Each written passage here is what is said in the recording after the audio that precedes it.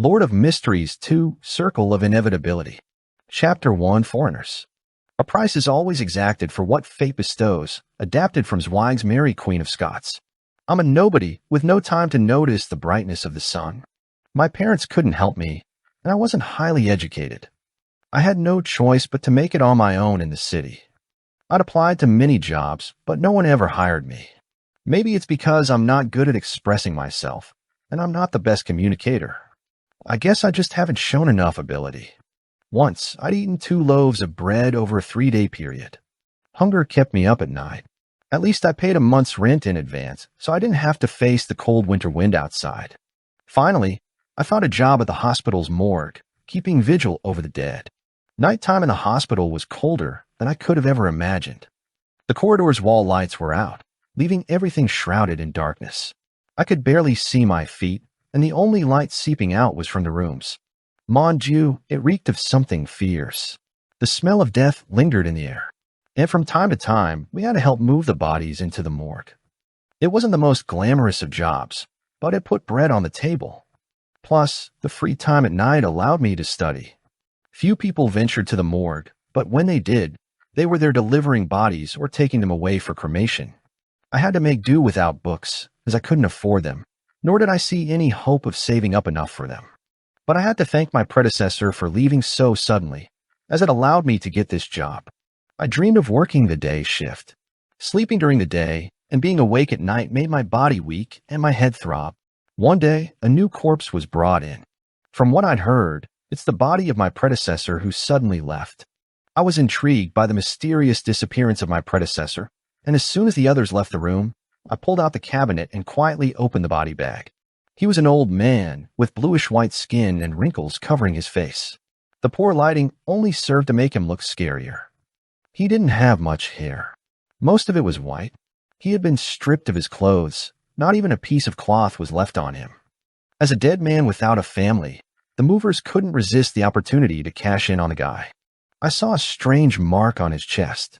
It was bluish-black. I can't really explain it. The light was too dim at the time. I reached out and touched the mark, only to realize there was nothing special about it.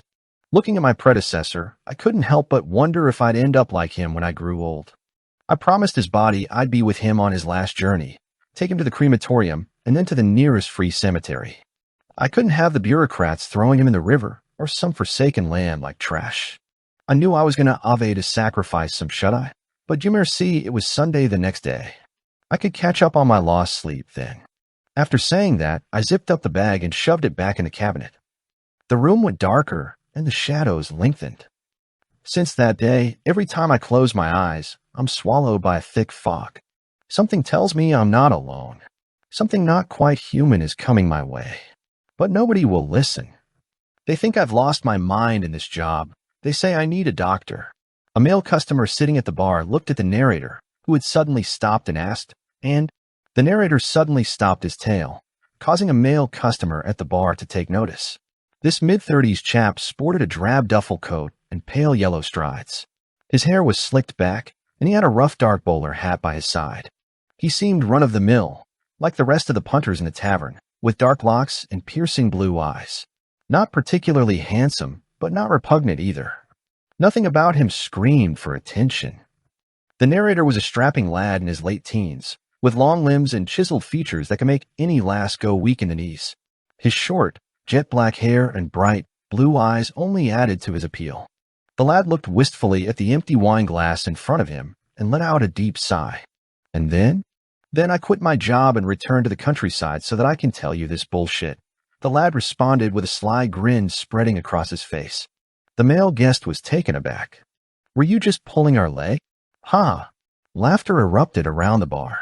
However, the laughter was short-lived as a middle-aged man looked sternly at the slightly embarrassed customer and remarked, "You ain't from around here, are you?" Lumian spins a different yarn every day. Yesterday, he was a penniless bloke who got dumped by his fiancée, and today he's a watchman for the dead. He talks about spending 30 years east of the Serenzo River, and then 30 years to the right of it. He's full of hot air, that one, added another regular at the tavern. All the men were farmers from the village of Cordu, wearing drab-colored tunics. The black-haired lad, Lumian, leaned forward on the bar counter and rose to his feet. He flashed a cheeky grin and proclaimed, "As you all know, I ain't the one making this up. My sister pins these tales. She's a writer for some column known as Novel Weekly or other." With that, Lumian turned around, spread his arms wide, and beamed at the foreign customer. "Looks like she's crafted quite the tale. I'm sorry you misunderstood." The unremarkable man in the brown tweed shirt smiled and stood up. "What an intriguing story. And how might I address you? Isn't it common courtesy to introduce oneself before inquiring of others?" Lumian replied, returning the man's smile. The foreigner nodded. "My name is Ryan Koss. These are my companions, Valentine and Leah." The last sentence referred to the man and woman sitting beside him. Valentine, a man in his late 20s with powder blonde hair and piercing blue eyes, wore a white vest, a blue tweed jacket, and black trousers. It was evident that he had put considerable effort into his attire, as if he had been priming himself for a special rendezvous. He had a rather chilly look on his face, not even sparing a glance for the farmers and herders around him. Leah, on the other hand, was a striking young woman with long, light gray hair tied into an elaborate bun and a white veil perched atop her head. Her eyes matched her hair, and she regarded Lumian with an open smile, clearly amused by their exchange. In the glow of the gas lamps inside the tavern, the woman named Leah showed off her sharp nose and stunningly curved lips.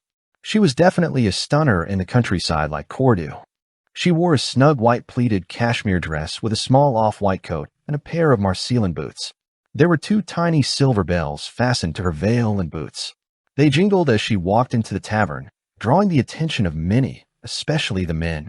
In their eyes, this was the kind of fashionable get-up you'd only see in the big cities, like the provincial capital of Bigor or even the capital city of Trier.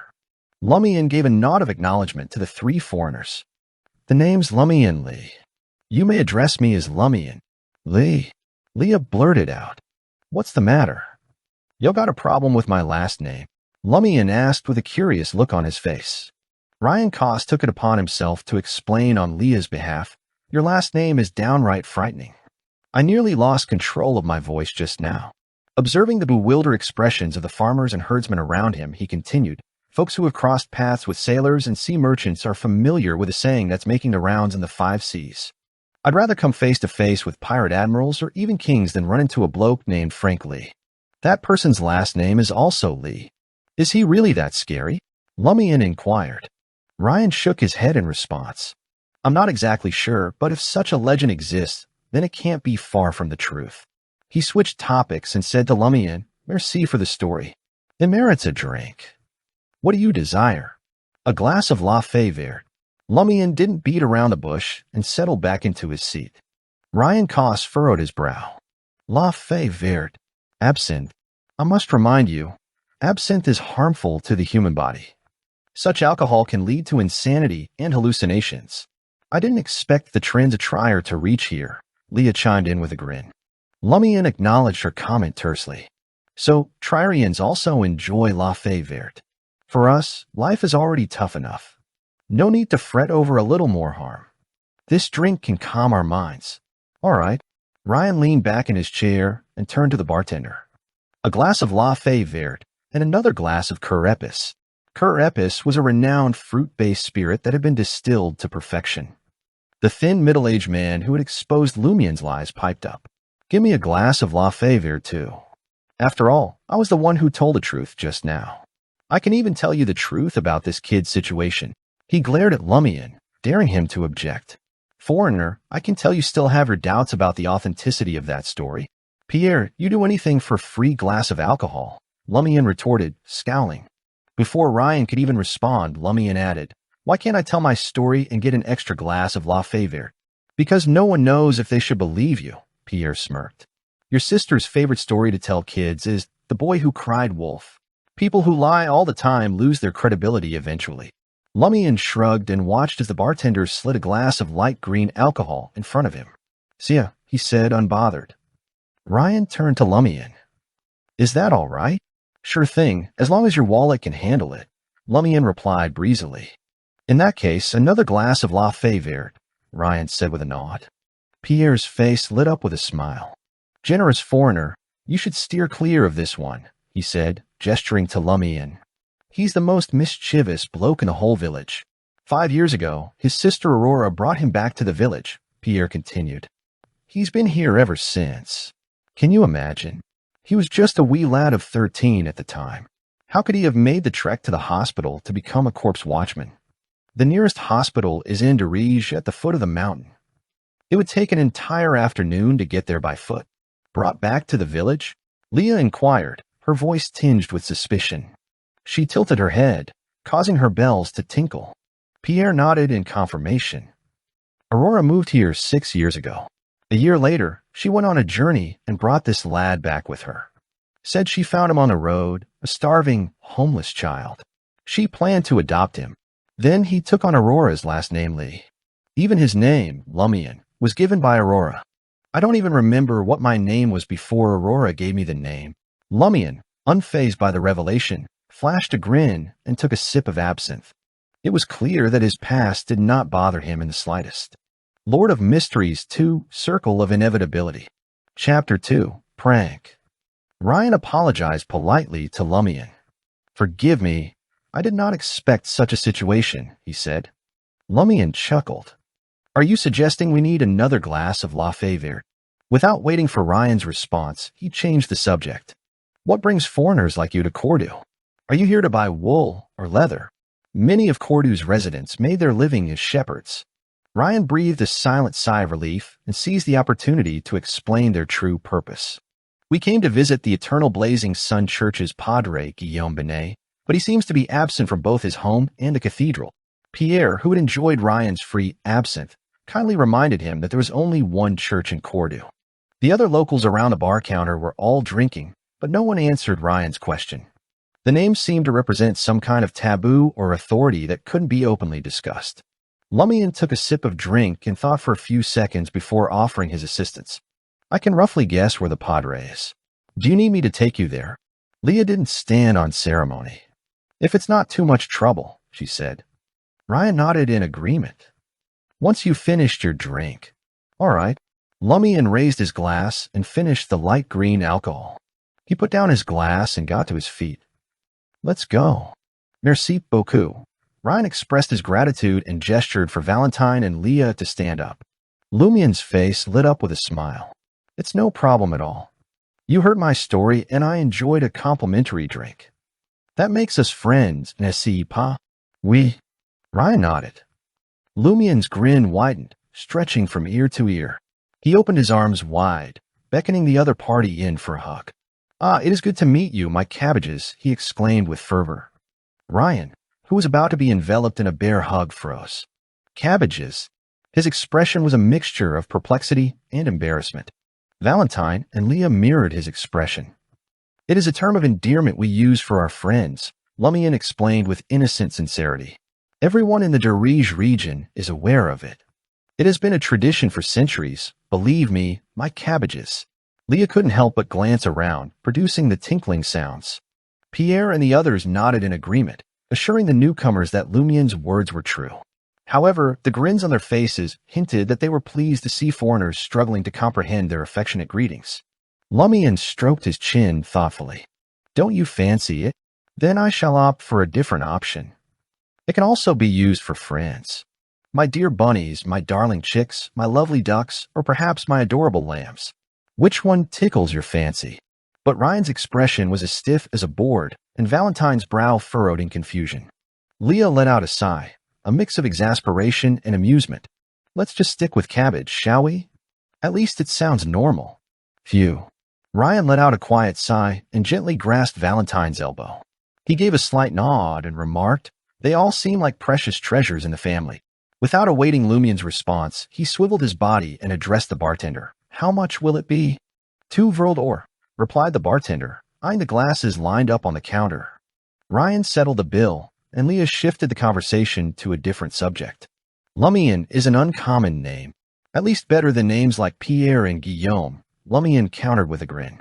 If you were to call out Pierre in this place, a third of the people would turn their heads. Call out Guillaume, and another third will respond. As for this gentleman, he gestured to the skinny middle-aged man sipping his free drink. His full name is Pierre Guillaume. Leah flashed a smile, skirting the topic of cabbage. As they departed from the tavern, Lumian turned around and surveyed the surroundings. What's the matter? Leah inquired with curiosity. Lumian pondered for a moment and replied thoughtfully, "It's not just the three of you foreigners who came to the tavern today. Another person arrived earlier, but I don't know when they left." "What did they look like?" Ryan asked with a serious expression. Lumian took a moment to reflect. "A lady. Very sophisticated. You can tell she's from the city with just one glance. I can't describe her appearance. Why don't I sketch her for you?" "Do you know how to draw?" Leah queried, aware of Lumian's idiosyncrasies. Lumian chortled. "I don't." "In that case, let's locate the Padre first," Ryan decided, drawing the conversation to a close. Corda was a place devoid of street lamps at night, yet the twinkling stars above provided a faint glimmer that allowed the four of them to navigate the road. The yellowish light emanating from the windows on either side only added to the ethereal ambience. As they approached the eternal blazing sun cathedral situated in the village square, the grandiose structure appeared somewhat blurry in the darkness, as if it was merging with the night. "We've been here before." "There's no one here," Valentine grumbled with a frown. Lumian smiled and said, "No one at the front door doesn't mean there's no one elsewhere." He then proceeded to lead Ryan and the others around the front of the cathedral towards the cemetery, where they found a dark brown wooden door. Lumian didn't wait for Ryan to knock. Instead, he reached over and fiddled with the keyhole before opening the side door with a creak. "That's not very nice, is it?" Ryan frowned. Leah nodded in agreement, her bells tinkling. "We're here to visit the Padre, not to fight him." "All right," Lumian acquiesced. He closed the wooden door and knocked lightly. "Hey, is anyone there?" "I'll come in if you don't answer," he muttered in a low voice that was barely audible in the night. There was no response from inside the cathedral. Without hesitation, Lumian pushed open the door and gestured inside. "Go on in." Ryan hesitated. He looked at the darkness behind the door and glanced at his companions. "Okay." He took a step forward, slow but firm. Leah and Valentine followed closely behind. The four silvery bells adorning Leah's boots and veil were eerily silent. The environment was dim and eerie as the four of them made their way forward. Out of nowhere, Ryan came to a halt and muttered in a low voice, "What's that noise?" "Yes, I heard it too," Lumian agreed. Without wasting any time, he forcefully pushed the door aside, and it opened with a loud clang, revealing what lay beyond. The dimly lit space resembled a confessional. A beam of starlight shone through, revealing a naked man in his prime, lying atop a fair-skinned woman. The scene stunned everyone, including the man and the woman. Suddenly, the man sat up and bellowed at Ryan and his team, "Sacreblue, you've ruined the Holy Church's plans." Amidst the reverberating roar, Lumian, who had quietly approached behind the group, waved his hand and spoke quickly. It seems we have discovered our Padre. Au revoir, my cabbages." Before anyone could react, Lumian dashed towards the side door, leaving his words to drift away in the wind. As the team stood in shock, Leah, Ryan, and Valentine couldn't shake the words of the middle-aged man, Pierre Guillaume, from their minds. "You should steer clear of this one. He's the most mischievous bloke in the whole village." Lumian sauntered down the country road, hands tucked in his pockets while whistling a tune under the stars. As expected, the Padre is having an affair with Madame Pualis. Mon Dieu, these foreigners exude an air of prestige. The Padre would never dream of crossing them. He must pay an exorbitant sum to keep his sordid dalliances under wraps and preserve his standing within the cathedral. Humph, he only has himself to blame for lusting after Aurora. I have been biding my time for this chance. As Lumian muttered to himself, he returned to his abode on the outskirts of the hamlet. The structure he called home was a peculiar semi-subterranean two-story affair. The ground floor doubled as both a kitchen and a lounge. A hefty oven and a grandiose stove dominated the room. Oh, Lumian hollered as he trudged up the stairs. No reply. The upper story was divided into 3 chambers and a lavatory. All the doors stood open. Lumian peeped into each room but couldn't find his sister. He mulled it over for a moment, then marched to the end of the corridor and clambered up the ladder that led to the roof. The roof was a fiery orange, painted by the twilight sky. In the center sat a figure, holding their knees and staring contemplatively at the sparkling stars. This was an exquisite woman, exceptionally so. Her long and thick locks were a shade of gold, her eyes a pale blue, and her facial features were intricate and refined. Her gaze was fixated on the cosmos, her countenance serene, akin to that of a statue. Lumian remained silent. He shifted to her side and sat next to her. He lifted his head, gazing at the dense forest in the distance, absorbing the susurrus of the wind blowing through the trees. After a while, the woman raised her arms and stretched, paying no heed to her appearance. Aurora, I don't understand why you come up here so often. What's so interesting about this view? Lumian commented. Call me Grande, sir. Aurora scolded playfully, tapping Lumian's head with her finger. Aurora sighed and thought to herself, a philosopher once said that there are only two things worth revering in this world. One is the morality in one's heart, and the other is the cosmos above one's head. Lumian noticed his sister's slightly melancholic expression and flashed a grin. I know the answer to this question. Emperor Roselle said so. Aurora laughed. She took a sniff and raised her beautiful golden eyebrows. You've been drinking again. This is called socializing. Lumian took the opportunity to recount what had just happened. I met 3 foreigners. Aurora could not help but laugh. I'm really afraid that the Padre will have a heart attack. Her expression then turned serious. Lumian, don't provoke the Padre anymore. It'll be troublesome if we get a new one, but I can't stand his face. Lumian complained before Aurora stood up. She looked down at her brother and smiled. All right, it's bedtime, my inebriated brother, Aurora said with a smile as she threw out some silver dust. Aurora flew down from the roof like a bird and entered the window on the 2nd floor, leaving Lumian behind. Lumian watched this quietly and shouted anxiously, What about me? Climb down yourself. Aurora replied mercilessly. Lumian pursed his lips, his smile fading bit by bit. He watched the silver specks of light disappear in the night sky, sighed softly, and muttered to himself, I wonder when I'll be able to possess such extraordinary powers. Chapter 3, Dream. Lumian lingered atop the roof, reluctant to descend just yet. His visage was a picture of stoicism, betraying no emotion. Gone was the mischievous young man who frequented the tavern, always ready with a grin and a jest. In his place was a composed and resolute figure, unrecognizable to those who knew him before. Since discovering Aurora's magical powers by chance, Lumian had been obsessed with obtaining them. But Aurora always warned him against it, citing the immense danger and agony that came with wielding such abilities. She refused to divulge the secret, even if she knew how to grant them to mere mortals. Lumian couldn't force her to reveal the method, so he resorted to pleading and persuading her at every turn. After a few seconds of contemplation, Lumian sprang to his feet and made his way down to the edge of the roof. He climbed back to the 2nd floor using the wooden ladder. He strolled to Aurora's room, only to find a brown wooden door ajar before peeking inside. Aurora sat at her desk, scribbling away with a champagne fountain pen, dressed in a sky blue gown. What is she writing so late into the night? Is it related to witchcraft? Lumian placed his hand on the door and quipped, Writing in your diary, are you? Who writes in a diary, honestly? Aurora replied without looking up from her writing. Lumian wasn't satisfied with her answer. But didn't Emperor Roselle keep several volumes of diaries?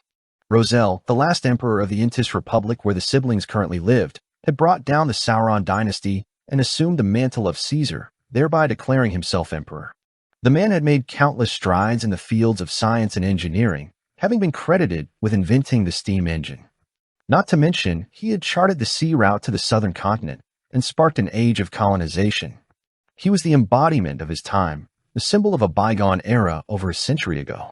However, in his twilight years, he was double-crossed and assassinated in the White Maple Palace of Trier. In the aftermath of his death, his diary pages were disseminated throughout the world, yet they were written in a tongue that nobody could decipher, as if the words didn't exist in this world. That's why Roselle ain't no honest man. Aurora, her back turned to Lumian, scoffed. So, what are you scribbling there? Lumian queried. That was the crux of the matter.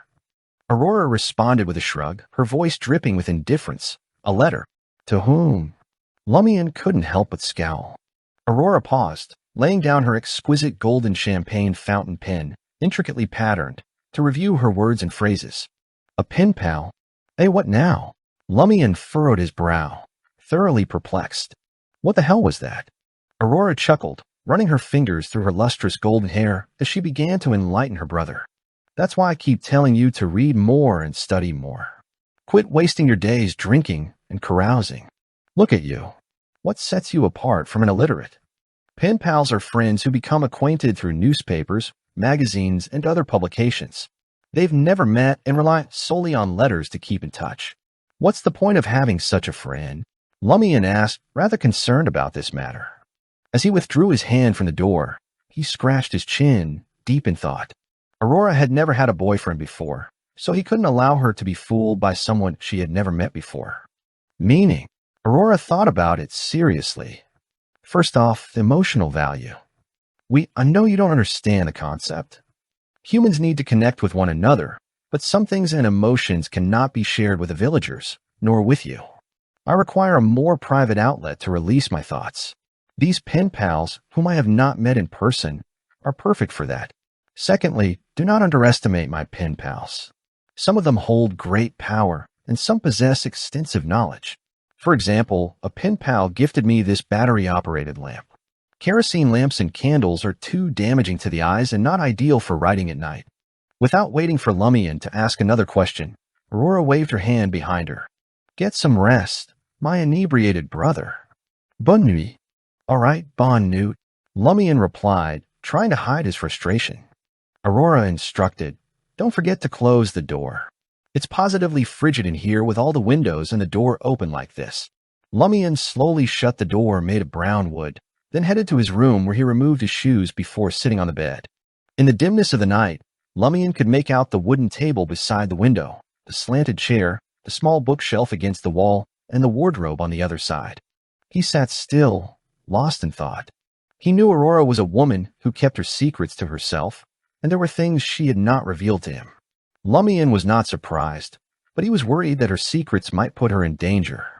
And when reality hit, his options were limited. He was just an ordinary person with a robust body and a sharp wit. Thoughts came rushing in like waves crashing on the shore, and just as quickly they receded. Lumian took a deep breath and made his way to the washroom to freshen up. Afterward, he removed his jacket-style brown coat and collapsed onto the cold bed. The April air in the mountains was still nippy. In the midst of his fugue state, Lumian perceived a murky mist, enveloping his surroundings and erasing everything in sight. He trudged through the haze in a daze, yet regardless of which direction he took or how far he went, the fog always led him back to the same place, his bedroom. The room was fashioned with a white four-piece bed, a wooden table and chair poised in front of the window, bookshelves, wardrobes, and the like. Phew. Lumian's eyes flickered open with a start, the morning sun casting a light through the thin blue curtains. He sat up, staring blankly at the room, feeling as if he was still trapped in a dream. The same dream he had been having for days, the gray fog that refused to clear. He raised a hand to his temples and muttered to himself in a deep voice, "It's getting more frequent. I have the same dream almost every day." Lumian's calm demeanor belied the fact that this dream hadn't brought about any negative effects, but certainly had also failed to yield any positive outcomes. "I pray that hidden in this is something propitious," Lumian murmured as he rose from the bed. Lumian opened the door to the corridor and was immediately met with a sound emanating from Aurora's room. What a coincidence! Lumian smiled, but then a sudden thought hit him, causing him to take a step back and stand at the edge of the door. When Aurora's bedroom door creaked open, Lumian quickly raised his right hand and began to massage his temples with a slightly pained expression on his face. What's wrong? Aurora noticed his discomfort. Success. Lumian cheered inwardly as he tried his best to calm himself down. I had that dream again, he replied in a deep voice. Aurora's golden locks of hair cascaded down her shoulders as she furrowed her brows with concern. The previous method didn't work. She murmured to herself before suggesting, "Perhaps I should find you a hypnotist, a real hypnotist, and see what caused it. The kind with magical powers?" Lumian questioned deliberately. Aurora nodded lightly in response. "One of your pen pals?" Lumian couldn't help but ask. "Why do you care about this? Think about how to solve your own problem." Aurora retorted without hesitation. "Isn't that what's on my mind?" Lumian muttered inwardly. He took the opportunity to say, "Aurora, if I become a warlock and gain extraordinary powers, I should be able to unlock the secret of the dream and end it completely. Don't even think about it." Aurora replied without hesitation. Her expression softened as she continued. "Lumian, I won't lie to you.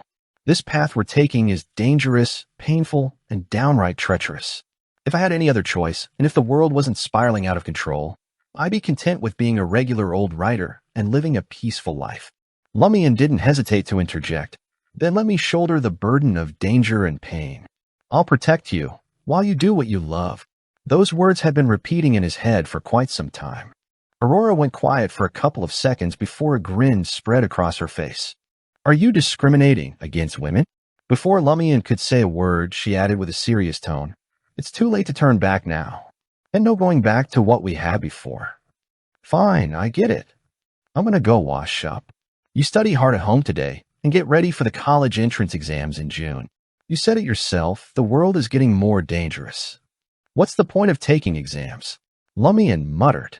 He believed that the key to success was strength, not some paper degree. Aurora just smiled and said, knowledge is power, my uneducated brother. Lumian had no response, so he just watched Aurora walk into the washroom. In the afternoon, in the bustling town square of Cordu, Ryman Gregg caught sight of Lumian Lee crouched under an elm tree. His thoughts were shrouded in mystery. Shouldn't you be holed up at home with your nose buried in those books? Ryman approached him, his voice dripping with envy. Ryman was Lumian's confidant, standing at a moderate 1.7 meters, with brown hair and brown eyes. He was an ordinary-looking fellow with a slightly flushed complexion. Lumian looked up at him and offered a charming grin. Did Aurora not fill you in? Even the hangman deserves a respite. I've been cooped up for so long, I needed a break. All morning, he had been ruminating on the possibility of acquiring extraordinary powers without Aurora's assistance. This required him to seek out clues and take the initiative to investigate. Eventually, he felt that the rumors of magical powers circulating throughout the village held some truth and leads, so he purposely waited for Ryman here. If I were in your shoes, I wouldn't rest for more than 15 minutes, Ryman drawled, leaning casually against the elm tree. We don't have a sister who's well-read enough to teach us. I plan on learning how to herd sheep next year. Lumian paid no attention to Ryman's remarks and spoke reflectively. Recall the tale of the warlock for me. Ryman couldn't quite understand Lumian's intentions, furrowing his brow in confusion. The one about the warlock? In the past, there was a warlock in our village, but he died later. On the day of his burial, an owl flew in from outside and perched atop his bed. It only departed after the coffin was carried out. Then the coffin became unbearably heavy. It took 9 bulls to pull it. Lumian pressed further. How long ago was this? Ryman's expression grew increasingly perplexed. How should I know? I heard it from my father. Chapter 4, Shepherd. Lumian sprang to his feet, his eyes flashing with determination. Then let's go to your father. He had always been a man of action, and he knew that investigating the village legend couldn't wait. If he dallied, his sister Aurora would surely catch wind of it, and she would never allow him to proceed. In Aurora's eyes, delving into the realm of extraordinary powers was tantamount to playing with fire. How can I not know that there's danger? Aurora wouldn't lie to me about this. But even if the world is ablaze, I have to keep walking. I can't let Aurora face this alone. As he got up, this thought flashed across Lumian's mind. Every time Aurora mentioned that the world was becoming more dangerous, the seriousness and worry on her face couldn't be any more genuine. Ryman Gregg looked at Lumian with confusion etched on his face. Why are you looking for him? Lumian fixed him with a withering look. Ask him how long ago the legend of the warlock took place. Why is this guy struggling to comprehend such a simple matter? Perhaps I need to find some time to test his intelligence. Ryman still looked baffled as he gazed at Lumian. Why do you need to know such details? Should I bother trying to explain it to this clueless fellow? Or should I simply come up with a plausible excuse? He weighed his options. Lumian's mind raced as he considered his next move. He knew that he couldn't keep his investigations a secret from his friends, but he also knew that pursuing the truth about the legend was a risky move. However, he quickly came up with an idea. He flashed a grin that he usually reserved for moments when he was about to deceive someone. Ryman took 2 steps back, sensing that something was amiss. Spill it. Lumian adjusted his dark-colored shirt and linen jacket before smiling. I believe the legend of the warlock is worthy of our attention. What's so important about it? Ryman asked after some thought. There was indeed a warlock in our very village of Cordu in the past, Lumian said with a serious expression. Think about it, my friend. When I lie, I don't provide specific details like the time, place, and background that anyone could easily verify. However, this legend mentions a warlock who lived in Cordu, and if it were a fabrication, It would be too easy for someone to expose it as such. But that was ages ago, Raimund countered. I'm also referring to the people who were around when the legend first started circulating, Lumian explained, his smile widening. They could have easily confirmed whether or not a warlock lived in Cordu at that time. And since the legend has been passed down through generations, it's highly likely that it's based on a real event. Raimund remained unconvinced. But when you make up stories, you often use phrases like more than 100 years ago, centuries ago, long, long ago, to make it impossible for anyone to verify. That's precisely why I need to confirm it with your father, Lumian replied, a sly look in his eye that said, You see where I'm going with this, don't you? That's true. Raimund nodded slowly, accepting Lumian's explanation, but he couldn't shake the feeling that something wasn't quite right. As they left the square and delved deeper into the village, Raimund had a sudden epiphany. Mon Dieu, why do you want to confirm if such a legend is true? Warlock, Mon Ami, that's what we're searching for. If we can confirm the house where he lived and the place where he was buried, we might uncover his secret and gain magical powers that go beyond mere mortals, Lumian replied, his truthful words dripping with deceit. Raimund's expression turned skeptical. Don't tell me lies. Mon Ami, most of those tales are created to scare little children. How can they be true? And on top of that, anyone who seeks the power of a warlock will end up in the Inquisition. The Intis Republic lay on the northern continent, where the orthodox deities were the eternal blazing sun and the god of steam and machinery. These two churches divided the faith of almost all the people, and they didn't allow the Church of Evernight Goddess, the Church of the Lord of Storms from the Lone Kingdom, the Church of Earth Mother from the Fainapotter Kingdom, the Church of the God of Knowledge and Wisdom from Lindbergh, and the Church of the God of Combat from the Faesac Empire to come in and preach. The Eternal Blazing Sun Church's Inquisition was feared by all. Countless heretics had been locked up and subjected to unimaginable torture. Lumian laughed. Why are you fretting now, my friend? You said it yourself, most of those legends are false. The chances of finding a warlock's remains are slim to none. Besides, even if we do stumble upon the remains of a warlock, we don't have to take on his forbidden power. We can give it to the church and get a handsome reward. All right, a warlock's grave is sure to be overflowing with treasures. The church that Lumian spoke of was the Church of the Eternal Blazing Sunday. The Church of the God of Steam and Machinery wasn't found in Cordu. Instead, it was usually located in large cities and places with factories. Seeing the temptation growing in Raimund's eyes, Lumian couldn't help but click his tongue in satisfaction. Do you really want to be a shepherd, my friend? The shepherd, he was not talking about the romanticized idea of a pastoral shepherd that city dwellers often had. No, this was a profession. Every morning, they would have to lead a flock of sheep out to graze and watch over them. Cordu was located in Derige-Riston province. Being a shepherd was a profession here, tough and lonely profession. They worked for sheep owners, herding dozens, even hundreds of sheep back and forth between the mountains and plains. This was known as a herding. Every autumn, the mountains around Cordu would wither, and the shepherds would lead the sheep out of the mountain pass to the warmer plains far away, sometimes crossing borders into Fainapotter, Lindbergh, and other countries. By the beginning of May, they would have brought the sheep back to various villages to shear them and wean the lambs. In June, they would trek up the mountains and into the tall ranges. They'd live in shacks and make cheese while grazing the sheep until the weather turned cold. The shepherds spent their entire lives on the move, traveling from place to place. They only had a small window to return to the village, which made starting a family nearly impossible. Most of them were single, and the few widows who had no choice but to herd sheep for a living were highly sought after by the shepherds. Raimund fell silent. After a long while, he hesitantly said, I'll listen to you. It does sound like fun, and I could use something to pass the time. In the ordinary course of events, once the family decided which child would become a shepherd, they would dispatch him to a certain shepherd's location to assist between the ages of 15 to 18. There, he would learn the ropes of shepherding. 3 years later, the youngster would officially become a shepherd and seek employment elsewhere.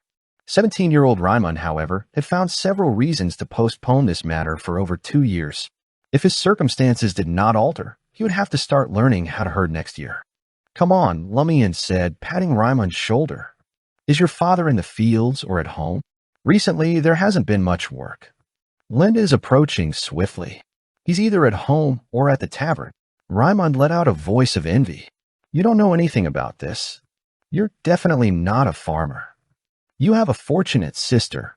Lumian put his hands in his pockets and sauntered ahead, disregarding Raimund's lamentations. As they approached the rundown tavern in the village, a person emerged from the side street. This individual was dressed in a lengthy dark brown coat with a hood. A rope was tied around his waist, and he wore a pair of brand-new, supple black leather shoes. Pierre? Pierre of the berries. Raimund cried out in surprise. Lumian halted in his tracks and turned to look. That's me, Pierre Barry replied with a wide grin and a wave of his hand. He was a scrawny man with sunken eyes and greasy, curly hair. His stubble suggested it had been quite some time since he last shaved. Why are you back? Raimund asked in confusion. Pierre Barry was a shepherd, and it was only the beginning of April. He should be tending to his sheep in the fields beyond the mountain pass. How in the world did he find himself in the village? He had only just begun his journey, and even if he had gone to Lindbergh or the north of Fainapotter, it would take him a month to return to the Darige Mountains. With his warm, smiling blue eyes, Pierre exclaimed joyfully, Isn't it almost Lent? I haven't celebrated it for years. I can't miss it this year. Don't you worry. I have a companion to help me look after the sheep. That's the beauty of being a shepherd. Without a supervisor, as long as I can find someone to help me, I can go wherever I please. I'm free as a bird. Lent was a widely celebrated festival throughout Intis. People welcomed the arrival of spring in different ways and prayed for a fruitful harvest for the year. Although it had nothing to do with the Church of the Eternal Blazing Sun or the Church of the God of Steam and Machinery, it had already turned into folklore and didn't involve the worship of pagan deities. Therefore, it had gained the tacit approval of the Orthodox factions. You want to see who'll be chosen as the spring elf this year, don't you? Lumian teased, flashing a grin. In Cordu, the people selected a gorgeous girl to play the role of the spring elf for Lent. It was all part of the celebration. Pierre laughed along. I hope it's your sister Aurora, but she definitely won't agree, and she's not the right age either. All right, he said, pointing towards the tavern just a stone's throw away. I'll head to the cathedral to pray. Drinks on me later. Raimund absent-mindedly replied, No need. You don't have much dough. As the good Lord himself has said, even if there's only one coin to cuivre, we have to share it with our frères pauvres. He recited an adage that was well known among the shepherds in the Darige region. Lumian beamed at Raimund, saying, Pierre's loaded. He's definitely treating us to a drink. He pointed to Pierre Barry's spanking new leather shoes. Pierre Barry was thrilled. My new boss is not too shabby. He gave me a few sheep and some wool, cheese, and leather. The shepherds were compensated with food, a small sum of money, and communal animals, cheese, wool, and leather. The amount they received was dependent on the agreement they had signed with their employer. For shepherds who had to travel long distances, having a good and suitable pair of leather shoes was the most pressing and practical desire. As Lumian watched Pierre Barry strut toward the town square, his gaze gradually became solemn and filled with suspicion. He silently muttered to himself, going away for a week or two, or maybe even a month just to attend Lent. Lumian paused for a moment, his eyes scanning the area before he turned and strode towards the local watering hole with Raimund. The tavern was a nondescript establishment with no fancy moniker to speak of. The townsfolk affectionately referred to it as Old Tavern. Upon entering, Lumian's eyes darted around the room in their habitual manner. Suddenly, his gaze came to a halt. There before him was the foreigner who had departed so hastily the night before. She was alone, not in the company of Ryan, Leah, and Valentine. Her dress was a long, flowing orange garment, and her locks were a rich brown, tousled in gentle curls. Her piercing sky-blue eyes were fixed on the scarlet-hued drink that graced her delicate hand. Beautiful and languid, she seemed out of place in the seedy, dimly lit tavern. Chapter 5 card. Kirsch. As expected of someone from a big city, Lumian's gaze eventually landed on the glass in the lady's hand. The distilled spirit made from sugar and fermented cherries had a color and texture that appealed to the ladies. Of course, they could replace the cherries with other fruits, but it would alter the taste only slightly. Cordu's Old Tavern had a limited stock of high-grade wine, including Kirsch, which Madame Pualis fell in love with during her visit to the provincial capital, Bigor. Madame Pualis was the wife of Beast, the local administrator and territorial judge. Her noble ancestors had lost their title during Emperor Rosel's reign. Lumian knew that she was also one of the mistresses of the Padre Guillaume Benet, but not many people in the village knew about it. Lumian shifted his gaze away from the lady and walked towards the bar counter. A man in his 40s wearing a linen shirt and trousers of the same color was sitting there. His brown hair was no longer lush, and his face was creased from years of hard labor. He was none other than Pierre Gregg, Raimund's father. Another Pierre. At least a third of the people at the bar would answer to the call of Pierre. Lumian had joked earlier in front of Leah, Ryan, and the others. In the village, when people talked about Pierre or Guillaume, they had to specify which family they were referring to. Many families had fathers and children with the same names, making it impossible to tell them apart without adding Père, Ain, or Junior to their names. Raimund sauntered up to his father's side and asked, "Papa, why don't you go to the square and chat with the others?" The men in the village always convened under the ancient elm tree or in someone's abode, where they'd spend the day playing dice, cards, chess, and swapping all sorts of rumors. The tavern cost money after all. Pierre Gregg, with a glass of rich red wine in hand, turned to his second son and said, "We'll go later. There shouldn't be many people at the square now." That's right. Where did all the men in the village go? Lumian was immediately perplexed. He had noticed the absence of the village men at the square. "Monsieur, I want to ask you something," Lumian said bluntly. Pierre Gregg immediately turned alert. A new prank. The story of the boy who cried wolf does indeed have a basis in reality.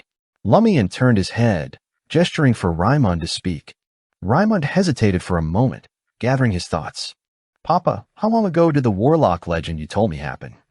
"The one where it took 9 bulls to pull the coffin." Pierre Gregg gulped down a mouthful of wine, his brow furrowed in puzzlement. "Why are you asking this?" "You know, your Pepe told me this when I was just a wee lad," Raimund replied. The Riston province, where Cordoue was located, and the neighboring provinces of Alais and Suet were located in the south of the Intis Republic. They were famous grape producers, and the wine here, especially the inferior ones, was very cheap. In some years, people could even drink wine like water. Raimund was disappointed because it had been a long time since his grandfather had passed on. Suddenly, Pierre Gregg chimed in. "Your Pepe claimed that he saw it with his own 2 eyes when he was but a young man. It spooked him so much that he became deathly afraid of owls. He was convinced that their evil talons could snatch his very soul away." Lumian and Raimund's eyes sparked with excitement, almost in unison. Murd, there were actual clues. The legend of the warlock, it was something that someone had actually experienced? Did Pepe mention anything about where the warlock lived or where he was buried? Raimund asked eagerly. Pierre Gregg shrugged. Who cares? Not one to be deterred, Raimund persisted, determined to glean any shred of information. Before he could speak, Lumian intervened with a gentle touch on his shoulder as he spoke loudly. "The river awaits us." Raimund was just about to take his leave with Lumian when Pierre Gregg suddenly remembered something. "Hold up, Raimund. You'll soon be a Green Watcher, won't you? There's something you need to be aware of." Green Watchers had the crucial responsibility of patrolling the highland pastures around the village and nearby fields to prevent any illegal grazing during the prohibited period or livestock from ravaging the saplings. Lumian didn't pay much heed to the conversation and made his way to the tavern's washroom. As he exited the restroom, he took a detour to the female foreigner who was sipping on Kirsch. It was impossible to discern her age. Although he had no intentions of striking up a conversation, he observed her with great detail. It might come in handy in the future, just like how he had used Ryan, Leah, and Valentine to infiltrate the Padre's scandalous scene. After a few subtle glances, Lumian was poised to head for the entrance of the tavern to wait for Raimund when the languid lady in the orange dress looked up. Before Lumian could retract his gaze, his eyes met hers. Lumian felt a little awkward as his thick skin couldn't protect him from the unexpected encounter. Many thoughts immediately surfaced in his mind. Maybe I should take a cue from the Padre and administrators of the church and praise her beauty, or perhaps I should switch gears and hit on her. Alternatively, should I show my inexperience and hastily turn around to leave?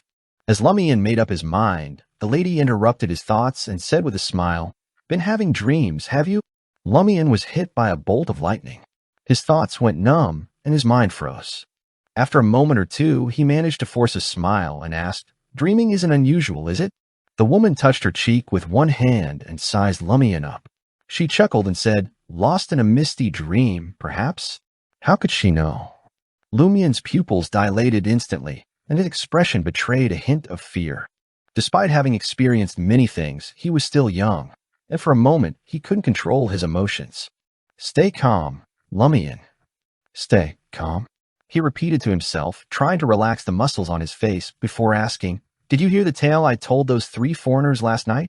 The woman didn't reply. Instead, she pulled out a stack of cards from her orange purse, which sat on the chair next to her. She cast her gaze at Lumian once again and broke into a radiant smile. "Draw a card. Perhaps it can aid you in unlocking the hidden secrets of that dream." Lumian was taken aback, his guard instantly raised. He was both enticed and wary. He looked down at the card she presented him and furrowed his brows. Tarot. The card resembled the tarot cards created by Emperor Roselle for divination. The woman looked down sheepishly and offered a self-deprecating smile. "My apologies, I must have grabbed the wrong one." She swiftly returned the 22 tarot cards to her medium-sized handbag and pulled out a different deck. "This is also tarot, but it's from the minor arcana. You don't have the privilege to draw from the major arcana pack, and I don't have the authority to let you." The minor arcana consisted of 56 cards divided into 4 suits, each representing chalices, wands, swords, and pinnacles. What is she talking about? Lumian was bewildered by her words. This woman was stunningly beautiful and sophisticated, yet there was an air of eccentricity about her that suggested she was not entirely sane. "Draw one," she urged, waving the minor arcana cards in her hand. "It's complimentary, so there's no cost to try. It may be the solution to your dream predicament." Lumian chuckled. "My sister once said that free things often come at the most hefty price." "That may be true," the lady said after some thought. She laid down the minor arcana card with a delicate touch, careful not to upset the glass of kirsch that sat beside it. "But as long as you don't pay, no matter what, how can I, a foreigner, expect to make you pay in Cordu?" "That's right. Perhaps it's worth a try. It wasn't easy for me to get a hint about that dream. I gotta give it a shot. But what about the Warlock's curse? Maybe I should get Aurora's help." Lumian's mind raced with conflicting thoughts, and he couldn't decide what to do. The woman didn't seem to mind his hesitation. After what seemed like an eternity, Lumian finally made up his mind. Slowly, he leaned forward and reached out his right hand. Carefully, he shuffled through the stack of minor arcana cards and extracted one from middle. 7 of Wands. The languid woman's eyes drifted towards the card. The image depicted a man in verdant attire, standing atop a mountain with a determined expression on his face. In his hand, he held a wand, poised for battle against the 6 wands representing his enemies that were attacking from the foot of the mountain. "What does this mean?" Lumian asked. The woman's lips curled into a smile. "I shall interpret it for you. It symbolizes crisis, challenge, confrontation, courage, etc. However, what really matters is that this card now belongs to you. When the time comes, you will discover its true meaning." "You're giving it to me?" Lumian's confusion grew with each passing moment. Could this card truly be cursed? The woman ignored his query and started to put away the remaining cards. She picked up her glass and finished the remaining kirsch in a single gulp. With graceful strides, she made her way towards the staircase on the side of Old Tavern and ascended to the 2nd floor. It was obvious that she lived there. Lumian felt the urge to follow her, but something held him back. His thoughts were in disarray. Is this really an ordinary card? She gave it to me. Does that mean she'll never be able to use that deck again? Aurora might be able to shed some light on this. At this moment, Raimund approached Lumian. "What's the matter, my friend?" "Nothing much. That foreigner was quite the looker, isn't she?" Lumian said patronizingly. "I reckon your sister, Aurora, is far more beautiful." Raimund then lowered his voice. "Lumian, my Pepe has been gone for ages. What should we do next?" Lumian, who was in a hurry to leave, pondered for a moment before answering. "Firstly, we could track down an elder around your Pepe's age who's still kicking. Alternatively, we could head to the cathedral and examine the registry. But that's something to consider at a later time." Lumian remembered his recent altercation with a padre and decided it was better to avoid the cathedral unless it was absolutely necessary. As the only cathedral in Cordu, it held significant power, even acting as a government entity. It recorded all significant events, including deaths and marriages. Before Raimund could ask any further, Lumian interjected, "Let's split up and see who fits the bill. We'll inquire tomorrow." "Agreed." Raimund immediately agreed. In the semi-subterranean 2-story building, Aurora listened intently to Lumian's tale, her piercing gaze fixed on the wand card in his hand. "It's an ordinary card, I detect no malice or enchantments. Aurora, a grande, sir. What do you make of the foreigner's intentions? How did she know of my dream? Lumian asked. Aurora shook her head. Now that she has shown us her hand, we can only wait and see. I will keep a watchful eye on her for the next few days. Oh, and take this card. It may cause change, but have no fear, I will be watching. All right. Lumian tried his best to relax. In the dead of the night, Lumian deftly tucked the wand card into the garments draping over the back of the chair, then slipped under the covers and shut his eyes. Before long, a dense ashen mist once again enveloped his vision. Without warning, he jolted awake within his reverie. He sensed his mind clearing and a newfound lucidity taking hold. Yet, the dream world swathed in that same murky haze lingered on. Chapter 6, Ruins. Lumian's subconscious gaze darted around the room, taking in the familiar sights of the table, the chair, the bookshelf, the wardrobe, and the bed. It was his bedroom, but it was cloaked in a thin gray fog. Is this some sort of lucid dream? I'm having a lucid dream? His pupils dilated as the realization dawned on him. A lucid dream was a rare occurrence where one's mind could think and remember like in a state of wakefulness while still in a dream state. It was a skill that required specialized training to master. Aurora had tried various methods to induce lucid dreams in order to unravel the secret of Lumian's gray fog dream and help him eliminate the latent danger it posed, but she had failed. But now, Lumian found himself inexplicably conscious in his dream. As the shock of the situation passed, he began to consider the possibility of why this had happened. Could it be because of the tarot card that represents the Seven of Wands? That woman said it would help me unlock the secret of the dream. Therefore, its function is to allow me to enter a lucid dream state and explore the area enveloped by the gray fog. Compared to my previous impression, the gray fog seems to have faded a lot more. With these thoughts racing through his mind, Lumian rose from his chair and strode to the side of the room. He placed his hands on the table against the wall and gazed out the window, where a completely unfamiliar landscape greeted his eyes. This dream did not replicate the Cordu where he lived. Under a thin, ghostly fog, a towering mountain peak caught Lumian's attention. It rose up 20 to 30 meters into the air, constructed from brownish-red stones and reddish-brown soil. Buildings surrounded the mountain, now in ruins, either fallen or charred beyond recognition. They resembled crypts, a disordered cemetery surrounding the mountain's base. The ground was marred by holes and scattered with gravel. Not a blade of grass or a single weed could be found in this barren wasteland. The fog in the sky thickened to an impenetrable white, with no indication of a sun. Lumian could only see as if in the dead of night, under the light of the stars. After a moment of observation, he murmured to himself, "That's it. This is the dream that's been haunting me for years." But soon he refocused his thoughts on a more practical question. Where is the dream's secret hidden? On the peak, or in one of these shattered buildings? Lumian did not rush to leave his bedroom and explore the dream. Instead, he stayed put, scanning the area from his vantage point. Suddenly, he caught sight of a figure darting through the ruins of the buildings surrounding the mountain peak. Despite the fog's thinness and the two-story house's limited height, Lumian couldn't shake the sense of its presence. He wondered if he was hallucinating. Taking a deep breath, Lumian muttered to himself, "Stay calm. Be patient. Stay calm. Be patient. From what I can see, this dream is shrouded in secrecy, and it doesn't feel entirely my own." Lumian knew that blindly exploring it could lead to danger. "Yes, I will search for that woman tomorrow and see what information I can find. Then I will make a decision." Lost in thought, Lumian withdrew his gaze and prepared to exit the dream to rest in peace. However, he didn't know how to wake himself up while being awake. After numerous attempts to awaken, he laid in bed and attempted to clutter his thoughts, trying to recreate the state he was in while sleeping. After an indeterminate amount of time, Lumian abruptly sat up and noticed the faint glimmer of golden sunlight filtering into the room through the curtains. "I'm finally awake." As expected, sleeping within the dream restores my disoriented state. Then I can escape. Lumian breathed a sigh of relief and whispered to himself. In that moment, a knock reverberated through the door. Oh! Lumian's heart clenched, fearing the worst. "It is moi," Aurora's voice infiltrated the room.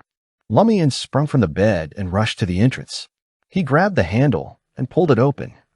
Lo and behold, it was Aurora standing outside. She donned a white silk nightgown, and her long tresses of golden hair cascaded elegantly down her back. How did it go? She appeared certain that Lumian had just awoken. Lumian held nothing back and recounted every detail that had occurred. Aurora nodded pensively. The purpose of the card was to facilitate a lucid dream. She inquired, "What are you going to do next?" Lumian grunted curtly. "I shall grab a bite to eat before visiting the woman and attempting to gather more information to discern her true intentions." "Very well." Aurora offered no objection. She added, "I shall also pen a letter to someone inquiring about the dream you recounted and the symbols therein." At this juncture, she glimpsed Lumian's suddenly apprehensive expression and smiled. "Fret not, I shall make adjustments. I shall not jettison everything at once. After all, I am the one who instilled in you the principle of gradual progress. Well, when you converse with that woman, do not be aggressive. Endeavor to be amicable. It is not that we are fearful of her. It is simply better to acquire another ally than an additional adversary." "Understood," Lumian replied solemnly. Cordu Old Tavern. Lumian strode into the Cordu Old Tavern and approached the bar counter. He leaned in and spoke to Maurice Binet, the tavern owner who also doubled up as a bartender.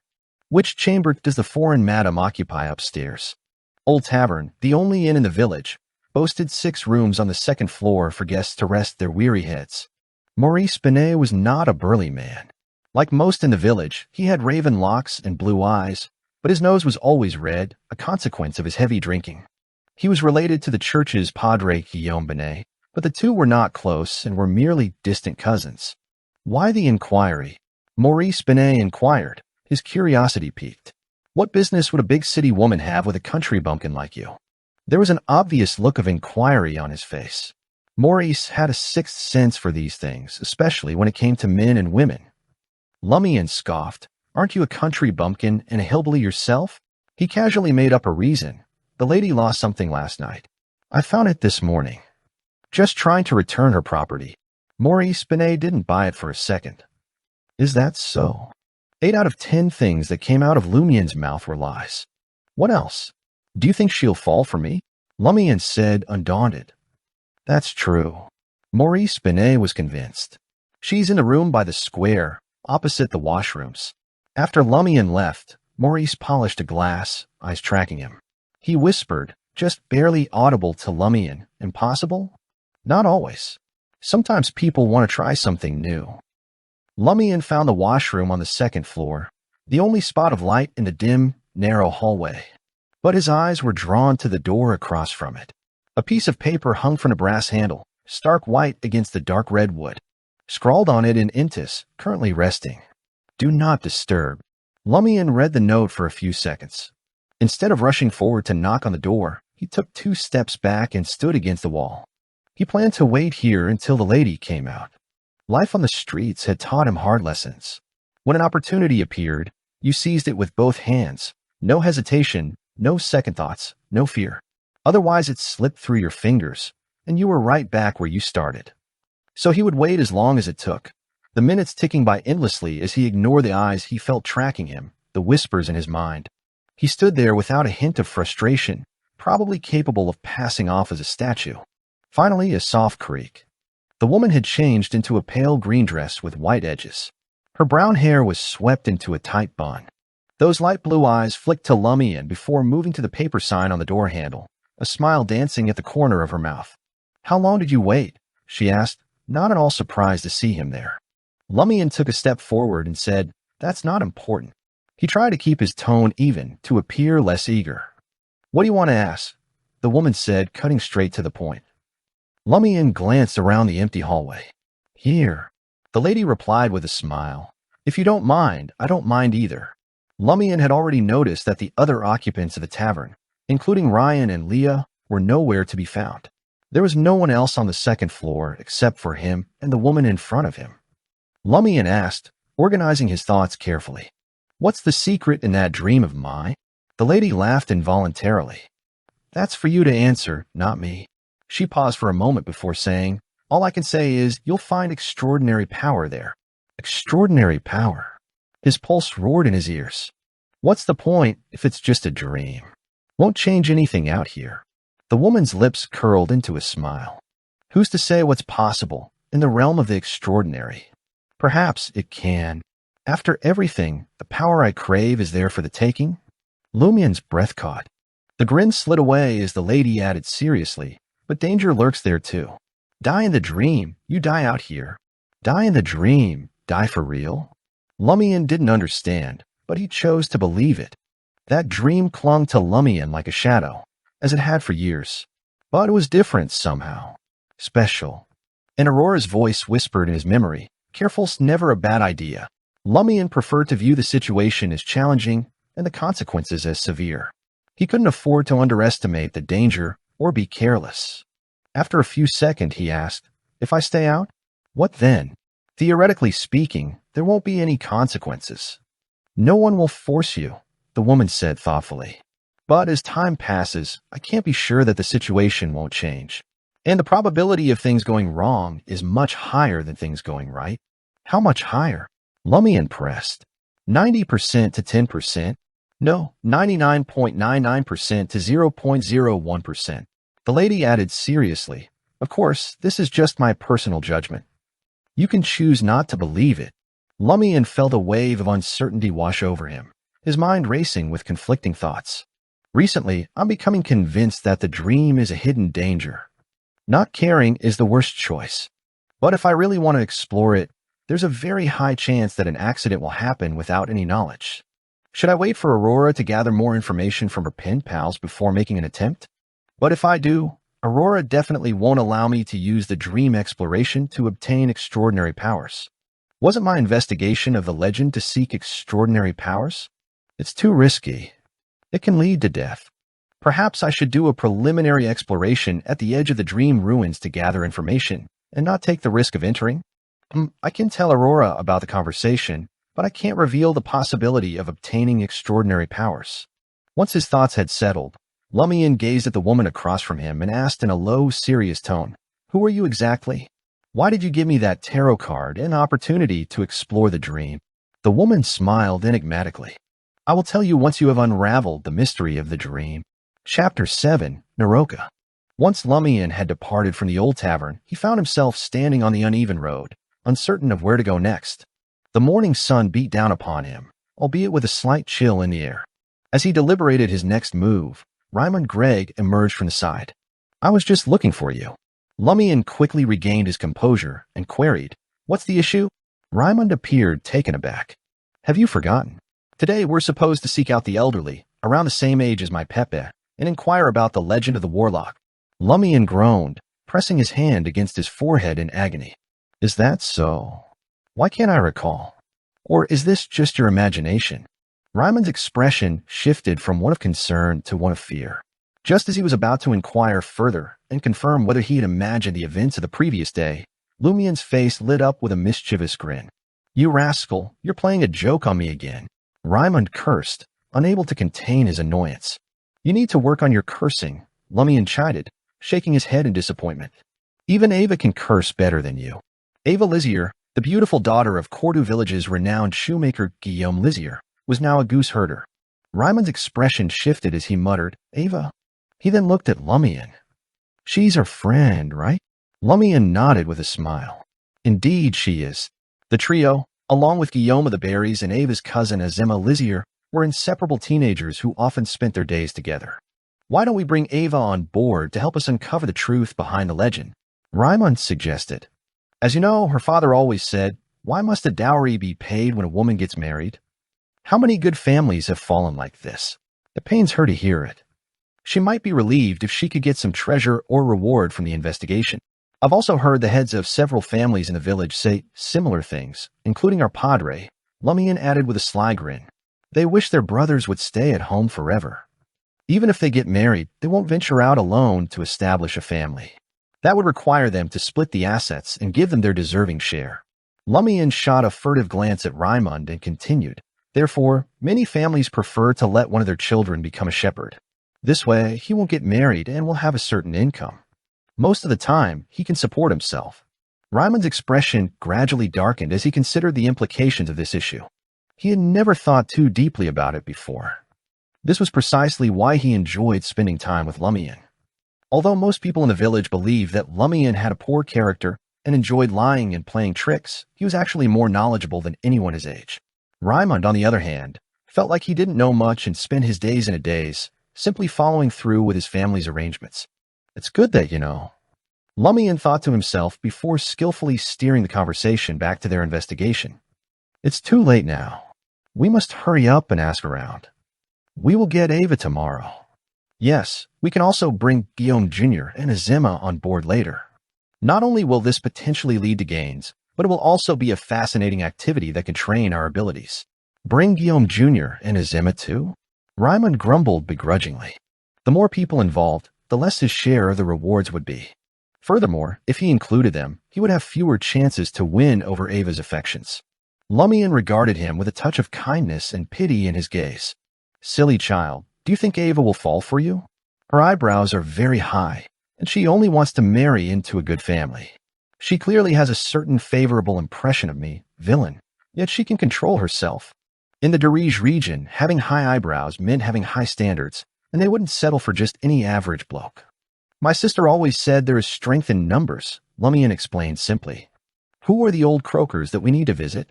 You didn't investigate, Raimund asked in surprise.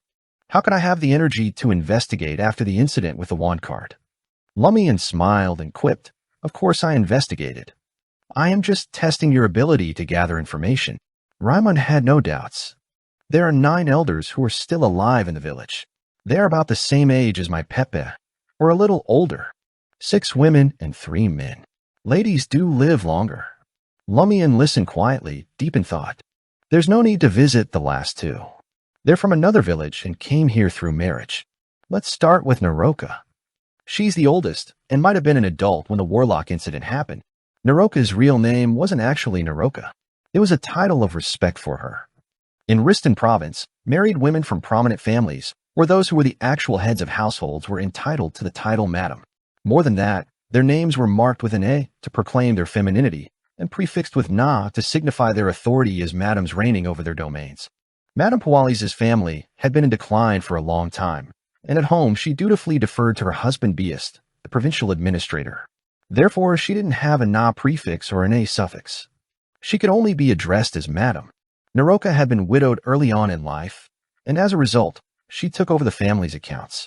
Despite her 2 sons coming of age, getting married, and having children of their own, she kept her hand positioned squarely on the purse strings of the family fortunes. This was a rare occurrence in Cordu, where men usually took charge of the family's affairs. In families where the father was absent, the eldest child would naturally take back the authority to manage the entire family from their mother once they reached adulthood. Okay, Raimund acquiesced without questioning Lumian's decision. As they walked by a few buildings, Lumian spotted 4 old women basking in the sun as they chatted casually in front of a 2-story house. They sat very close to each other, catching lice on each other's bodies, which was a form of entertainment in the countryside of the Intis Republic that served to bring people closer and express affection. Do we ask her now? Raimund hesitated, concerned that their pursuit of the truth behind a legend might spread throughout the village. Let's wait a little longer, Lumian replied solemnly, knowing that many rumors in the village were generated and spread through such gatherings. After a while, the other 3 old women left one by one because they still had work to do at home. Good morning, Naroka. Lumian immediately walked over. Naroka's hair was grizzled, and her eyes were slightly turbid. She wore a dark dress made of rough cloth, and her hands were covered in a layer of chicken skin with obvious patches on her face. When will Aurora join us? Many people in the village miss her, Naroka asked with a smile. The men, I suppose. Lumian entered a state where he spoke his truth while the other talked about another matter and asked curiously, Naroka, have you really seen a real warlock? The one whose coffin 9 bulls couldn't move. Naroka's visage shifted ever so slightly. Who told you that? His Pepe came back one night to tell him. Lumian began to spout nonsense. Naroka was stunned. Can souls really return? My papa told me that Pepe had mentioned it when he was alive. Raimund interjected, unable to watch Lumian deceive the elderly woman. Naroka's expression fell. After a moment of contemplation, she spoke up. Before he passed, none of us knew he was a warlock. He acted perfectly normal, just like how you don't know that Aurora is a warlock. Lumian thought to himself. Until he suddenly died and that owl flew over. Naroka trailed off, lost in her memories. The rest of her tale mirrored the legend. Lumian pressed further. Where did that warlock reside at that time? Naroka glanced at him. It's where you and Aurora are dwelling now. After that warlock was laid to rest, the Padre and a few others ransacked the place and burned it to the ground. For 2 or 3 decades, no one dared to approach that site. Eventually, the matter was forgotten. Later, Aurora came and purchased the land to rebuild the house. Or place?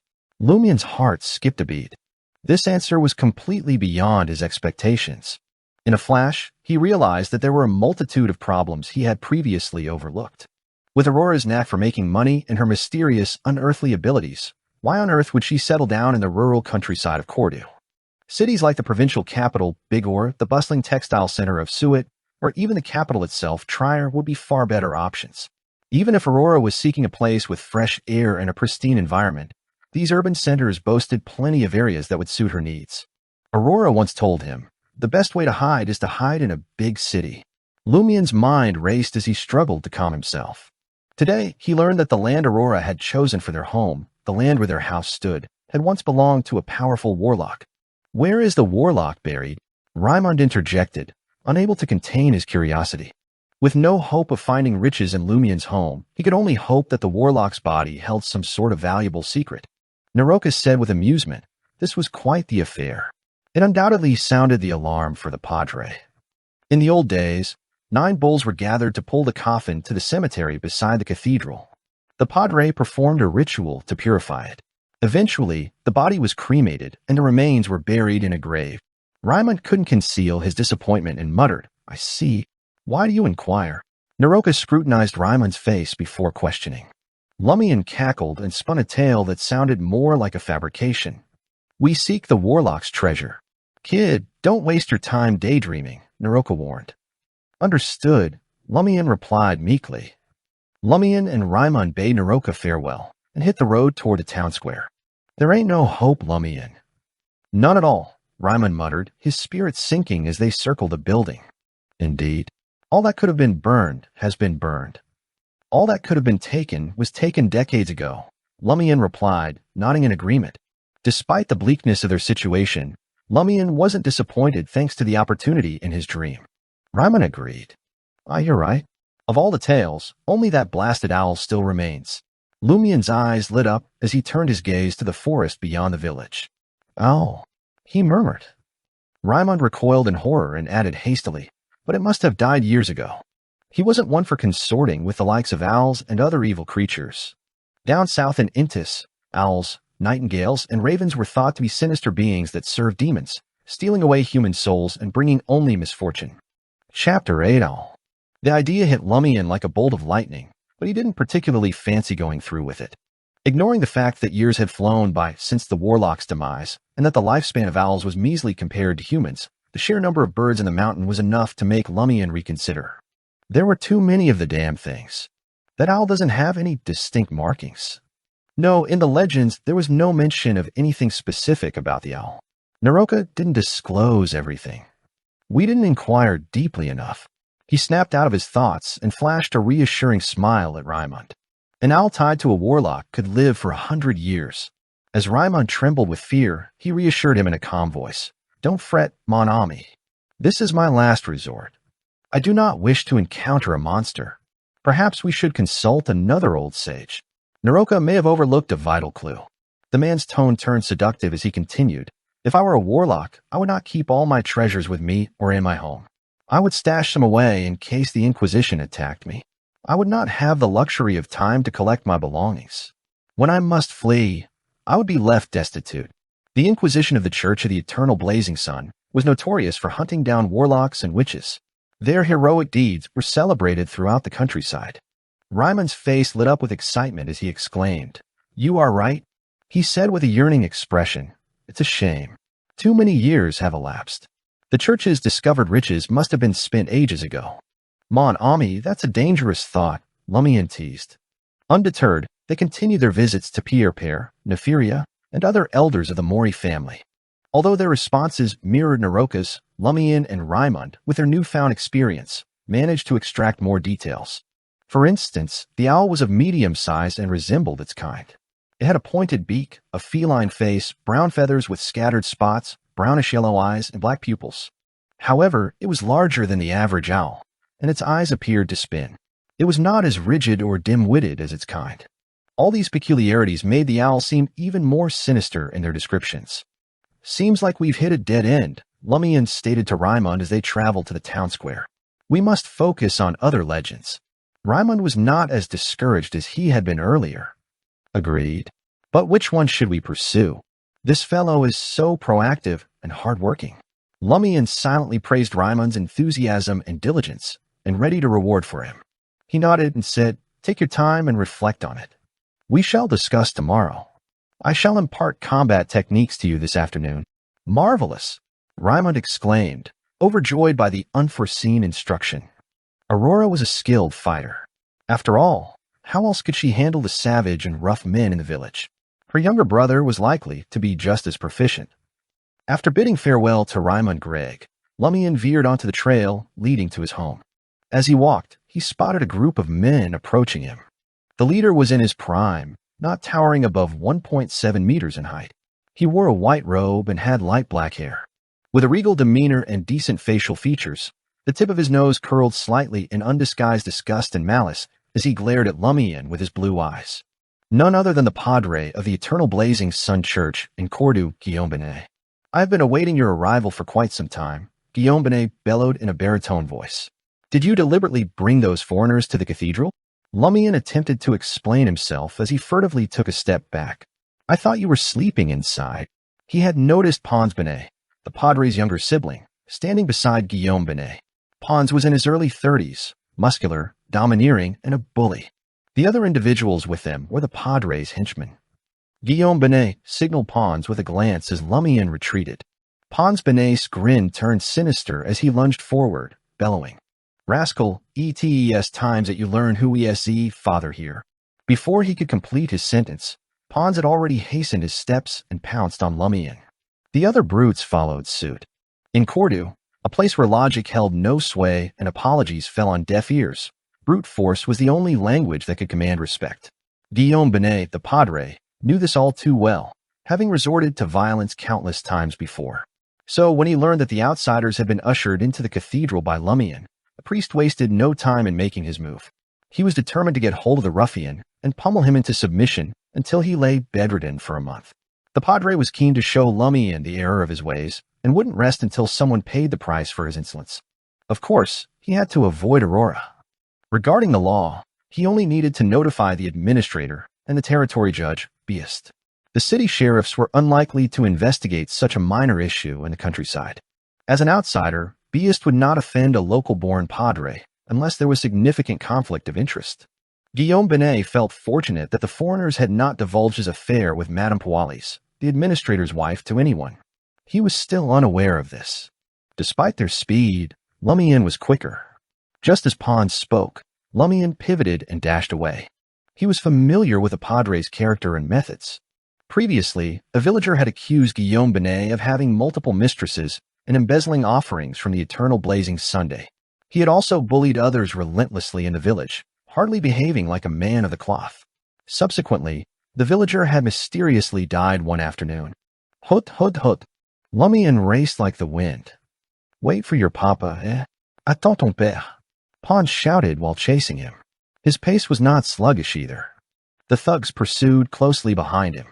Instead of fleeing along the main road, Lumian darted into the nearest house.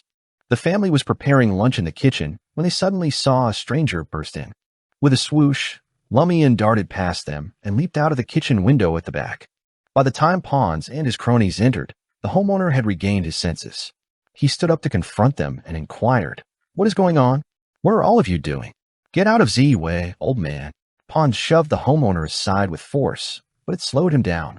When they reached the window and jumped out, Lumian had already vanished into another trail. After pursuing him for a while, they lost sight of Lumian entirely. "Sacré bleu, c'est chien fou." Pons spat on the roadside. Outside the semi-subterranean two-story abode, Lumian gasped for breath before finally opening the door and entering the house as though nothing had happened. 1, 2, 3, 4, 2, 2, 3, 4. A series of rhythmic shouts reverberated in his ears. Lumian gazed at the empty space on the other side of the kitchen and observed Aurora's blonde hair tied in a ponytail. She wore a flaxen shirt, tight white pants, and dark sheepskin boots, leaping around and drenched in sweat. In Cordu, the kitchen occupied most of the space on the first floor, serving as the family's core. Cooking and dining occurred here, as did receiving guests. She's exercising again. Lumian was accustomed to Aurora's eccentricities and was unfazed by her exercise regimen. Aurora often did strange things without giving any reason when probed. At the very least, exercising is beneficial, and it's quite a feast for the eyes. Lumian observed silently. After a while, Aurora stopped and squatted to turn off the black tape recorder. She took the white towel from Lumian and instructed him as she wiped the sweat from her forehead. Remember, we have combat practice this afternoon. I have to study and learn combat. Aren't you demanding too much of me? Lumian grumbled nonchalantly. Aurora glanced at him, smiling, and retorted, You must remember that our objective is the comprehensive development of the 5 educations of morality, intellect, physique, aesthetics, and labor. The more she spoke, the happier she became, as if recollecting something beautiful or amusing. I have already failed moral education. Lumian muttered under his breath. He queried, What kind of combat? One of the things he failed to comprehend was that Aurora, who seemed delicate and frail, was an expert in combat. She mastered numerous fighting techniques and could easily overpower him. Aurora pondered seriously, leaned forward slightly, and gazed into Lumian's eyes. She then laughed heartily and declared, Self-defense. Huh? Lumian exclaimed in astonishment. Isn't that supposed to be for girls? Aurora stood tall and shook her head gravely, saying sincerely, Boys must protect themselves when they are out. Who says boys don't encounter perverts? The smile on her lips was no longer hidden. Lumian was unsure if his sister was joking or serious, so he remained silent as he retrieved the white towel and headed towards the stairs. Suddenly, he felt something tighten under his foot, as if he had tripped over an obstacle. He stumbled forward. In midair, Lumian hastily contracted his abs, extended his arm, and leaned on the chair beside him. He somersaulted and barely landed on his feet. Aurora retracted her leg and chuckled. One of the fundamental combat principles is to be vigilant at all times. One cannot be complacent. Remember that, my novice brother. Her right hand had already clutched Lumian's back, but when she saw that he had regained control of his body, she let go. It's because I trust you too much. Lumian grumbled. He contemplated the matter and realized that this trust was meaningless. He had lost count of how many times he had been at the mercy of Aurora. Aurora coughed and restrained her expression. How did it go with that woman? Lumian provided a brief summary of their conversation before declaring, I intend to wait for your friends to respond before delving into the dream. Smart decision, Aurora affirmed. Lumian changed the subject. What's for lunch? We still have some leftover toast from this morning. I'll roast 4 more lamb chops for you, Aurora replied after contemplating for a moment. What about you? Lumian inquired. Aurora casually said, I'll just have truffle bamboo chicken shreds topped with some cheese and onion soup. I tried it last time and found it to be quite... Before she could finish speaking, she suddenly froze. The next moment, she raised her hands to cover her ears. The muscles on her face gradually contorted, making her appear somewhat ferocious. Lumian observed silently, his eyes filled with anxiety and apprehension. After a while, Aurora exhaled deeply and returned to her usual self. Her forehead was drenched in sweat once more. What happened? Lumian asked. Aurora smiled and responded, The ringing in my ears is acting up again. You know that I have this old problem. Lumian didn't probe further. Instead, he said, All right, then I'll prepare lunch. Rest well. Every time this occurred, his yearning for extraordinary abilities grew stronger, as it became a pressing matter. Chapter 9 Magazine. As the night settled in, Lumian finished dealing with his neighbors who had come to borrow the oven. He made his way up to the 2nd floor, entering the room that served as Aurora's study. In Cordu, many folks were destitute and couldn't afford their own ovens or large stoves. When they needed to toast bread or smoke meat, they had to borrow it from others and use it on the spot. Aurora had always been lenient and accommodating when it came to this. Anyone could borrow her oven, but they had to pay the fuel costs or bring their own coal and wood. Currently, she had donned her white silk nightdress and was curled up in a reclining chair, her focus solely on the book she held under the bright battery-powered lamp on the desk. Lumian didn't wish to disturb her, so he nonchalantly pulled out a thinner book from the bookshelf and took a seat in the corner. Hidden Veil. What kind of magazine is this? Lumian pondered, gazing at the cover that was adorned with cryptic symbols.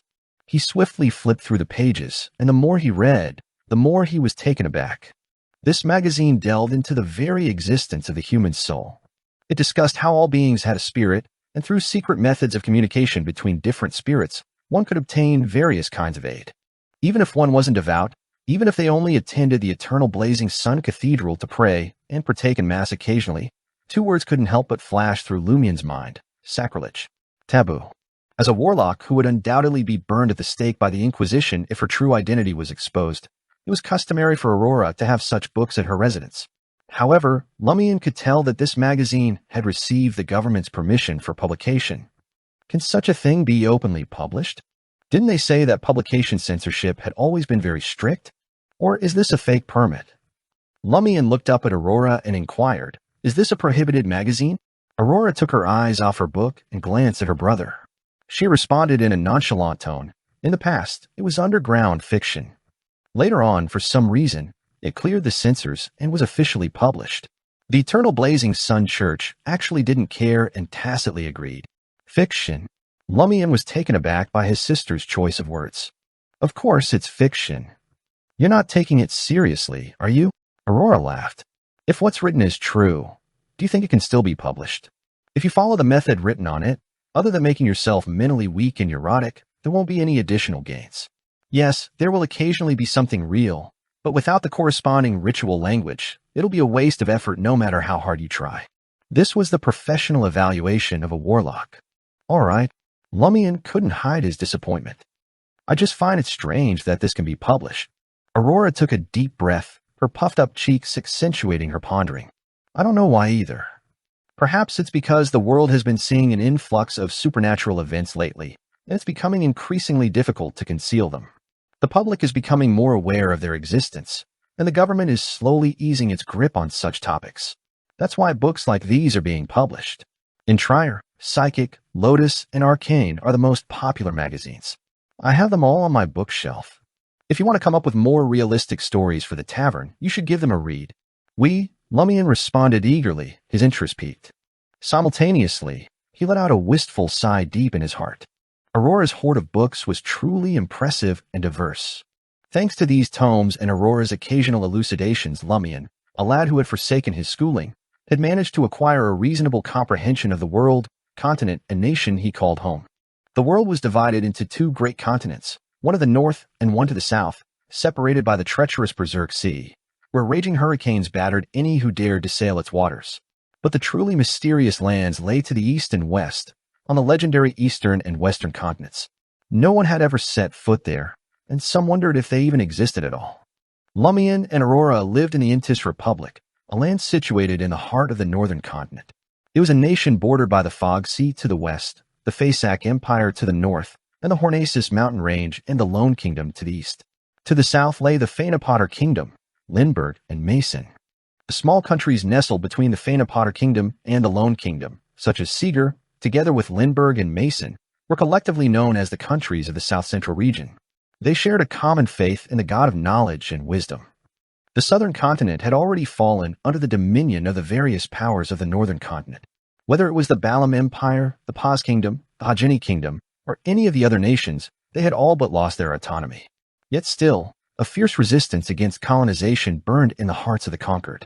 In addition to the Berserk Sea dividing the northern and southern continents, there were other great seas: the Fog Sea to the west of the Intis Republic, the Sonia Sea to the east of the Lone Kingdom, the North Sea to the north of the Faesac Empire, and the Polar Sea to the south of the southern continent. They were collectively known as the Five Seas. Of all the nations of the northern continent, the Lone Kingdom was the strongest, with the Intis Republic close behind. The Faesac Empire, defeated in the last war, had fallen to fourth place. The Fainapotter Kingdom had risen to third place. And among the countries of the South Central region, Lindbergh reigned supreme. Compared to the simple folk in Cordu who only knew of the Intis Republic, the Fainapotter Kingdom, and Lindbergh, Lumian was practically a cartographer. It was no surprise, really, considering the Cordu village shepherds only traveled to their neighboring kingdoms of Fainapotter and Lindbergh.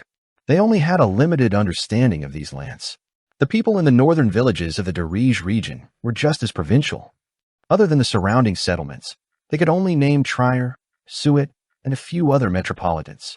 Lumian was often baffled. How did Aurora come by such vast knowledge? All the textbooks he read were penned by Aurora, and all his practice exams were prepared by her. Aurora had an answer for every question in the books he read. But what stunned him even more was her expertise in various forms of combat. It was simply mind-boggling that a woman in her 20s could accumulate so much wisdom. Some people couldn't amass that much knowledge even after living 50 or 60 years. Could it be that these are the building blocks of a true warlock? Lumian looked up again and gazed at Aurora, lost in thought. As Aurora patted her cheeks while reading, she hardly seemed like a scholar or a warlock. Aurora caught Lumian's gaze and demanded, "What are you ogling at?" Lumian quickly changed the subject.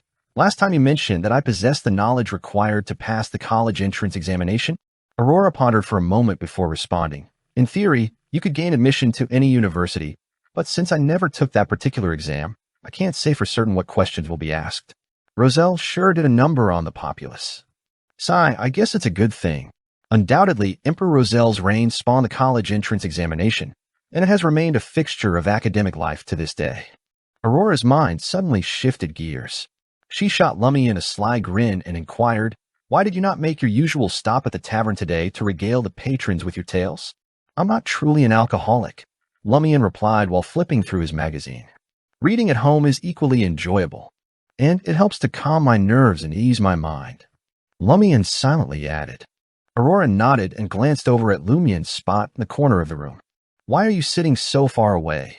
Putting on an act of pitifulness, weakness, and helplessness. Come closer. You need proper lighting to read at night, otherwise your eyes will suffer." "Aurora sure has a way with words," Lumian mused. "Although I understand the meaning behind pitifulness, weakness, and helplessness, it's still an odd combination." Supposedly used to her idiosyncrasies by now, Lumian retrieved a chair and moved closer to the desk where Aurora sat. The two of them spent the evening reading in silence, occasionally chatting, as the sound of their breathing mingled with the rustling of pages and the soft breeze that wafted in from outside the window. Peaceful and soothing. As he bid Aurora good night, Lumian slipped back into his quarters. He peeled off his coat and draped it across the back of the chair. He couldn't risk bringing the wand card to bed with him. That would only raise suspicion, and his sister had sworn to keep a watchful eye on him at all times. Just as he was about to approach the bed, Lumian froze, his heart skipping a beat. His sharp eyes darted around the room, and he adjusted the chair that was usually positioned at a diagonal angle to face the window. Then he crawled into bed and extinguished the kerosene lamp resting on the cabinet next to him. As he drifted off into the depths of slumber, Lumian was suddenly startled awake. The bedroom was shrouded in a dense gray fog. Lumian, who was already mentally prepared, calmly took in his surroundings and made a realization. The chair that he had meticulously arranged before retiring for the night was still positioned at an angle in his dream, just as it had been in reality in the past. This suggested that the dream world he had entered was not an exact reflection of reality. Perhaps it was a manifestation of his deepest subconscious desires. Although Lumian couldn't decipher its meaning, he knew that it was something to be remembered. He walked over to the window, placed his hands on the sill, and gazed out. The mountain made of brownish-red stones and reddish-brown soil, and collapsed buildings that surrounded it, were still present. The eerie silence of the place was deafening. Time quickly passed. After much contemplation, Lumian made a firm decision. He would embark on a preliminary exploration of the area tonight. His past life on the streets had turned him into a man of action. He didn't rush downstairs, however. Instead, he opened the cabinet and began to pile on clothes. He didn't need them to keep warm, but he wanted to increase his defensibility in this way. He grabbed a cotton shirt, cotton pants, and a leather jacket, stretching his body to feel the fit. Any more clothing would only hinder his agility, and that was crucial in a situation like this. As he adjusted to his current state, Lumian had a sudden thought. This is my dream. Can I get whatever I want? With that intention, he muttered to himself, I want a breastplate and a revolver.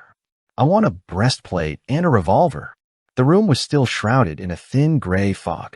This won't do. This dream is special. His disappointment was palpable, but he quickly regained his composure and made his way to the bedroom door. Stepping out into the corridor, he found himself in complete darkness. It was murky and dim. Lumian pushed open the door to Aurora's bedroom and then her study. The layout was slightly different from reality, but he recognized it immediately. The biggest difference, of course, was that Aurora was nowhere to be found. The entire scene was frozen in shades of gray. The first floor was no different. Lumian scanned his surroundings, searching for a weapon to defend himself. He knew his home better than anyone else and quickly found two viable options. The first was a 2-meter-long fork made of steel. Aurora had said that it was effective and outstanding as long as the target didn't have a long-range weapon. The second was a sharp, iron-black hand axe. Why not both? Lumian couldn't help but think of Aurora's oft-repeated phrase, but he quickly dismissed the idea. Today was all about reconnaissance. He needed to be sly, hidden in the shadows. Lugging around a cumbersome weapon would only hinder his movements and give him away. Taking a deep breath, Lumian stooped down to retrieve the axe. He rose to his full height and set off towards the door, barely visible in the misty haze. With a deft hand, he opened the door, not making a sound. Chapter 10 Blood. As Lumian stepped out the door, he felt as thought he was transported to another world. Before him lay no longer the familiar Cordu, but a dark red mountain peak, collapsed buildings surrounding it.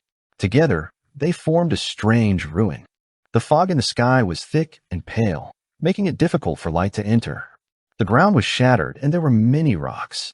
Lumian gripped his axe tightly and inched forward carefully, his heart pounding in his chest.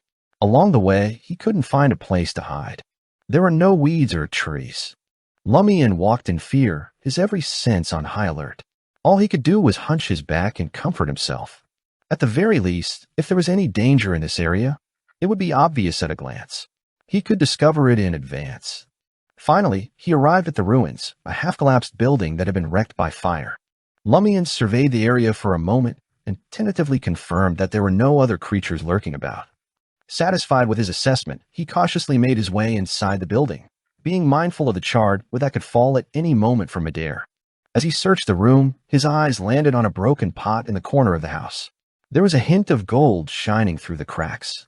Lumian approached the pot slowly and realized that it was a gold coin. Can it be true? There's actually treasure in the ruins of my dream? He picked up the gold coin and wiped it against his body. The patterns on the surface of the coin were revealed. The coin featured a man's portrait carved on the front. His face was thin, and his hair was parted 30 to 70. There was a mustache on his lips, and his gaze was rather firm. On the back was a bunch of sweet iris flowers surrounding the number 20. Lumian recognized the man depicted on the coin. It was none other than the first president of the Intis Republic, Levinx. It's actually a Lewis door. Lumian was rather surprised. Firstly, he couldn't believe that the currency in this strange dream ruin was actually the currency of the Intis Republic in reality. And secondly, he had casually picked up something as valuable as a Lewis door. He knew that in the present day, the legal currencies of the Intis Republic were Vroldor and Capit. 1 Vroldor was equivalent to 100 Capit. Capit existed in the form of copper coins and silver coins. The copper coins were divided into 3 categories: 1 Capit, 5 Capit, 10 Capit, while the silver coins had the denominations of 20 Capit and 50 Capit. Vroldor could be found in the form of silver coins, gold coins, or banknotes. In silver coins, there were denominations of 1, 5, and 10 Vroldor, while gold coins came in 5, 10, 20, 40, and 50 denominations. The denominations of banknotes were even more varied, ranging from 5, 20, 50, 100, 200, 500, 1,000 Vroldor. In reality, the people of Intis still clung to the old currency units. For example, the most widely used 5 Capit copper coins were known as Lick. Similarly, gold coins worth 20 Vrl were commonly referred to as Lewis d'Or. In the old currency era, Lewis d'Or had been known as Roselle. But after the Republic was established, the name was changed to Lewis d'Or in order to erase Emperor Roselle's influence. As Lumian understood it, even in the rural area of Cordu, a Lewis d'Or could sustain a poor family with fields for an entire month. He knew that without Aurora's high income, he might never have even seen what a Lewis d'Or looked like. In fact, in the entire village of Cordu, only the siblings and the family of the administrator had ever seen or owned a Lewis d'Or. To any villager, this Lewis d'Or was an incredibly valuable gain. Unfortunately, this is just a dream. Lumian couldn't help but feel a pang of disappointment. This was something ordinary, making it unlikely he could bring it out of the dream. But even so, he handled the Lewis d'Or with great care and respect. Having spent much of his life wandering, he knew the value of every Capit, and he knew that 1 Lewis d'Or was equivalent to 2,000 Capit, which was equal to 1 gold pound in the Lone Kingdom, though slightly less. According to the papers he had read, 24 Vril d'Or, could only be exchanged for 1 gold pound. Lumian continued his search for any written information that could shed light on the ruins and their history. He wanted to see if this place corresponded to a certain location in reality, and whether a village in the Intis Republic had been transported into this dream world. The appearance of the Louis d'Or had only fueled his curiosity. As Lumian moved cautiously through the ruined building, his eyes fell upon a spot where a stove had once stood, now stained with a dark red color. Blood. His pupils dilated as he quickly made a guess. Immediately after, he made a judgment. Although it wasn't fresh, it hadn't yet turned black. It looked as though it had just dripped there 2 or 3 days prior, or perhaps even more recently. As his heart began to race, Lumian suddenly felt the light around him dim, as if something had silently blocked the light filtering through the dense fog from above. The memory of past attacks flooded Lumian's mind like a turbulent wave, causing him to react instinctively. Without a thought, he lunged forward and wrapped his body in midair, rolling on the ground to avoid any potential danger. A loud thump echoed through the air as something heavy fell behind him. Lumian quickly rolled to the left side of the dilapidated stove, using a nearby rock to leverage himself around. As he rose to his feet, axe at the ready, he saw an additional figure standing where he had just been moments before. The dim light made it difficult to discern whether it was human or some kind of humanoid creature. The figure hunched in front of Lumian was unlike anything he had ever seen before. It was a monster with no clothes or shoes to speak of. Its skin had been peeled off, revealing the red muscles, blood vessels, and yellowed fascia beneath. Sticky liquid dripped from its body, yet it didn't fall to the ground. It was a monster. Its eyes seemed to be embedded in its face, and its mouth hung open with all its might, revealing uneven teeth and a long drool of saliva. Despite all the ghost stories Lumian had fabricated in the past, he never expected to encounter such an evil spirit in real life. Whoosh! The stench of blood filled Lumian's nostrils as the panting of the monster filled his ears. Instinct took over Lumian as he dodged to the side, narrowly avoiding the blood-red monster's attack. Lumian knew that he had Aurora's guidance and years of experience fighting on the streets to thank for his quick reflexes. Without them, he might not have been able to react in time. Taking a deep breath to calm himself, Lumian charged after the monster that had pounced on him. With his sharp axe in hand, he swung with all his might and struck the monster in the back. Bang! Lumian's axe fell the monster mid-turn, sending a spray of pus and blood in every direction. Without a moment's hesitation, Lumian knelt down on one knee and raised his axe again, ready to strike another blow. Bang! Bang! Bang! Again and again, Lumian swung his axe with precision and force, each strike slicing through the monster's flesh and leaving deep, wide cracks on the back of its head, neck, and back. Finally, the monster lay still, defeated by Lumian's fierce barrage of blows. Huff! Puff! You don't act as terrifyingly as you look. Lumian heaved a sigh of relief, his voice tinged with a hint of mockery. He wiped his face with his left hand, then used it to wipe off the blood on his other hand. Is this monster's bodily fluids poisonous? For the time being, there's no pain of the fluids eating at me. Lumian began to worry about another problem.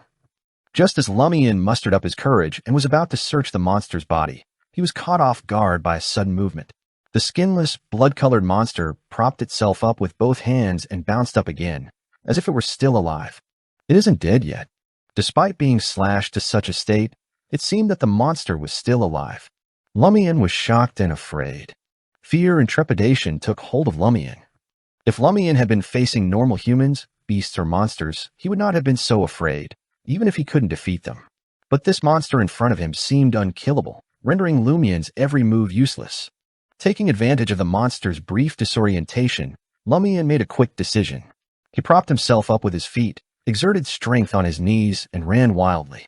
Thud, thud, thud. He ran with all his might, but he could feel the monster's breath on the back of his neck, and the sound of its heavy breathing echoed in his ears. The monster followed closely behind him.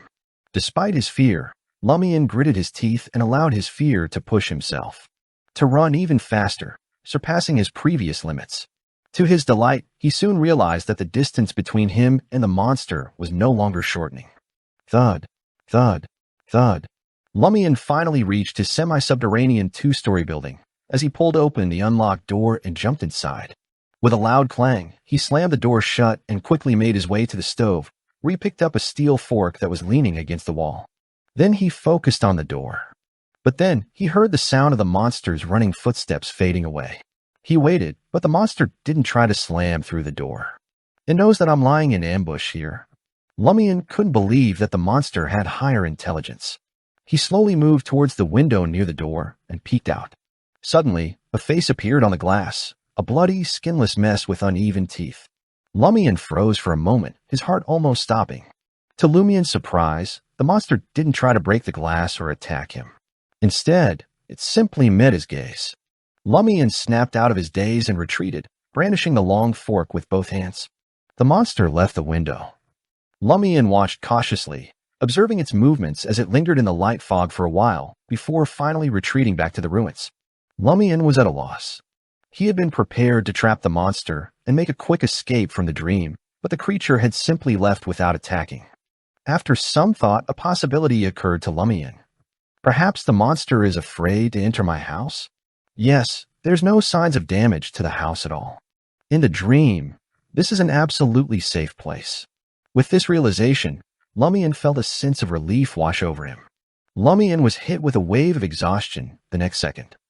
The short chase had taken more out of him than an entire afternoon of combat training. Lumian made his way upstairs to his bedroom, clutching the pitchfork and axe tightly in his hands. As he lay down on the bed, Lumian attempted to fall asleep.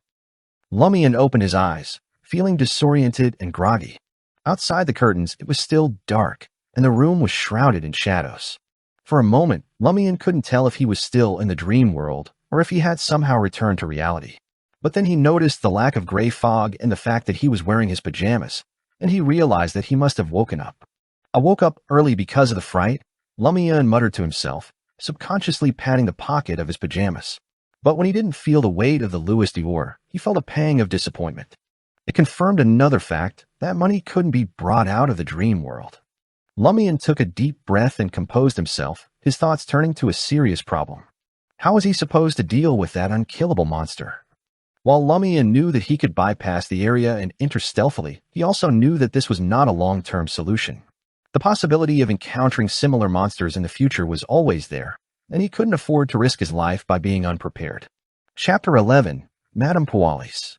The azure sky was speckled with fluffy white clouds, gently blown by the spring breeze that carried with it the fragrance of the forest.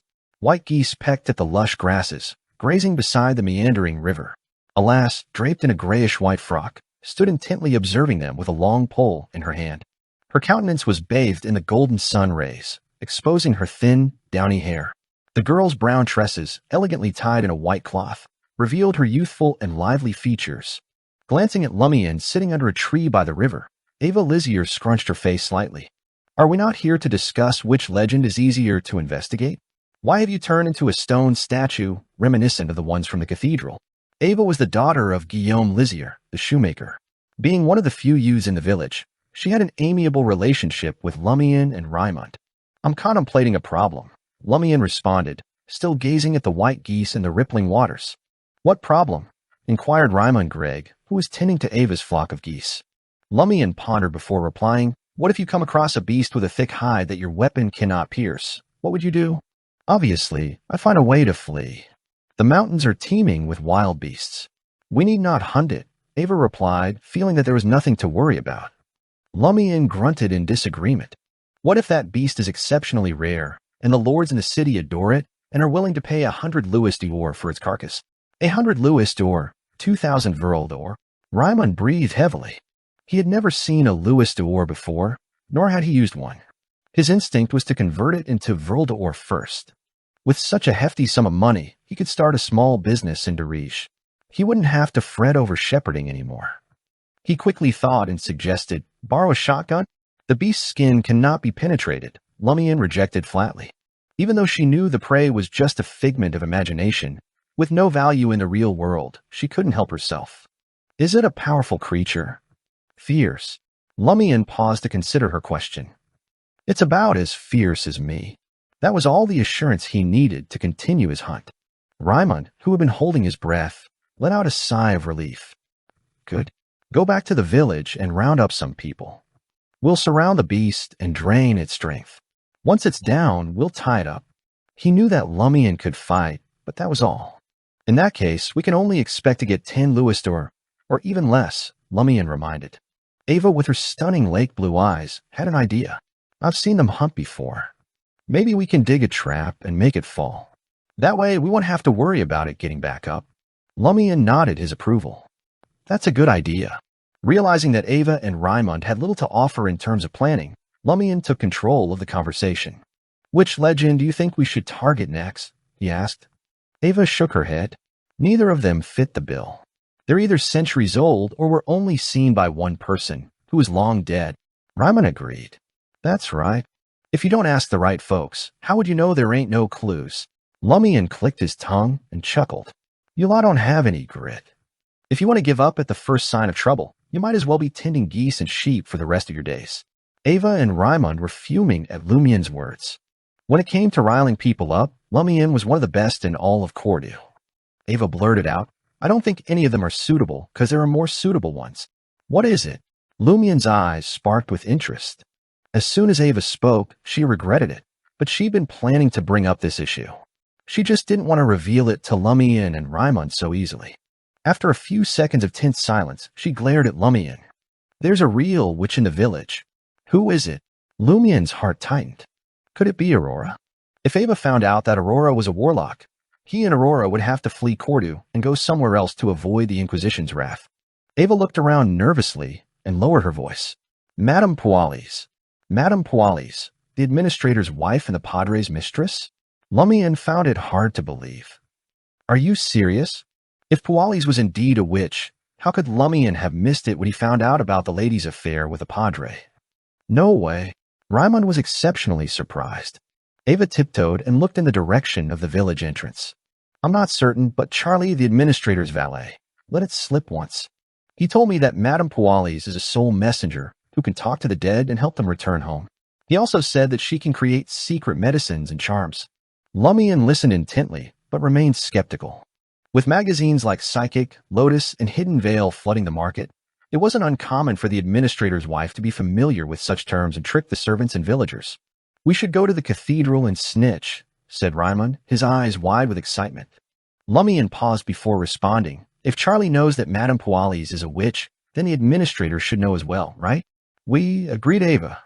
Lumian continued. Madame Pualis is also the Padre's mistress. If we go to the cathedral and snitch on her, we will probably be sent straight to the administrator. What? Madame Pualis is the Padre's mistress? Ava and Raimund were shocked. I saw it with my own eyes. Lumian chuckled. Pretend you don't know. Don't tell anyone. Otherwise, you might disappear one day. Ava and Raimund agreed in unison, their expressions unusually solemn, their fear of the Padre and the witch intertwined. If we can confirm that Madame Pualis is a witch, we'll go to Dirige and tell the bishop at Mass, Lumian assured them. Raimund nodded fervently. They had to be sure before they snitched. Otherwise, they would be in trouble if Madame Pualis was innocent. After discussing these matters, Lumian, who didn't want to waste any time, stood up and said to Ava and Raimund, I'm off back to my studies. Otherwise, Aurora would be chasing me with a wooden stick. You two take care of the geese. Okay. Raimund was thrilled at the prospect of being left alone with Ava. Ava looked displeased. Oh. As Lumian approached Cordu, he began to hide his tracks, constantly paying attention to whether there was anyone nearby. He had to be careful, especially now that the Padre and his crew were on his tail. According to his observations, the Padre, Guillaume Binet, was not one to forgive easily. He made his way towards Old Tavern, trying to stay as inconspicuous as possible. Suddenly, he heard the sound of bells ringing in the distance. Lumian turned to see Ryan, Leah, and Valentine approaching Naroka and the others. The bells on Leah's veil and boots rang clearly and melodiously. They've been wandering around the village for the past 2 days, chatting with people and asking questions. I don't know what they are up to. Lumian was puzzled and a little wary. As he thought about the deserted town square and the shepherd Pierre Berry, who had returned to the village unexpectedly, Lumian knew that something was about to go down. Is something about to happen in the village? He needed to speak to Aurora, his smart and knowledgeable sister, and get her opinion.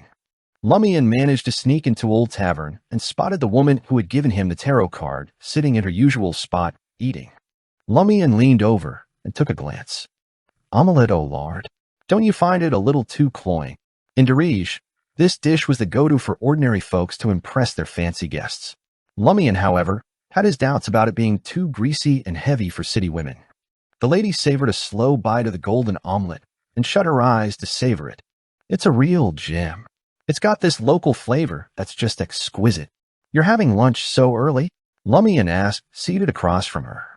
The lady's light blue eyes betrayed a hint of exhaustion as she smiled and replied, "It's breakfast. What time is it?"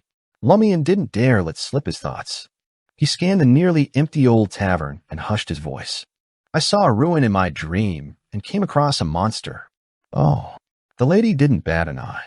Her expression even held a hint of teasing mischief that Lumian couldn't quite decipher. Lumian composed himself and recounted his tale. "How do I vanquish this monster?" The lady beamed and countered. "Is it dead or alive?" "It's still kicking." "I can't seem to kill it."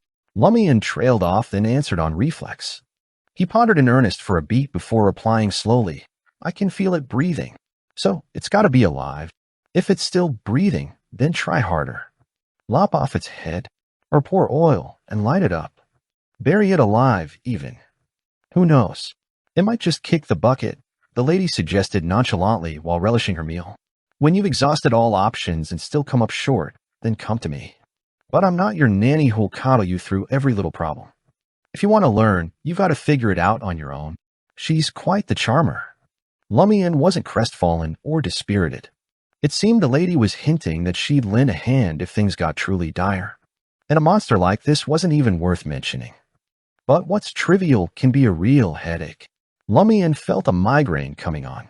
He resolved to heed the lady's advice. He'd start by trying to behead it, burn it, bury it alive, and anything else he could think of. Chapter 12. Undercurrents. As Lumian left Old Tavern, he resumed his surreptitious ways, skulking down the path he always took home. Sure enough, he spotted one of Pons Benet's goons hiding behind a tree, spying on passers-by. The Padre doesn't know when to quit, Lumian muttered to himself. But Lumian couldn't retaliate. His personal abilities were limited, and he couldn't risk bringing attention from the Church of the Eternal Blazing Sun in the Darige region. The Inquisition would be all over him in a heartbeat, which could spell doom for Aurora. Unless Lumian was pushed to the brink and had no other choice but to abandon the town, his only option was to expose the Padre's unsavory activities and force him to retire to a cloister. But that was easier said than done. Lumian needed to be careful and cunning, just like when he let the foreigners discover the Padre's affair with Madame Pualis. Lumian didn't want to make a big fuss about it. He knew that Beast, the administrator and territorial judge, was a stickler for his reputation. If Lumian brought Madame Pualis's predicament to light, he wouldn't get any favors in return. No, it would be more likely that Beast would turn on him, filled with bile and vitriol.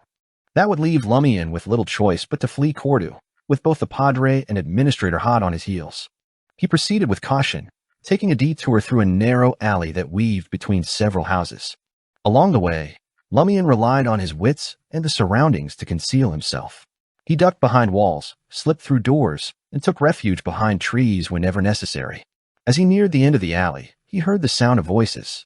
"Guillaume, why we waste our time chasing Zakid all day? Let's go to Aurora's house tonight and catch him. We'll have the advantage of numbers, and Aurora's fighting skills ain't enough to stop us. We can even get reinforcements from ZE City if needed. Guillaume, the Padre is here too." Lumian stopped, retreating into the corner to eavesdrop on the conversation to see what plans the Padre had for him. Guillaume Benet's voice was mesmerizing. "Surely you don't think that's the extent of Aurora's capabilities? I wouldn't be surprised if she had supernatural abilities beyond mine." "Ah." Pons Benet was obviously surprised. "A witch, you say? Guillaume, maybe it's time for you to venture to Darige and seek out the Inquisition.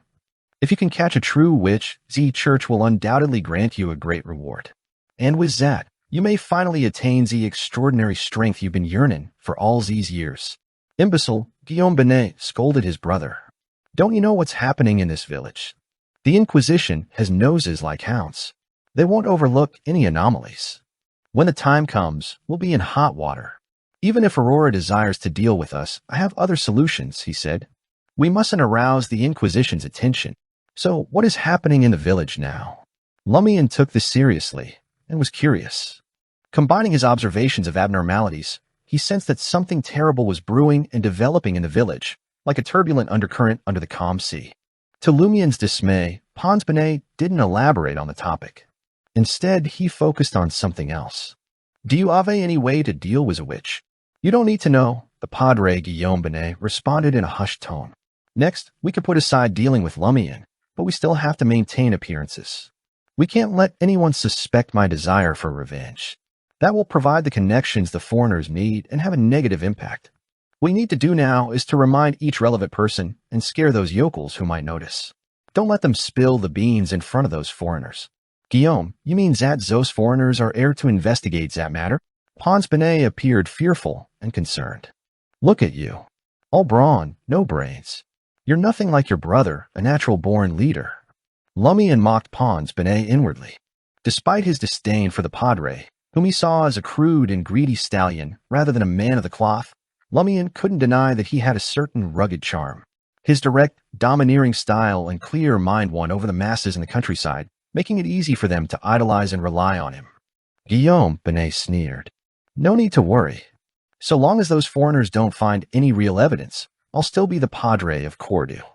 Pons, you need to understand that ruling through fear and intimidation won't lead to peace or prosperity. The church doesn't want a ruined town that can't pay taxes. We need friends and followers to maintain control. By offering them protection, we can gain their support.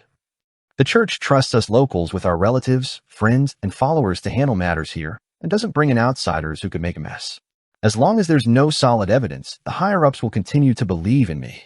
All right, I'm off to the cathedral.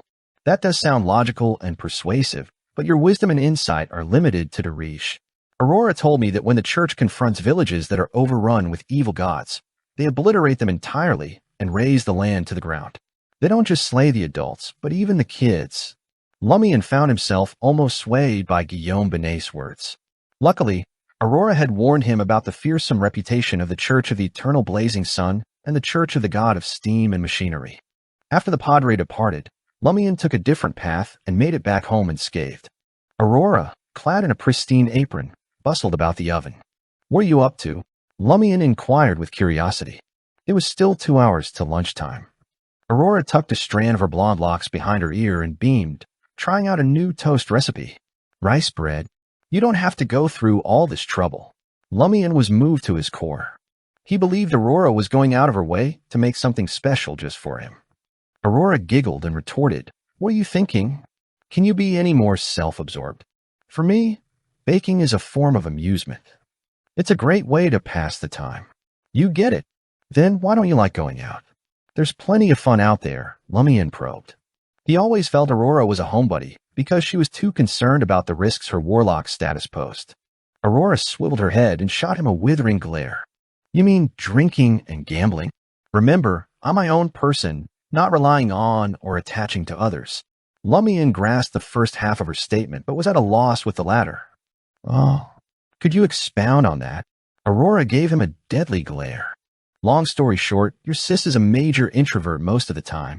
What do you mean by most of the time? Lumian queried, confused. Humans are walking contradictions, Aurora mused, turning back to the oven. Don't you recall? Sometimes I'm a chatterbox, eager to venture out and listen to the old ladies gossip. Other times, I'll play with the kids and regale them with tales. Every so often, I'll cut loose and ride Madame Poali's horse around the mountains, hollering at the top of my lungs. At the time, you shone like a dew-kissed rose, luring people in only to prick them. Lumian couldn't help but grumble to himself. Since Madame Poali's was mentioned, Lumian decided to change the subject. Aurora, grande sir, I heard a rumor about Madame Poali's. What is it? Aurora did not hide her curiosity. She's a warlock who can talk to the dead. Lumian related to his sister what Ava had divulged. He also brought up the anomaly he'd observed in Guillaume Binet's comments. Aurora halted her work and listened to her brother's account intently. Her mien grew noticeably graver. After Lumian had finished, Aurora offered him a smile and assuaged his fears. Don't fret too much. Those 3 foreigners must be here for something that the Padre and his comrades did in secret. It might have to do with Madame Poali's. Don't mess with Madame Poali's for now. I'll keep an eye on them. Explore the village more, mingle with those foreigners, and try to suss out what's going on. Compared to that, the lady who gave you the wand card is far more intriguing. If things do deteriorate, we must contemplate departing Cordoue. We can start making arrangements now. Okay. Lumian nodded in agreement. After a brief silence, he inquired curiously, Aurora, if we must depart Cordu, where do you envision moving to? Tria. Aurora declared without hesitation. Trier was the capital of the Intis Republic, the apex of culture and art across the continent. Why? Despite considering Trier himself, Lumian posed the question casually. Every Intisian coveted a chance to visit Trier. In the eyes of the Triers, there were only two types of individuals in Intis, Triers and outsiders. Aurora responded nonchalantly. A prophet once said, as long as Trier endures, mirth and glee will never falter. Chapter 13, Attempt. It was the dead of night, and all was quiet. Lumian stirred in his dream once more. The first thing he glimpsed was a faint gray mist. On impulse, he reached into his shirt pocket with his hand. The frigid sensation of cold, hard metal immediately registered in his mind. He retrieved the object he'd felt. A glint of gold illuminated his eyes. It was a gold coin. A Louisdor. It's still here. Lumian sat up and peered down at himself. He still donned the cotton attire, pants, and leather jacket from his last expedition.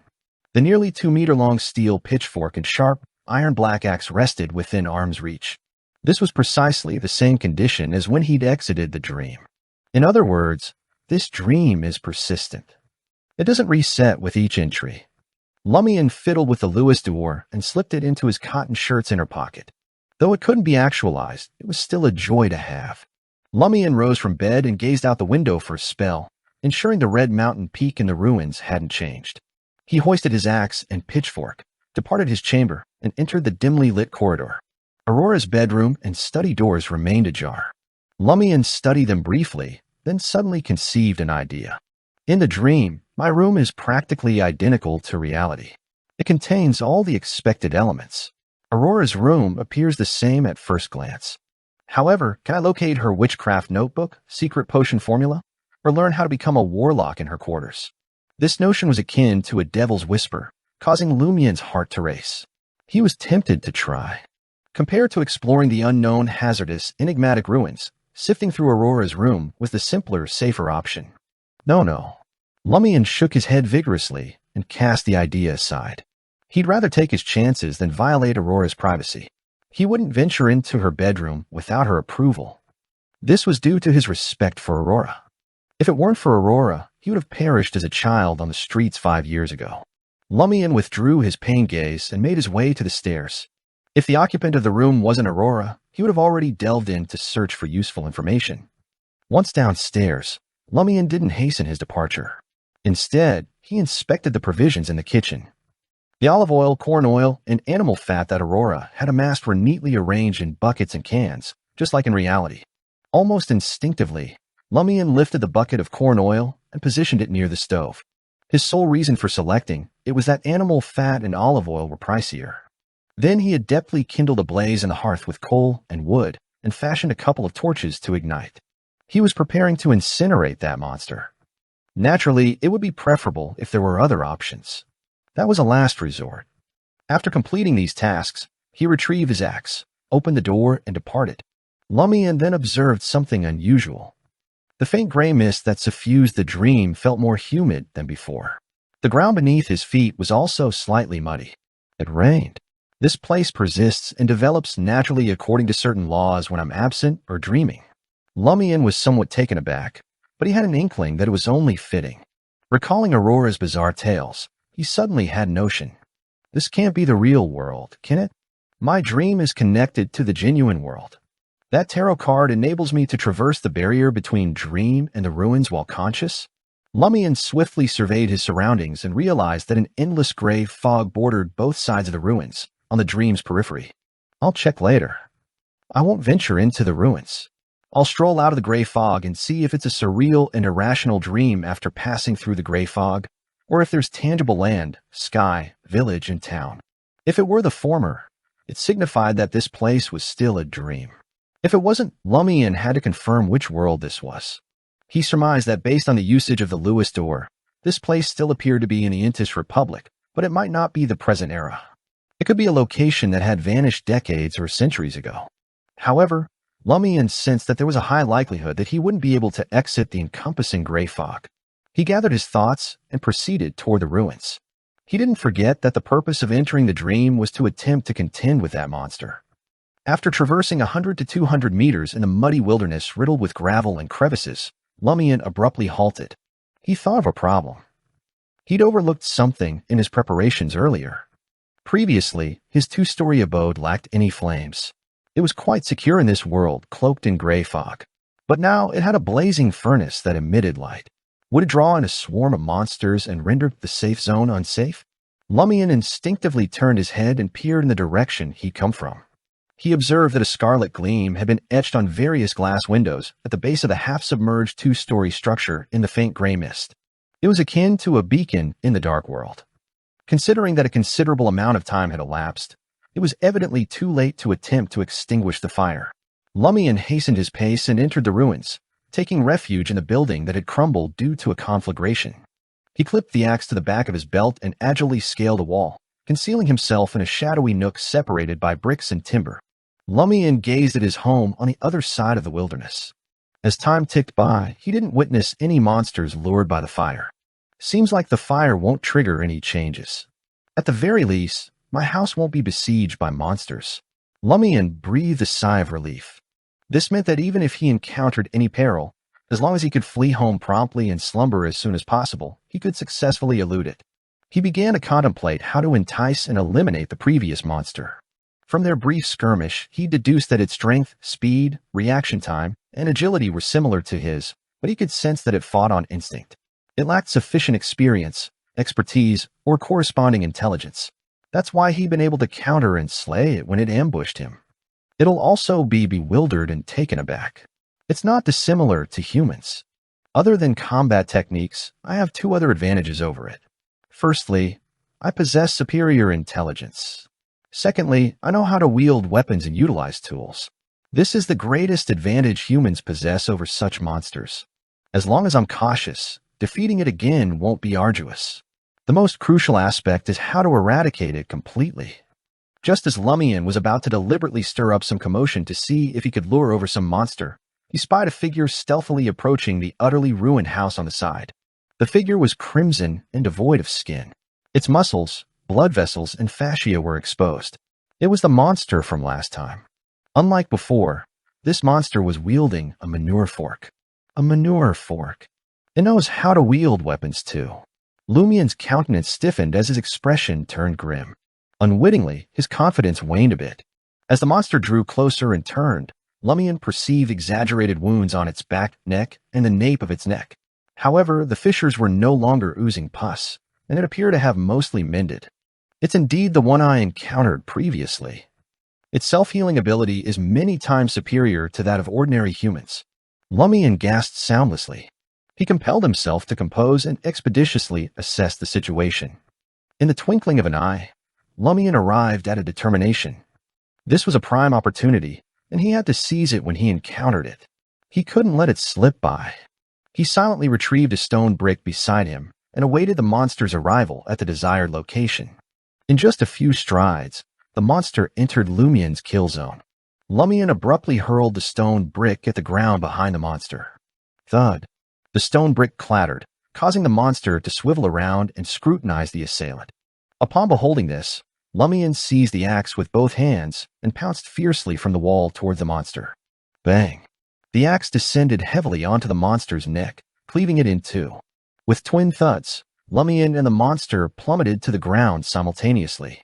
Lumian sprang up nimbly, seized his axe, and darted over, delivering weighty slashes to the monster's neck. Once, twice, thrice. The monster didn't even get a chance to resist before its head was lopped off. As the head rolled aside, the skinless body convulsed twice and ceased movement. Lumian didn't halt there. He took a diagonal step, rotated his axe, and pulverized the vicious head with its thick back, reducing it to fragments. Subsequently, he pivoted and hacked at the exposed muscles, blood vessels, and fascia, crushing the heart and other vital organs. After accomplishing all of this, Lumian took 2 paces backward and surveyed his handiwork. He panted and chuckled softly. I thought you were truly invincible. Who'd have thought you possessed so little ability? Amidst the subdued laughter, the decapitated cadaver abruptly jolted upward. Lumian's pupils contracted, and he instinctively wished to pivot and flee. He forcefully quelled this impulse and strode forward once more, brandishing his axe. After the corpse bounced twice, it reverted to immobility, as if it had writhed in vain. Lumian scrutinized it a while longer and ultimately verified that the monster was wholly deceased.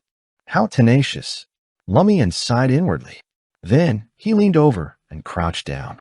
He employed his axe to pry open the muscles and fascias and scrutinize the corpse.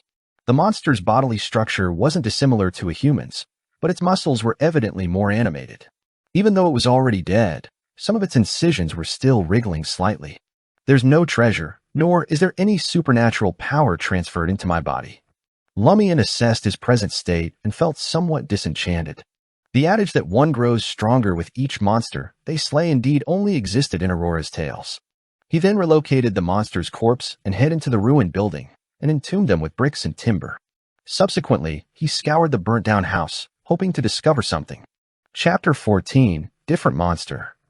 After a bout of searching, Lumian stumbled upon a considerable number of gold coins, silver coins, and copper coins. In total, there were 197 Vril d'Or and 25 Capet. Among them, Louis d'Or alone constituted 5. As for the paper bills, he only discovered some suspected remnants. Aside from money, Lumian also discovered a small blue book. The book had a grayish-blue cover and measured approximately 21 by 28.5 centimeters, a typical size found in Intis villages and towns. It was based on the calendar and blended with the religious teachings of the 2 major churches. It had a rather positive effect on guiding farmers and herders to farm, produce, and graze to enrich their spiritual lives.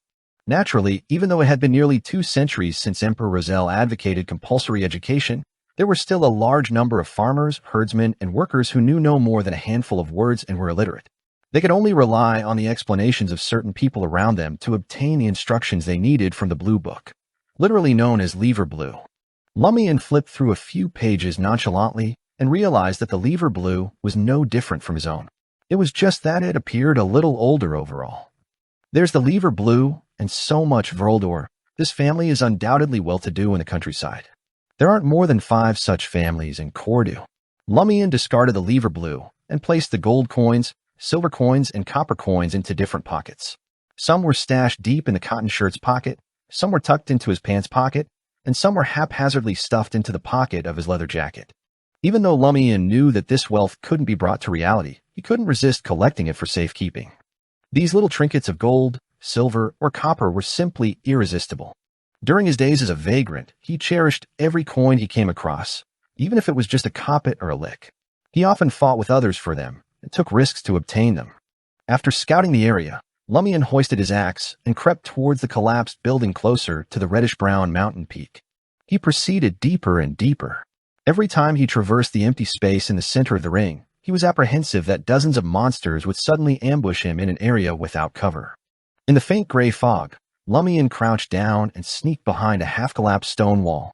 He squatted there and utilized it to conceal his form. He cautiously poked his head out and surveyed the area ahead. It was a narrow strip between 2 rows of destroyed buildings. There were no trees, no weeds, just gravel, crevices, and dirt. Suddenly, a figure jumped into Lumian's line of sight. It stood in the opposing building, staring at something. This figure was garbed in a black robe with a hood. From the back, there was nothing peculiar. It appeared to be an ordinary human. Lumian's heart constricted as he became even more watchful. In such a dream ruin, the appearance of a regular person was far more terrifying than the appearance of a monster. As if sensing that someone was observing him, the figure swiveled around slowly. Lumian snuck a quick glance before retracting his head hastily. He leaned against the wall and didn't dare to budge. With just one look, he had the impression that he had descended into hell or an abyss. The figure was indeed a human, but he had 3 faces and 6 eyes. The face in front had cloudy eyes, sparse eyebrows, and numerous wrinkles. He was evidently an old man. The left side was a chiseled face with sharp-looking blue eyes and a thick, black beard, making him appear like a burly man. The skin on the right side was smooth and delicate, like a peeled egg. The blue eyes exuded obvious innocence and ignorance. It didn't seem a day over 5 years of age. What kind of monster is this? Lumian attempted to regulate his breathing to prevent his heart from racing. Such a monster had never surfaced, even in Aurora's horror tales. Only in the deepest and most absurd nightmares could it be encountered. Although it was not good to judge a person by their appearance, Lumian instinctively sensed that the three-faced monster was far more powerful than the skinless monster from earlier. Furthermore, there was a high probability that it had exceptional abilities. Eternal Blazing Sunday. Great Father, please protect me from being discovered by it. Upon witnessing this scene, Lumian couldn't help but pray to the eternal blazing sun. If he weren't still clutching an axe in one hand and was in a perilous environment, he would have extended his arms, a gesture symbolizing the adoration of the sun. At that moment, time appeared to stand still. Lumian believed he might be hallucinating. It was as if someone's stare pierced through the wall and landed on his back. His back stiffened instantly and felt somewhat warm. In just a second or two, the illusion vanished and heavy footsteps receded into the distance. Lumian waited a while until the footsteps dissipated completely. Then he gradually straightened his knees, turned around, and poked his head out to survey the area ahead. The monster was farther away, having arrived behind a collapsed building whose two sides still stood. Half of its body was visible in the faint gray mist. It still had his back to Lumian, as though it had transformed into a statue. Lumian breathed a sigh of relief. He didn't have the confidence to confront such a monster. It's definitely impossible to venture deeper into the ruins from here. Should I circumvent it? Won't there be comparable monsters elsewhere? The closer I approach that mountain peak, the more potent the monsters that emerge. Lumian retracted his body and deliberated for a while before deciding to conclude the night. He intended to inquire with a woman who gave him a tarot card after daybreak to see if there was a means of dealing with the three-faced monster. If there was no alternative, he would consider taking a detour. He arched his back, detached from the wall, and headed in the direction he came from. At that moment, he had a notion. If I slumber in these ruins, will I be able to escape the dream? Considering the possibility of numerous monsters in the vicinity, he suppressed the urge to experiment for now. On the way back, he hastily searched every destroyed building he passed, but he couldn't unearth any useful written information. There were only a few coins. After retreating for a while, Lumian conceived a notion and decided to take a detour. He approached the burnout house that he encountered first from the side, where he had buried the skinless monster. He wanted to see if the monster's demise would be detected by its kin, and if it would result in any changes. After locating the spot and concealing himself, Lumian poked his head out from the side and scrutinized the target area. In the following moment, he caught sight of another figure. The figure was half human and half beast. Its legs were bent forward as it squatted there and inspected the skinless monster's cadaver. It had already removed the stone bricks and wooden blocks that Lumian had stacked. It wore a dark jacket and relatively snug muddy pants. Its black hair that hung to its neck was unkempt and greasy, and it carried a shotgun on its back. A shotgun. Lumian averted his gaze hastily and withdrew his head. These monsters are truly absurd. They actually know how to wield a shotgun. At that moment, Lumian felt like he was a hunter, hunting in the mountains with his weapon and comrades, only to discover that the rabbit opposite him was clutching a water-cooled machine gun and targeting them. He considered it ridiculous and immersion-breaking, as well as disappointing. As time elapsed, he waited patiently for the monster with the shotgun to depart. Finally, he discerned a faint sound of movement, gradually receding. Lumian stuck his head out cautiously once again and examined the monster that was half human and half beast. It moved like a cat towards the back of the building. Initially, Lumian's heart eased, but then his eyes widened. He realized that the path the monster took was precisely the same as the route he took when he ventured deep into the ruins. It's tracking me. It has an extraordinary tracking ability. Lumian made a subconscious evaluation. He was exceedingly grateful that he had opted for a detour when he returned.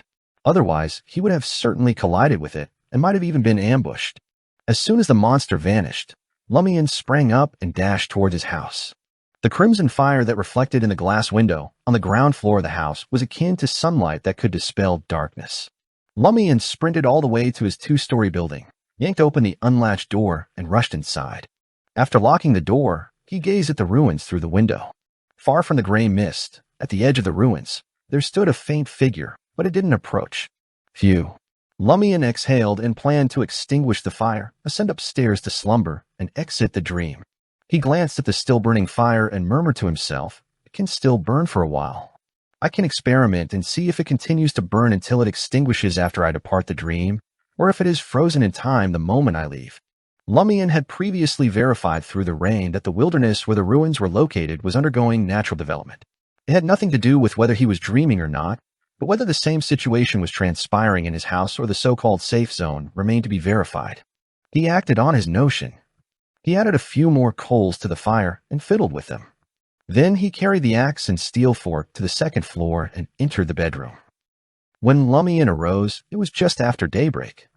He inspected his shirt-like pajamas. As anticipated, he was disheartened to discover that the gold coins, silver coins, and copper coins did not accompany him into reality.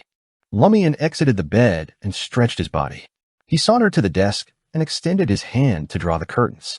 Amidst the sound, a mild and refreshing radiance trickled in. As the window opened, fresh and organic air invaded Lumian's nostrils. He couldn't help but extend himself, feeling that waking up early was quite pleasant at times. Of course, this was also owing to the patriotic public health campaign that Emperor Roselle had launched. It was also thanks to the subsequent rulers who had preserved it and only altered its name. He surveyed his surroundings, sometimes gazing at the far-off forest, sometimes scrutinizing the orange-red clouds in the sky, and sometimes observing the weeds outside the house. Suddenly, Lumian's stare froze. He spied a larger bird perched on an elm tree not far away. It had a pointed beak, a feline face, brown feathers with scattered spots, brownish-yellow eyes combined with black pupils, giving it a sharp appearance. It was an owl. It appeared to be observing Lumian. Chapter 15. Getting Information. That owl? That owl from the warlock legend? His mind raced with possibilities, trying to comprehend the gravity of the situation. His blood seemed to freeze. It was worse than facing the three-faced monster. After all, this was no longer a dream. This was reality. Even if his demise in a dream led to the same in reality, it was different psychologically. What should I do? Will Aurora be implicated? As Lumian racked his brain for a countermeasure, the owl remained still, observing him with a piercing gaze. After a few seconds, the owl spread its wings and flew towards the distant forest. Its graceful glide carried it down, until it vanished into Cordu. Only when the owl had completely vanished did Lumian's mind snap back to the present. He slumped into a chair and lifted a hand to his forehead. He was drenched in sweat. Is it truly the owl of the warlock legend? Has it truly lived for so many years? In any case, it was unlike any other owl with dull eyes. It almost looked human. If it's really that owl, why did it choose to fly just outside my window? Is it because I want to uncover the truth about the warlock legend? But we've already given up. It left after a few moments of observation. I wonder if it will return and cause trouble for Aurora? Despite wanting to observe the situation further since nothing had happened yet, Lumian knew he couldn't keep it from his sister any longer. After leaving the room, he saw that Aurora was still asleep. He went downstairs to prepare breakfast, all of which were his sister's favorite dishes. Sunny side up, meringue cookies, ordinary toast with jam. I have to make noodles later. This time, I'll add meat sauce. Lumian mentally noted that the noodle compartment was empty and decided to refill it sometime in the next 2 days. It was Aurora's favorite dish. Aurora descended the staircase in a flowing nightgown, her golden locks tousled. The breakfast spread was readied. Morning, she mumbled, stifling a yawn. Lumian grinned at her. It's not getting early. Don't you always say a day's planning starts early in the morning? That's right. My plan is to sleep. Aurora settled into her seat and tucked into her breakfast with a glass of milk. Lumian sat across from Aurora at the table that could fit 6. As he nibbled on a pancake, he casually said, I've been in the village for the past few days trying to find out the truth about those legends. Why? Aurora asked. Lumian was very frank. You didn't want to help me get supernatural powers, so I decided to find my own way. Those legends might contain clues. It's almost impossible, Aurora commented, her tone casual. The legends have been twisted beyond recognition over the years, or hallucinated by some loony. It's meaningless. Yes, it's also possible that someone specially made up a story as an excuse. Heh, and the contributions of rubberneckers like you. What? Lumian didn't understand what Aurora meant by rubbernecker. It wasn't even in Titian. It means people who can't help but get involved in drama they have no business in, Aurora explained simply.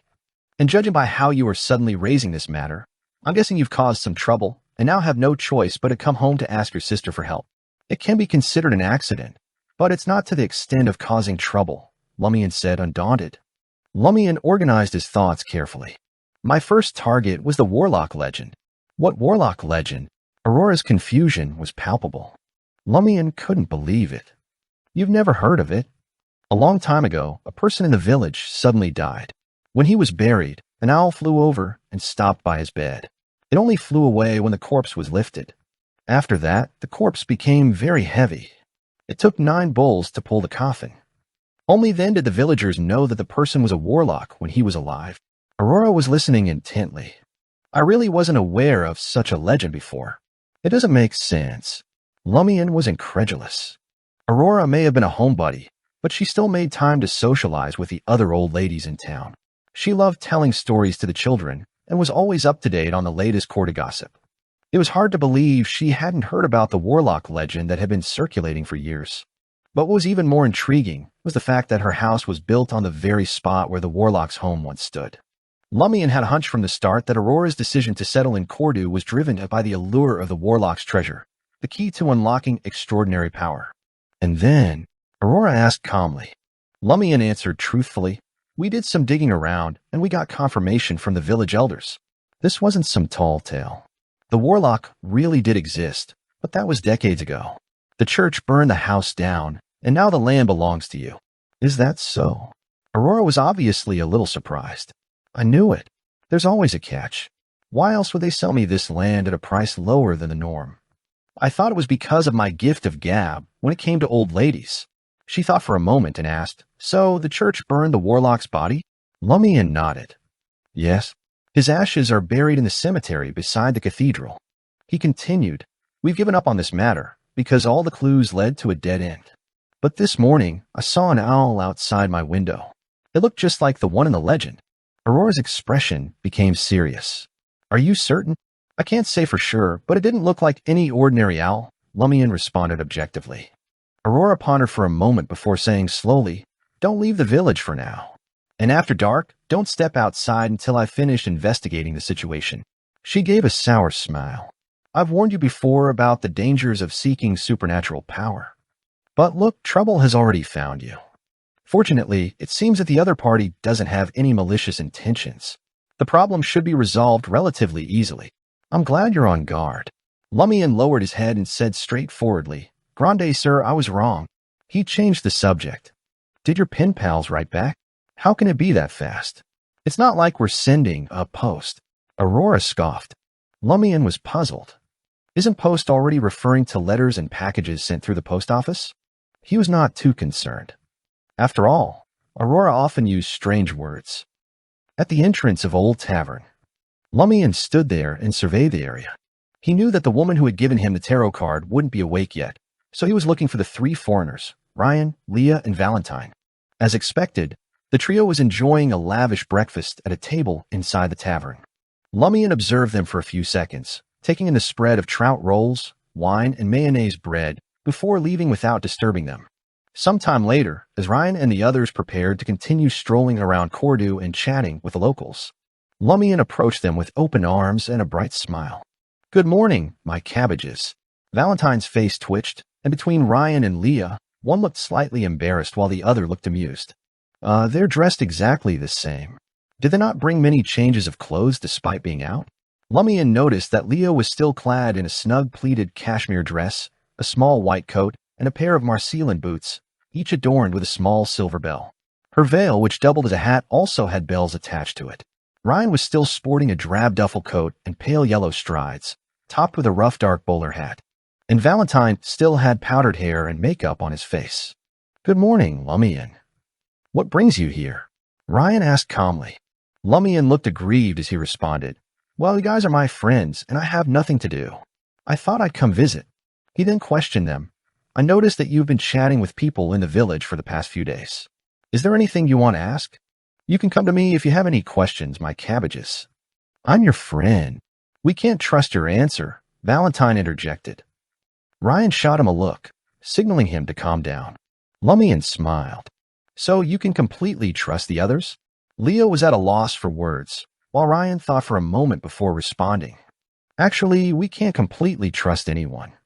We have to make a comprehensive judgment based on the answers we get from different people and the situation we observe." "That's more like it." Lumian spread his hands. "Well, then it wouldn't hurt to hear my answer. At least it's a reference." Ryan was silent for a moment before glancing around. The early morning in Cordu was bustling with people heading to the farmlands, but there was hardly anyone near Old Tavern. "Here's the deal," he said finally. "We're here to find someone." "The Padre?" Lumian asked with a smile. Ryan shook his head. "No. We visited the Padre to find this person." "Who is it?" Lumian asked with interest. "I know everyone in the village. I should be able to help." Ryan did not show any joy. "Actually, we don't know who this person is, how old they are, or what they look like.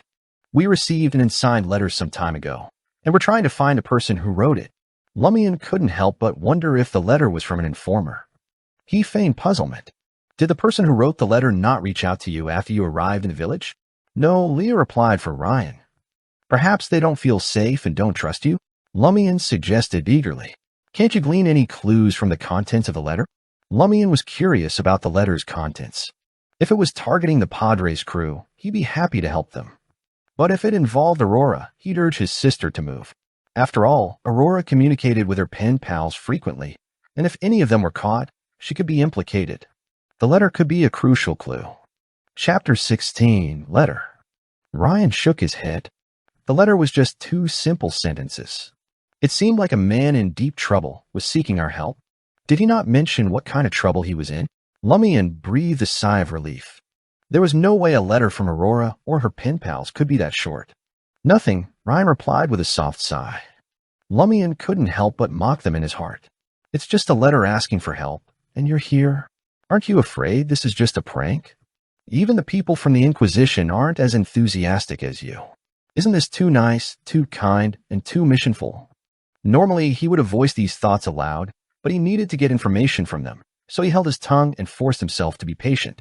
Despite his reservations, Lumian knew that Ryan wouldn't reveal the entire situation to him.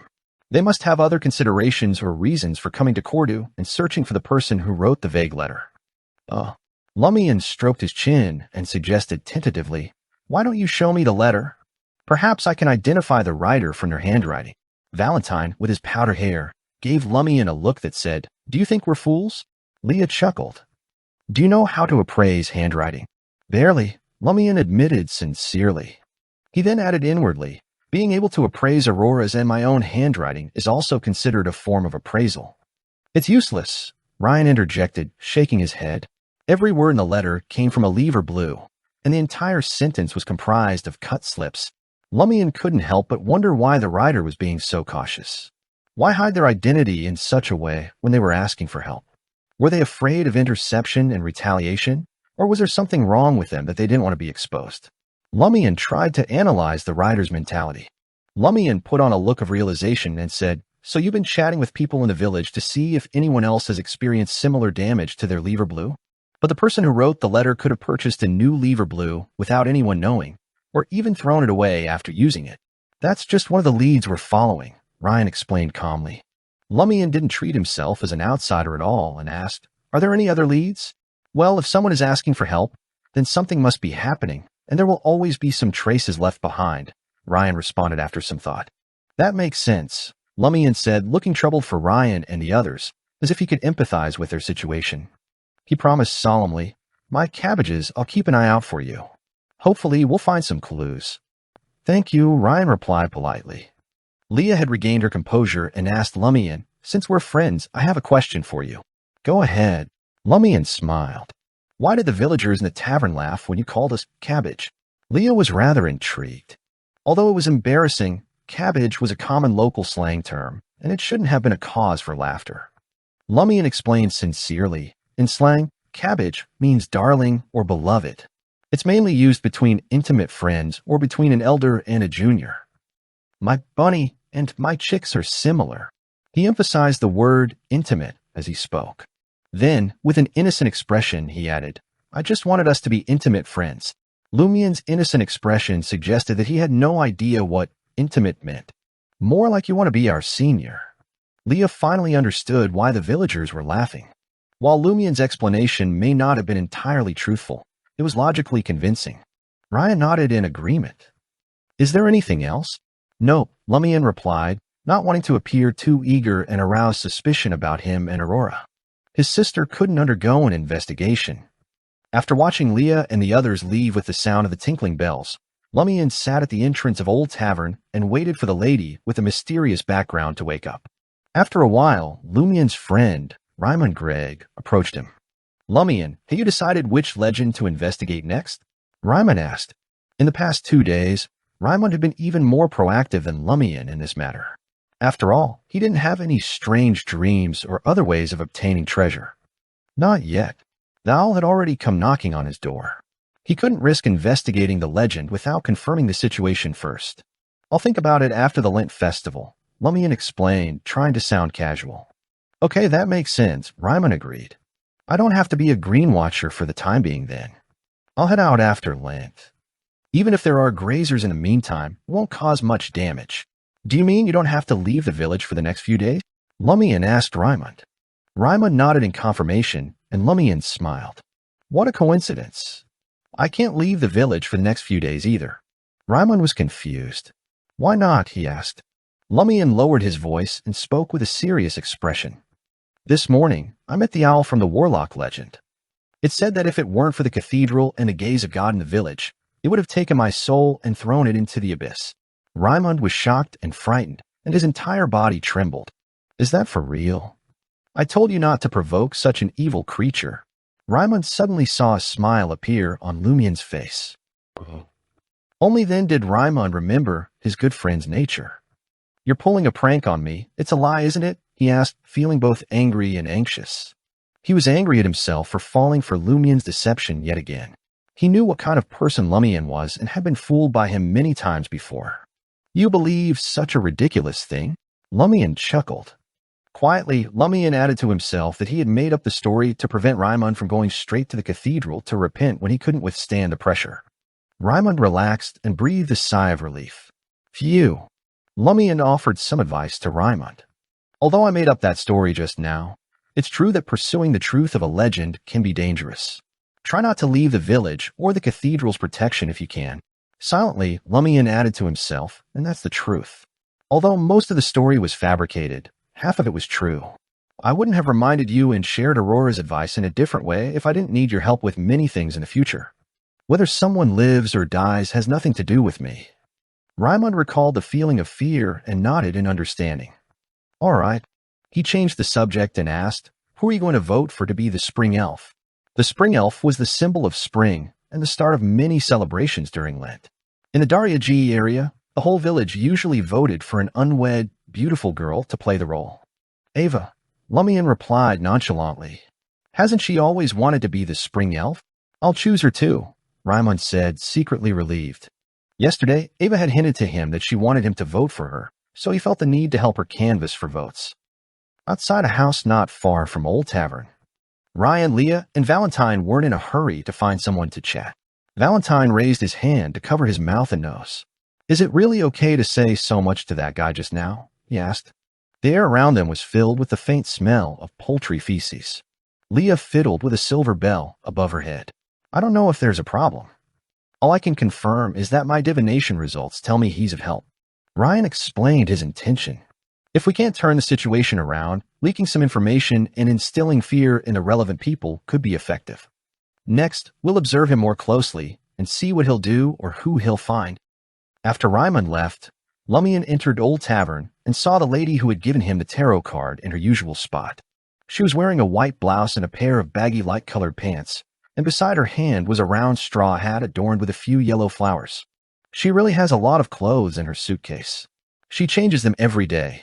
Unlike Leah and the others who looked so shabby, Lumian thought to himself as he moved closer and sat opposite her. During this process, he casually glanced at her breakfast, which consisted of a plump mince pie with a thin sauce, a few Darioles, cubed seasonal fruit, and a light-colored transparent drink with some impurities. This isn't something Old Tavern can provide.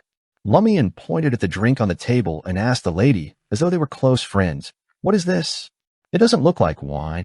It's called Venus Sacred Oil," the lady replied casually. "It's made from sugar and cinnamon water soaked in vanilla and mixed with poppies. It was invented by a bar in Trier. The word Venus came from Emperor Roselle.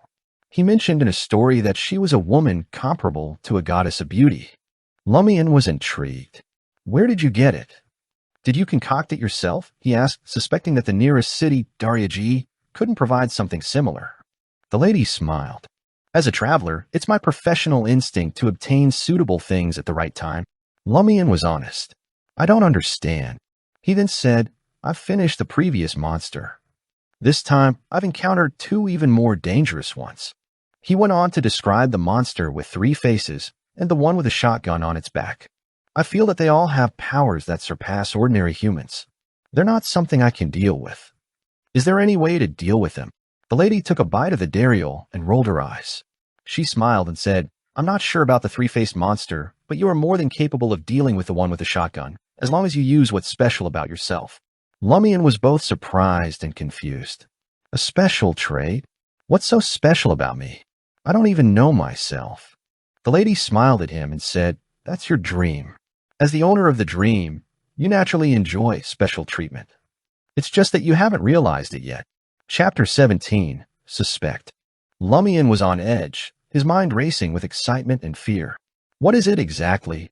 The woman took a leisurely sip of Venus sacred oil before replying in a calm, unhurried tone. You have to ask yourself that. Having said that, she lowered her head slightly and focused on enjoying her breakfast, giving the impression that she had no intention of continuing the conversation. Why do you keep parts of the matter untold and only answer at the next opportunity? Isn't this a waste of everyone's time? He couldn't help but feel inferior to her ability to infuriate others. Taking a deep breath, he forced a smile and bade farewell. Lumian obediently spent the rest of the day at home. This wasn't out of fear of the owl to the point of not daring to step out during the day, nor was it because he had nothing to do, but to avoid arousing suspicion. Lumian was determined to get to the bottom of the help-seeking letter that Leah and her companions had in their possession. He needed to find out what was written and who wrote it. The key to his investigation was to flip through every lever blue in the village and find the one with words cut out. As a villager, Lumian was best suited for this task, but he was hesitant to proceed after talking to the 3 foreigners. It could attract someone's attention and cause unnecessary trouble. This was a matter of life and death, survival or doom, and Lumian knew that even with Aurora's protection, he couldn't guarantee that the other party wouldn't take any risky actions against him. In the past 2 years, he had become better at figuring out the threshold required for pranks. This was due to his rich experience. He planned on visiting every family in a few days, using the excuse of pursuing the legends related to Lent. After dinner, when it was dark, Aurora returned to her bedroom to finally write a manuscript that was long overdue. Lumian entered the study planning to find some books related to dreams to read, hoping to gain some special inspiration for his dream. As they only had one battery-powered table lamp at home, which was being used by Aurora, he had to light up the kerosene lamp that had a pungent smell and was not great for illumination purposes. Carrying the kerosene lamp that emitted a dim yellow glow, Lumian quickly swiped his other hand across the backs of the books. Occasionally, he would choose a book and clamp it under his armpit. After a while, he returned to the table with 3 selected books. Just as he placed the books in his hand, Lumian saw the lever blue at home. It was quietly placed in a corner of the desk as usual, and the gray-blue cover seemed a little dusty. Upon seeing this lever blue, Lumian instantly thought of the book he had obtained in the dream ruins and the book that had been cut and meshed into a plea for help. He reached out and picked up the lever blue in front of him, planning to flip through the content to see which words were suitable for cutting and piecing into useful sentences. After flipping through a few pages, Lumian's gaze froze. There was an obvious hole in the notes attached to the current calendar page. A word had been cut out. No way. Lumian whispered, extremely shocked. He quickly flipped through the lever blue in his hand and found more than 10 words cut out. No way. Lumian whispered again, his reaction almost the same as before. The lever blue that Ryan, Leah, Valentine, and the others were searching for turned out to be the one at home. Not only had they not expected it, but Lumian had never even fathomed this possibility. It didn't even cross his mind. Amidst the indescribably complicated emotions, Lumian frowned. Could it be Aurora who requested help? Why did she seek help from the officials? Why didn't she tell me? Based on Leah and the others' behavior, their habitual choice to discuss matters with the Padre as soon as they arrived, and other details, Lumian made a preliminary judgment that they were officials. They could be from the government, Derige's Eternal Blazing Sun Church, or the God of Steam and Machinery Church. Lumian hesitated, his expression constantly changing. Finally, he made up his mind. He took the lever blue and walked out of the study to Aurora's bedroom. He planned on asking her directly and chose to believe in Aurora. Knock, knock, knock. Lumian bent his finger and knocked on the door. "Come on in," Aurora's voice sounded. Lumian turned the handle and pushed open the door to enter. Under the bright light of the table lamp, Aurora, who was wearing a two-piece cotton pajama set, had bound her golden hair with a headband and was engrossed in writing a story. "Did you cut this?" Lumian asked, interrupting his sister before she could speak. "Huh?" Aurora turned around in confusion, her eyes blank and distant, as if she was still deep in thought. Lumian handed over the lever blue, which had been flipped to the corresponding page, and stared into Aurora's eyes. "You didn't cut this?" Aurora gazed at it carefully for a few seconds before looking up in amusement. "Would I be so bored and childish? I'm steady, mature, and broad-minded, unlike you." Aurora's reaction was natural, and she didn't seem surprised or flustered that her secret had been exposed. Lumian didn't hide his confusion and asked, "But who would have cut out words from the lever blue? Wasn't it you?" Aurora sized up her brother. "After reading my novel, you planned on mimicking what you read and cut out words from books and newspapers to create a random letter to play a huge prank on the village. But before that, you wanted to see if you could fool me? Are you testing my deductive abilities? This really doesn't seem like Aurora's doing." Lumian's gaze was fixed on Aurora's face, not letting go of even the slightest change in her expression, but his sister's performance was flawless. "It wasn't me." Lumian frowned. "Who could have done it?" Aurora smiled. "Go on and play your little game of deduction. I have a manuscript to finish. If I have time tomorrow, I'll help you figure out the truth." Using extraordinary means, Lumian tersely acknowledged her words and stopped disturbing his sister's creation.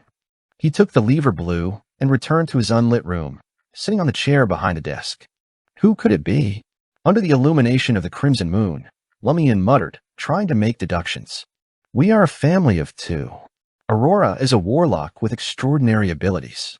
She won't let others ransack our home. If it's really not her, and in her words, when you have eliminated the impossible, whatever remains, however improbable, must be the truth. So, in the case of having only two choices, I'm actually the one who did this." For a moment, Lumian found it absurd and funny. "So I'm the criminal? Why don't I know that?" Lumian couldn't help but turn his body and look at the full-body mirror attached to the wardrobe. Under the crimson moonlight, his mirror reflection was wearing a linen shirt and brown pants. His handsome features didn't have a smile on them, and his expression was abnormally heavy. He was very sure that he had never cut out the content from the lever blue. To eliminate the possibility, he recalled his experiences in a past month. Although many details were already a blur, he was still very certain about what he had done. Bathing in the crimson moon's light that seeped in through the windows, Lumian muttered to himself, "Could it be that I did it when I was unconscious? While having that dream, I can sleepwalk in reality. No, that's impossible. Aurora said that she would watch me. If I really sleepwalked and cut the lever blue, she would have pointed it out just now. Moreover, the letter must have been sent during the day. I'm very awake during those times." Lumian eliminated himself and thought of other possibilities. Someone else who came here, perhaps? Although their family had few guests usually, it did not mean that they did not have any. Firstly, poor neighbors would come to borrow the stove or oven to smoke meat or make bread. Secondly, Lumian's friends would come to his house from time to find some simple novels to read or listen to his stories. Lastly, nasally Madame Poalis and a few other ladies visited Aurora from time to have a chat with her. Among them, Madame Poalis came the most. She even lent Aurora a pony so that Aurora could ride freely in the mountains. They were quite close. After all, in a village like Cordu, only an author like Aurora was worthy of Madame Poalis' friendship. Madame Poalis appeared very amiable on the surface, often basking in the sun with the other women and chatting with them, and even catching lice with them. She had a good reputation in the village. Although Madame Poalis and Aurora could be considered friends, Lumian did not like her at all. Madame Poalis would often introduce one of her relatives to Aurora and persuade her to get married and have children as soon as possible. It would be fine if Madame Poalis' relatives were nice, but every time Lumian asked around in Darige, he found that the other party either had bad character or was not very capable. They were about to fall into poverty, and none of them made the cut. The first time might have been a coincidence, but with it happening every time, Lumian bore a hatred for Madame Poalis. It's definitely impossible for those who come here to smoke meat or bake bread. There's always someone watching them. They won't be allowed to go up to the second floor. Raimund, Ava, and the others are also unlikely suspects. I'll accompany them the entire time. Madame Poalis, Nasely, and the other ladies have a certain chance. Every time they come, Aurora will keep them in the study to read while she prepares some snacks. If Madame Pualis is really a witch, then it's understandable that she needs to hide her identity from the authorities. Also, she is very careful to use other people's lever blue to avoid being traced back to her. Did she discover something when she was having an affair with a padre? Did she have to protect herself in this way? The more he thought about it, the more excited he became. He felt like he was about to lock onto a suspect. He stood up, paced a few steps, and suddenly walked downstairs. He didn't want to question Madame Pualis, nor did he plan to pry into her actions now. Instead, he planned to find Raymond or Guillaume Jr. and use their lever blue as a comparison to determine which words had been cut out and what sentence could be formed.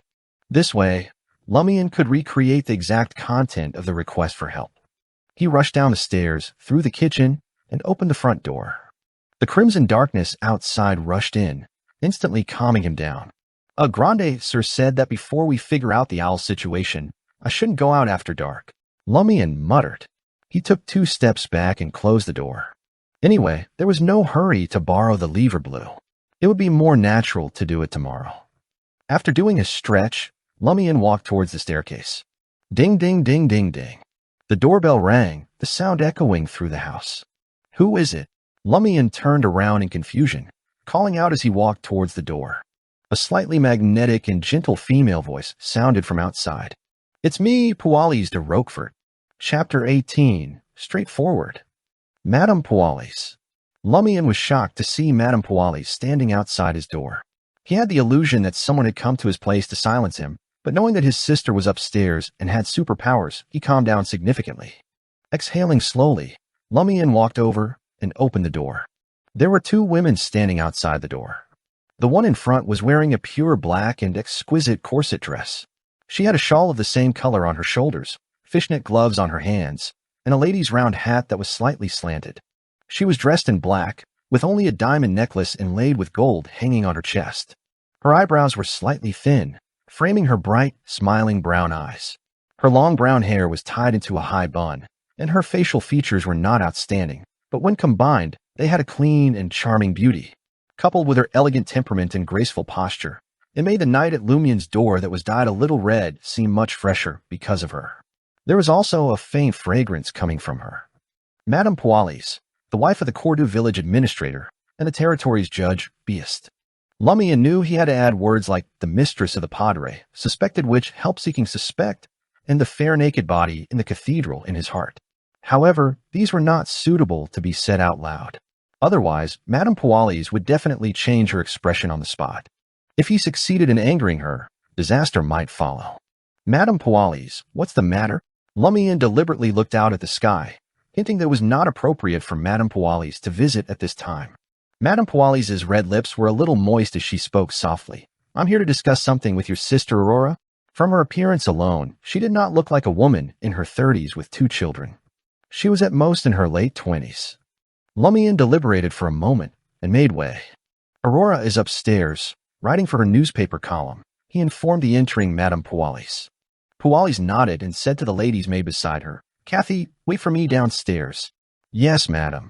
Dressed in a black and white lady's maid outfit, Kathy took a few steps towards the warm stove.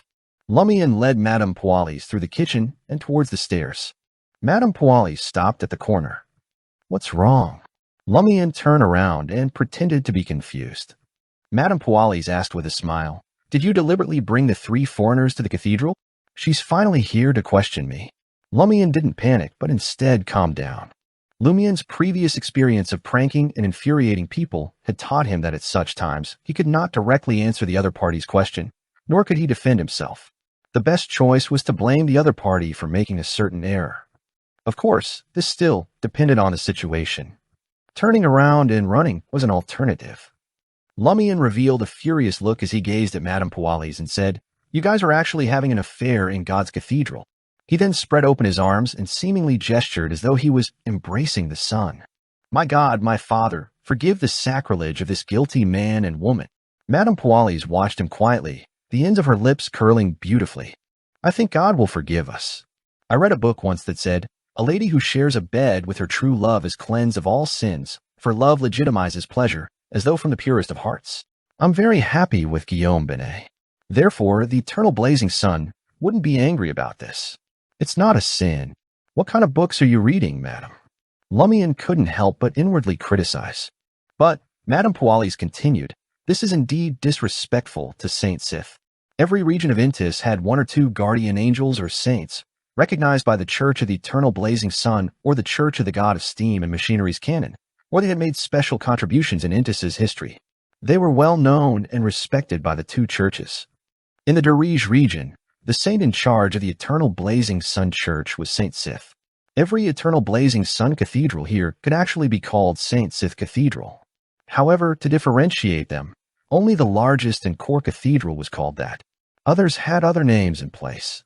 Therefore, Madame Pualis and the Padre having an affair in the cathedral was equivalent to Saint Sith's butler secretly bringing someone home and doing the deed in his master's bedroom. It was a great disrespect to the patron saint. That's right, Lumian nodded solemnly. Isn't the Padre ashamed? Madame Pualis burst into laughter. After laughing, she said to Lumian, back then I also persuaded him. I said, oh la la, how can we do such a thing in the cathedral of Saint Sith? Guess what the Padre said? He said, oh, then Saint Sith might have to put up with it a little. Lumian, who was inexperienced in such matters, was momentarily at a loss for words. He's blaspheming the saint. He finally managed to force out this sentence. Madame Pualis looked like she was reminiscing. That's how he is. He's bold and direct, like a bandit who breaks through the door to your soul while swearing curses. He's completely different from the gentleman in Darij. Perhaps that's why I slept with him. That's just the normal behavior of some men in heat. Not to mention Saint Sith, even if a deity was there, he would make him wait. Despite his lack of experience, Lumian had read enough novels written by Aurora to know a thing or two about human desire. This belongs to having his mind controlled by his lower body. No, his head was already empty during that period, filled with another liquid. Madame Pualis smiled. I know that's the reason, but he did appear very charming in that situation. Hey, you're indeed an inexperienced young man. Don't you know that the same words will make people feel differently in different environments and moods? I remember the first time I had sex with a Padre. He stood there, looked me in the eyes, and said to me, Pualis, I want to go deeper in understanding your body and mind. If it were any other time, I would only find him a crude and vulgar pervert. I would have called for help to stop him, but at that time, my body went limp. The mood was just right. Madame Pualis smiled charmingly. It's like if I had my eye on any man, I'd say to him, how does my place tonight sound? If he really comes, I'll bring him straight into the bedroom and tell him, I want to make love with you. I love you. Lumian, as a man, how would you answer at a time like this? Lumian usually told dirty jokes to the men in the village. Although he was a little uncomfortable, he managed to keep his composure. He tried his best to recall the stories his sister had written and the novels written by other contemporary authors. After some deliberation, he said, Madam, you are my sunshine. Very talented. Madame Pualis complimented.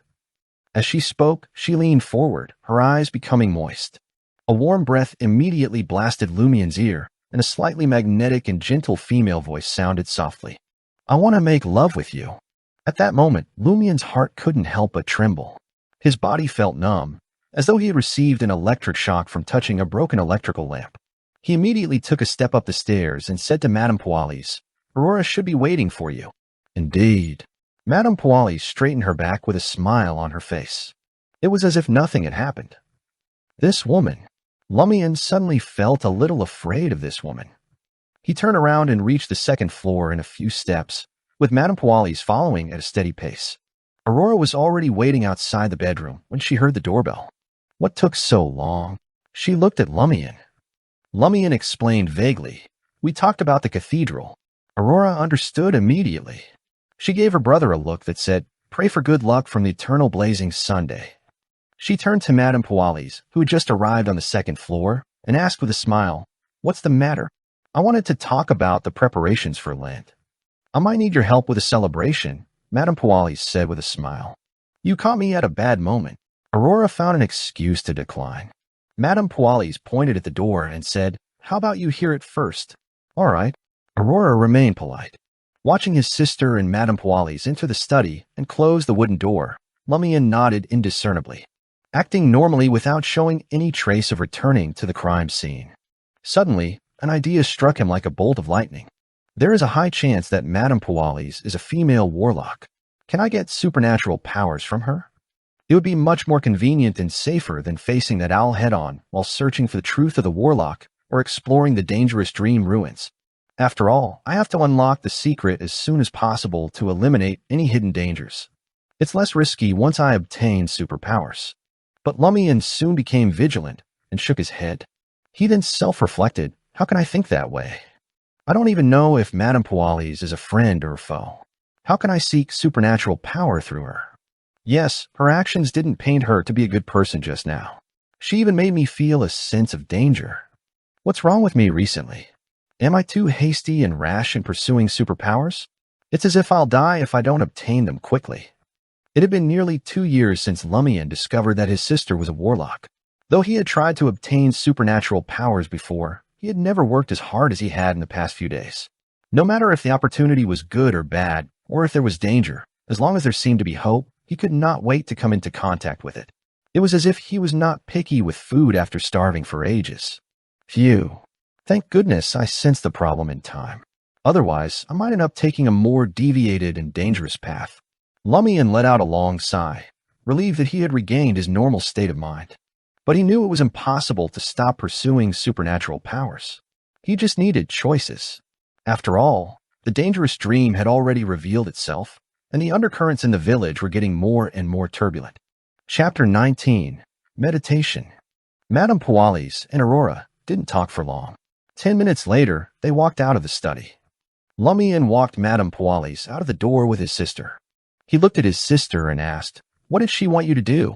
Aurora pouted and replied, "She wanted me to be the lead singer at the praise celebration, but I refused." Cordu Village's Lent festival had 3 segments: spring elf blessing tour, waterside ritual, praise celebration held in the cathedral. The last segment mainly consisted of playing musical instruments and choral singing. In the Daryaji region, the lead singer was often from the cathedral choir, but Cordu could only seek out singers who were good at singing as alternatives. As for musical instruments, the villagers didn't worry about it. In villages with shepherds, music or musical instruments were indispensable in their daily lives. Shepherds lived in the wild all year round, either in shacks or pits. Other than their companions and sheep, the most common thing they interacted with was the flute they carried with them. Apart from grazing, playing cards, and chatting, playing the flute and using music to comfort oneself was something almost every shepherd would do. It was precisely because of this that the phrase used to describe a shepherd in a difficult and impoverished situation was, "He doesn't even have a flute." With so many shepherds around, it was inevitable that the other villagers of Cordu would be affected. When they gathered and chatted in the square, there would always be someone playing an instrument, causing the melodious melody to reverberate. Lumian was pleased to see his sister being steadfast. "Okay," he said with satisfaction. Joining in the celebrations was enough. If one wanted to take center stage, it would be a waste of time and could attract unnecessary attention. In order to protect his eyesight, Lumian read for a while, then decided to wash up and turn in early. He considered how to safely test what was special about him in the dream. The lady's suggestions had proven accurate several times in a row, making Lumian unconsciously believe her completely. In the dead of night, Lumian entered the dream again and woke up there. He checked his pockets and confirmed that the 217 vril d'or and 25 kopit were still there. Letting out a sigh of relief, Lumian picked up his axe and steel fork and headed downstairs to the stove. The fire had already been extinguished. The clock continues spinning when I'm not dreaming. Lumian frowned slightly. How could there be anything special about him in such a real dream? The clock continues spinning was a common saying in the Daryaji region, meaning that time waited for no man and never stood still. In the bedroom he deemed safest, Lumian put down his tools and undressed. He walked to the full-body mirror attached to the wardrobe and checked his body inch by inch to see if there was anything different from reality. Nothing out of the ordinary. Mentally special? Lumian wasn't in a hurry to put his clothes on. Instead, he walked back to the bed and sat down cross-legged, like his sister often did when meditating. Aurora had previously taught him some superficial meditation techniques that did not involve mystical elements to foster lucid dreams. Now Lumian wanted to try and see if he could sense anything special about his mind and body in the completely quiet scene. The first step was to regulate his breathing. Lumian deepened his breathing and slowed down the corresponding frequency. As he took slow, long, and rhythmic breaths, Lumian slowly emptied his mind. At the same time, he outlined a red sun in his mind and focused all his attention and thoughts on it to eliminate other messy thoughts. Aurora had instructed him to choose objects that represented light during meditation, in case he was targeted by vile evil things. As a believer in the eternal blazing sun, Lumian's first reaction was to visualize the sun. Gradually, his mind calmed down, and in his perception, the entire world seemed to have only that red blazing sun left. Suddenly, Lumian heard something. It seemed to come from an infinite distance, yet was ringing in his ears. The sound was unclear, but had inklings of rumbling thunder. Amidst the indescribable buzzing, Lumian's heart began to race. It was as if someone had inserted a chisel into his head and stirred it a few times. An intense pain erupted, and the blazing sun turned as red as blood and quickly dyed black. The scene in his meditation shattered. Lumian's eyes snapped open, and he gasped for air. He felt like he was about to die.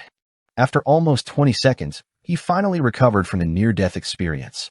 He instinctively lowered his head and examined his body, noticing something strange on the left side of his chest.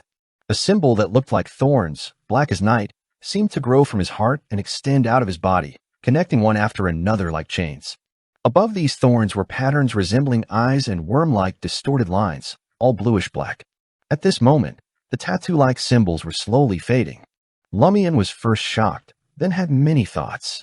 He quickly got off the bed and went straight to the full-body mirror, aiming his back at it. Then he tried his best to turn his head left to check the situation on his back. He could barely see the chain made of black thorns drilling into his body from his back.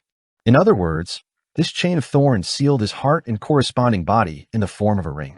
Lumian analyzed what was special about him that was unlike reality until the symbols completely faded and disappeared. The black and bluish-black symbols are different, and the bluish-black one looks familiar. Yes, it's very similar to the old man I helped when I was wandering. It was also from that time that I began to have dreams with large amounts of fog. Lumian found the symbols to be special but meaningless, which left him feeling disappointed. The process of making them appear was extremely painful, pushing him to the brink of death. In a state that nearly knocked him out, what was the difference between facing the monster with a shotgun and delivering food to it? And if he waited until he had the strength to fight again, the special trait would have almost disappeared. It was cold in the dream, like early spring in the mountains. Lumian found it uncomfortable being naked, so he quickly put on his clothes.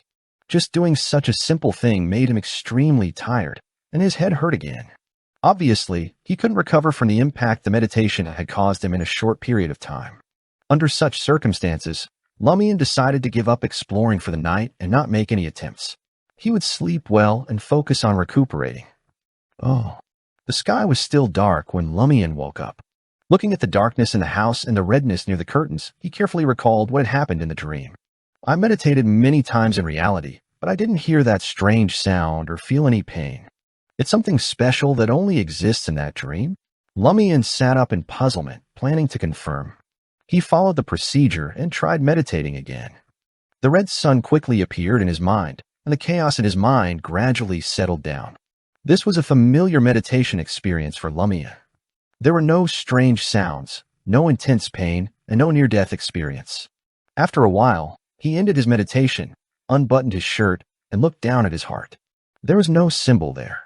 Indeed, that's the special trait of the dream. It can't affect reality.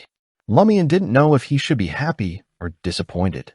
He raised his head and looked at the curtain that blocked the windows.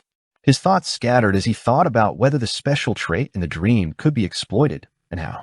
At that moment, he saw a small shadow outside the window. Lumian's pupils dilated, turning high-strung as his instinctive reaction was to call out to his sister. But then he remembered that he was at home and Aurora had said she would watch over him, so she should have sensed it. Slowly and carefully, he approached the window, waiting for his sister to call an end to his actions. But Aurora did not appear.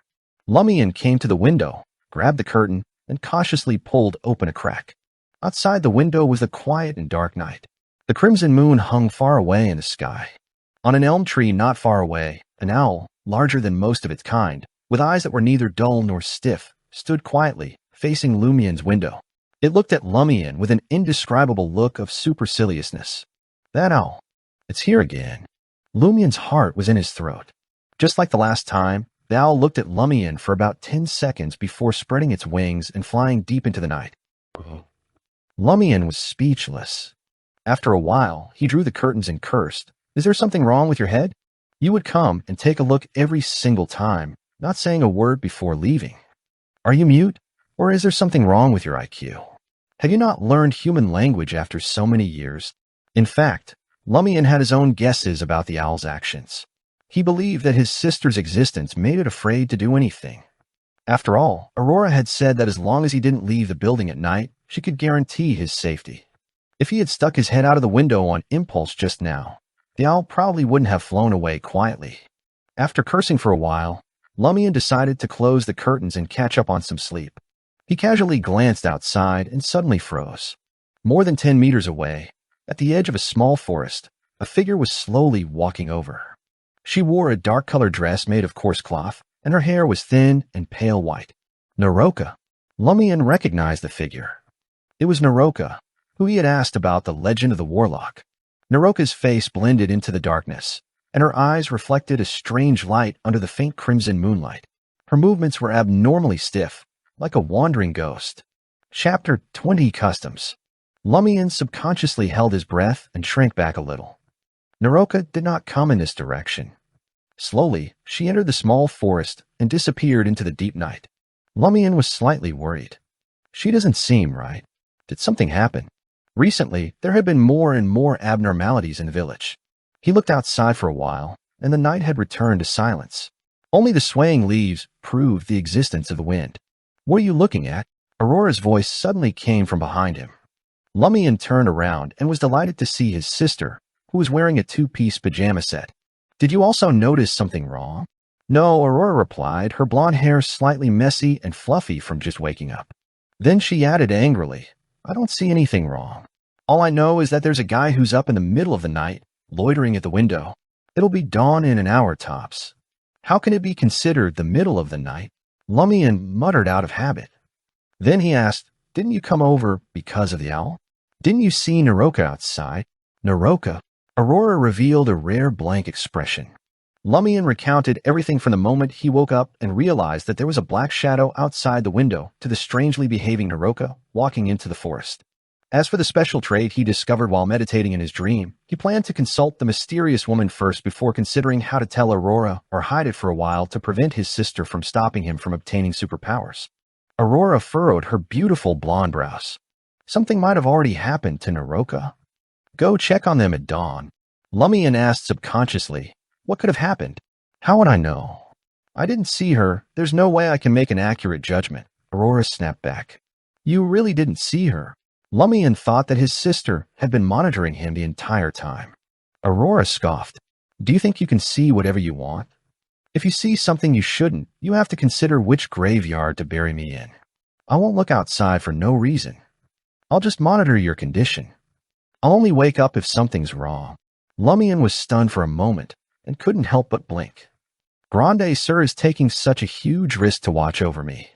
Aurora added earnestly, that's why I'm telling you. Don't look at what you shouldn't see and don't listen to what you shouldn't hear. Pursuing extraordinary power is a very dangerous thing. Got it? Lumian nodded solemnly. At the same time, he thought to himself, it's precisely because it's dangerous that I can't let you go at it alone.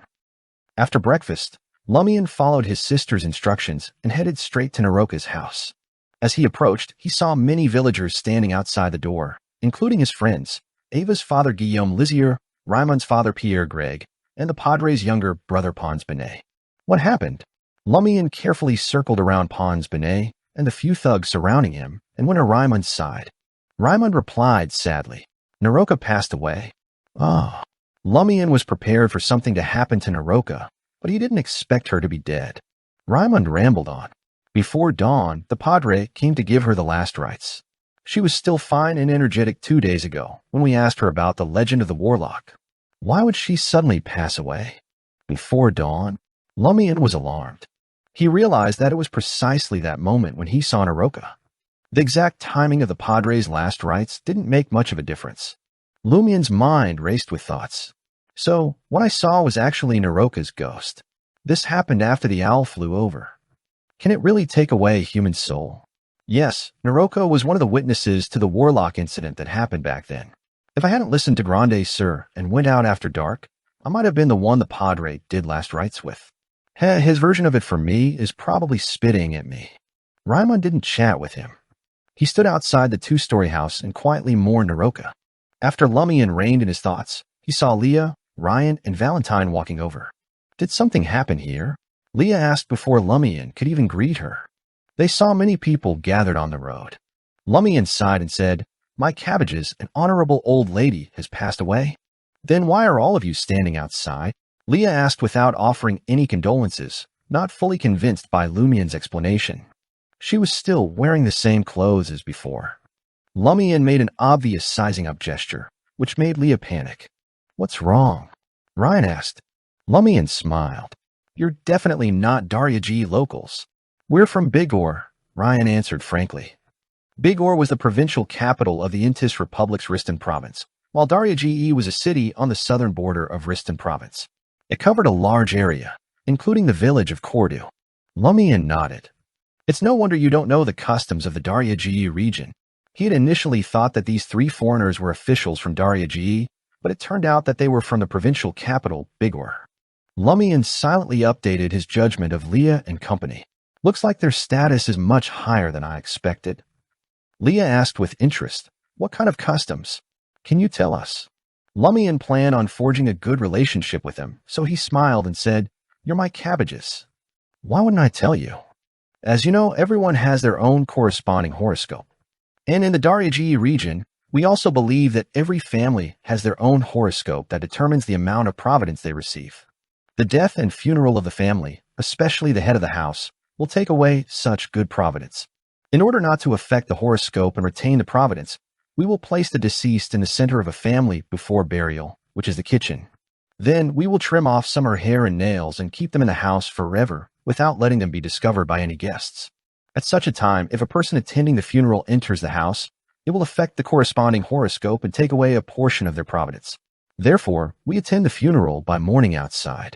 At most, we will look in from the door and wait at the cemetery beside the cathedral." "I see." Ryan nodded in understanding. "It's the same as how every cathedral in every region has holy bones stored. The sage is forever where a part of their body is." He turned to face Naroka's house, removed his top hat, placed it against his chest, and began to mourn. Leah and Valentine also expressed their condolences. When they were done, Lumian said to them, "I went to the door to look at her. I'll see you later, my cabbages." "Okay." Ryan replied with a gentle nod. Lumian lowered his voice and added, "I'll help you find that lever blue." Before Leah and the others could respond, he stepped to the side and smiled. "Why do you wear the same clothes every day?" "We can't care too much about appearances when we are out in a foreign land for extended periods," Ryan explained simply, while Leah subconsciously touched the silver bell hanging from her veil. After bidding farewell to Valentine and the others, Lumian walked to Naroka's door. He had to queue for a while before it was finally his turn. Lumian stood by the door and looked at the kitchen ahead. Naroka's corpse had not yet been placed into a coffin. It was lying quietly on a simple bed made of a few benches. Her nails had been trimmed, and her thin white hair was much neater than before. Her face was pale, and her wrinkles deepened the lines on her face. Lumian didn't dare to look at her for too long. Compared to when I saw her before dawn, her face is even whiter, Lumian thought to himself as he made a slight bow before leaving the door. On the way to the cemetery with Raimund, Lumian suddenly slapped his head. "Sacred Blue, I forgot to inform Aurora. What are you waiting for?" Raimund asked, understanding the importance of keeping Aurora in the loop. Aurora didn't enjoy being out most of the time. She really wasn't kept in the loop if not for her brother. Lumian saw an opportunity and said, "Coincidentally, this place isn't far from your place. Lend me your lever blue for 2 days. A few pages of mine have been gnawed away by rats, so I need to copy it." "Okay," Raimund agreed. In any case, there was still some time before the burial.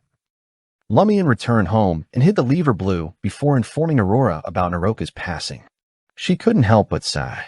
As expected, something happened. "I wonder if it was caused by that owl."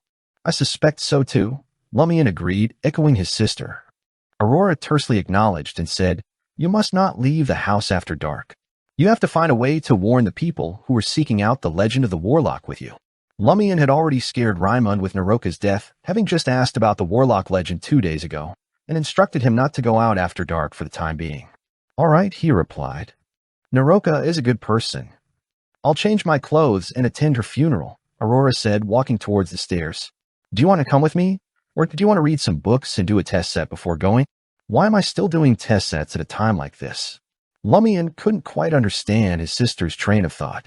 Considering that he had to compare the livres bleu, he said to Aurora, I'll do a paper before I go. Very good. Aurora was rather pleased. After Aurora left, Lumian's expression darkened. He went up to the second floor and entered the study. He took out the livre bleu that he had borrowed from Raimund and compared it to the one at home where part of the words had been cut out. Time slowly passed as Lumian pieced together the corresponding words one by one and wrote them on a piece of paper. He made adjustments according to the length of the two sentences, and soon the contents of a possible request for help appear in front of him. We need help as soon as possible. The people around us are getting weirder. Chapter 21 Response. Lumian fell silent, his eyes glued to the restored request for help.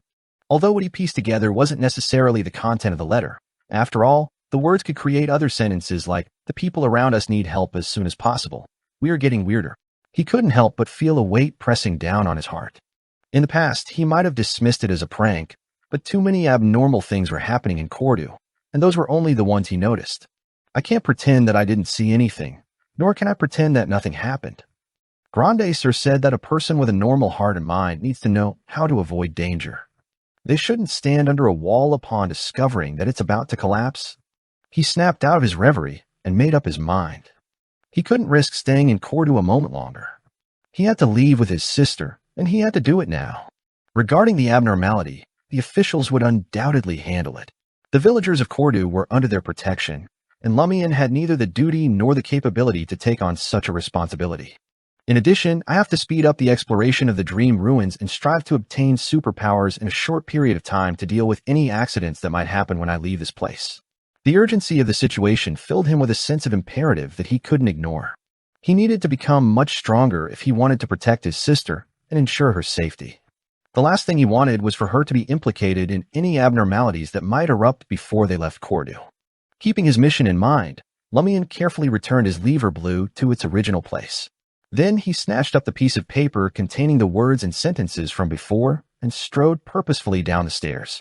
He made his way over to the stove and tossed the piece of paper into the hungry flames. Once outside, Lumian wasted no time in making his way straight to Old Tavern. But as he approached the door, he found it tightly shut, a clear indication that the owner and bartender, Maurice Benet, had likely gone to attend Naroka's funeral. Still, Lumian knew that as a part-time hotel, it was impossible to lock all the doors during the day without inconveniencing the guests. So he headed for a side trail and slipped in through the back door. Climbing up the stairs, Lumian scanned the hallway, but saw no one in sight. Thud, thud, thud. Lumian's footsteps echoed as he ascended the stairs to the second floor of the inn. He paused outside the door of the enigmatic woman's room, examining the doorknob for any sign of a Do Not Disturb placard. Finding none, he inhaled deeply and exhaled slowly, steadying himself. With a bend of his finger, he rapped lightly on the door. Knock, knock, knock. He knocked 3 times in a row, but there was no movement inside. Knock, knock, knock. No answer. Lumian tried again, rapping more firmly this time. He pounded on the door, but the room remained silent. She's not here? Lumian frowned. She went to attend Naroka's funeral?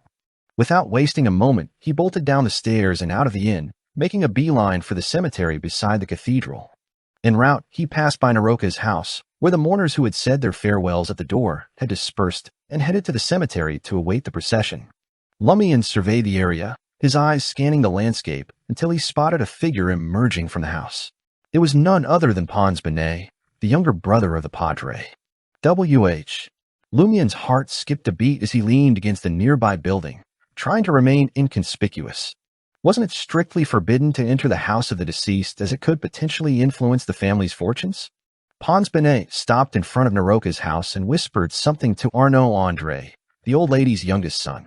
After a brief exchange, Pons Benet departed, leaving Arnaud to lock up the house and make his way to the cemetery. Naroka's death is indeed a little peculiar. Lumian frowned and muttered to himself silently. He now felt that perhaps the owl wasn't to be blamed for Naroka's death. It was more probable that the Padres group has something to do with it. The owl might be simply adhering to its duty of taking souls from the dead in Cordu. It just happened to stop on the way and observed Lumian for a while. Of course, Lumian had an even more terrifying guess. What if the Padres group and the owl are connected? Their peculiarities and clandestine activities could be attributed to the warlock's remains. Before exiting Cordu, I should find an opportunity to share my thoughts with Ryan, Leah, and company. I hope they'll uncover the truth and put an end to the issue expeditiously. Lumian averted his gaze and mumbled to himself as he headed towards the eternal blazing sun cathedral. Despite appearing somber and solemn during the funeral, Lumian kept a watchful eye on each villager, hoping to detect any abnormality in their demeanor. Alas, his efforts yielded no fruit. Nonetheless, he had a sneaking suspicion that some of the villagers were wearing a facade. Additionally, the enigmatic woman who had bestowed upon him the tarot card was nowhere to be found at the cemetery. Oh. As the evening descended upon the semi-subterranean two-story abode, Aurora fixed her eyes on her brother, Lumian, and demanded, "Where's your script? Let me see it." Lumian's expression turned serious as he replied, "I have something to tell you." Aurora scanned his face. "Did some wild animal in the village chew your script again?" "No," Lumian whispered, his voice low. "I found out something from those foreigners." Aurora's smile faded as she nodded, gesturing for him to continue. Lumian revealed how Ryan and his gang were snooping around, investigating a letter and the peculiarity of the lever blue at home. He spoke of his suspicions regarding Madame Puali's and the letter's contents, which he had unearthed using Rymon's lever blue. Finally, he suggested, "We have to leave the village as soon as possible and head to Darige." "No, Bear. We'll stay there for a while." Aurora didn't respond right away. She mulled over Lumian's suggestion for more than 10 seconds. "This is indeed the best choice for now. However, there's a problem. If we suddenly bolt from Cordu while the officials are investigating, want to draw attention to us? Will they intercept us and make us the focus of their investigation? It's fine if I'm not a Beyonder, but I'm an unofficial Beyonder. I'll be captured and cleansed by the Inquisition." Lumian was out of his depth, an amateur in a sea of seasoned veterans. The problem at hand was a conundrum that he had never faced before, and for a moment he was at a loss for words. He finally managed to stutter. "So what's the plan? We break out and hide in another city, another country." "Oh, Lumian, you are overestimating me," she said. "Those 3 foreigners are more powerful than you think. If there was only 1, I might be able to take them on, but 3? And what if there's an ambush outside the village? Maybe they're just waiting for us to make a run for it." Lumian was speechless. He had to admit, compared to his sister, he was still green behind the ears. He just didn't have the same level of experience or the sharp attention to detail that she possessed. "You're too impulsive," Aurora said, shaking her head. "But I suppose that's to be expected. After all, what young man doesn't have a bit of fire in his belly?" She paused for a moment. "Tomorrow morning, you're going to do me a favor. Head over to the administrator's office and help me send a telegram to Novel Weekly. Ask them when their next author salon will be held." Aurora was a beloved columnist for Novel Weekly. Only the administrator and the padre possessed a telegram machine, reserved for emergency communications. The villagers could use it, but at a cost in Vrildor. Aurora saw Lumian's confusion and quickly explained her plan. "Novel Weekly has been begging me to promote my work in Trier, but I've always refused, including the most recent author's salon. However, if I ask them to invite me now, they'll jump at the chance and even reimburse our train tickets. Our departure will seem ordinary, and even if we're being watched, we won't be suspects. I can temporarily trick them when the time comes. As long as we don't let the abnormality corrupt us, our chances of slipping out of Cordu are high." Lumian breathed a sigh of relief. "All right," he said. In just a few seconds, Lumian posed an intriguing question to Aurora. "Aurora, a grande, sir, is Beyonder a term for people with superpowers?" "Yes," Aurora replied, choosing not to elaborate any further. However, Aurora then flashed a sly smile and said, "So, you're really going to abandon your friends and flee from Cordu?" "I must have missed the part where that's my problem," Lumian snorted in response. Keeping his sister safe was his top priority at the moment. Aurora clicked her tongue and laughed. "Oh, Lumian, you're such a delight. Say that again, would you? How many times have you said that before? And yet, every time, you either quietly offer your help or give them a pretend warning," Aurora continued. Those were trivial matters. Lumian defended himself. However, the abnormality they faced now was a real threat to his sister's safety. Okay. Aurora sighed, not wanting to argue with the kid. "Let's get dinner ready. It's your turn to cook today." Lumian grunted tersely and headed towards the stove. Oh. The night was dark, the crimson moon obscured by thick clouds. Lumian finished washing up and lay down on the bed. A visible worry crept onto his face. Aurora's response wasn't bad, but Lumian was worried that the anomalies in the village would erupt at any moment while they waited for Novel Weekly's reply. Lumian was desperate to increase his strength, and obtaining superpowers in the Dream Ruin seemed like the easiest option. However, he hadn't been able to find that lady all day and didn't have any corresponding suggestions. He was left with no choice but to try it out himself. The situation was like a nocked arrow, ready to fire, and Lumian couldn't afford to hesitate. Without hesitation, Lumian composed himself and slowly drifted off to sleep. Chapter 22. Arrangements. Lumian awoke to the world shrouded in a faint, gray fog. With practiced ease, he bounded out of bed and rushed to the window. His gaze fell upon a mountain, a towering behemoth of brownish-red stones and reddish-brown soil that loomed in the wilderness beyond. Despite its modest size, a mere 20 or 30 meters tall, the mountain seemed to stretch endlessly upwards, piercing the very heavens themselves. Lumian found himself using the words mountain peak to describe it, so profound was its impact on him.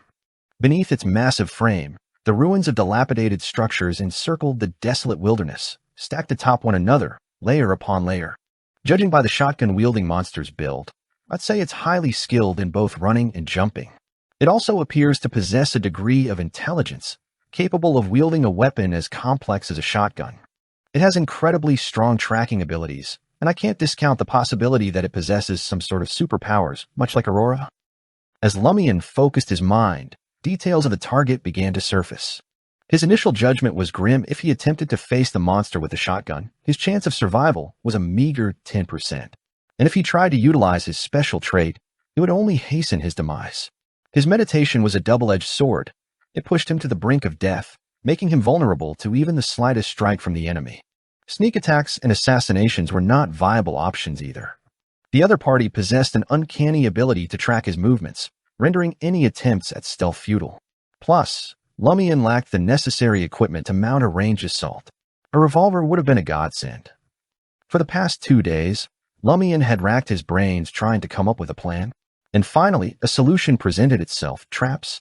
He had ventured deep into the mountains with the village hunters, where he mastered the art of setting traps. Since then, Lumian had become a pro at pulling off a few practical jokes. Lumian's initial plan was to use oil as a weapon. His idea was to fill a large bucket with oil, tie a rope to it, and hide it somewhere high. When his target approached, he would yank the rope, causing the bucket to tip over, drenching the unsuspecting victim with oil. Then, he would light a torch and toss it at them. However, after some deliberation, he gave up on the idea. On the premise that the creature had strong tracking abilities, he knew he had to overestimate its sense of smell. The smell of oil was quite obvious, and if he used other stronger smells to cover it up, he wasn't sure if the other party would react differently. The monster might even be able to distinguish even the slightest abnormality, like wild dogs. In the end, Lumian chose to dig a deep pit and plant stakes at the bottom. He knew that there was a certain problem with this plan. With the tracking abilities displayed by the monster, there was a high chance that it would discover the anomaly in advance and see through the trap. Lumian's response was to find a way to exploit its blind spots and lower its guard. His weapons were inferior to the creature's, but he hoped his intelligence could give him the upper hand. As a human, he had one advantage: his brain. At least from our last encounter, it possesses a certain degree of intelligence, albeit not quite that high. Lumian comforted himself, but he refused to let this lull him into a false sense of security. He would plan assuming that the creature had the cognitive abilities of an average human being. Someone like Pons Benet. No, that guy's IQ is lower than a pile of rocks. If it weren't for all his goons, I'd have him bowing down to me and calling me daddy. After a moment of contemplation, Lumian raised his expectations of the monster. Yes, treat it like an uneducated padre. He gazed out the window again, his eyes fixated on the wilderness between his dwelling and the ruins. This place was closer to the safe zone, making it the ideal location for his hideout.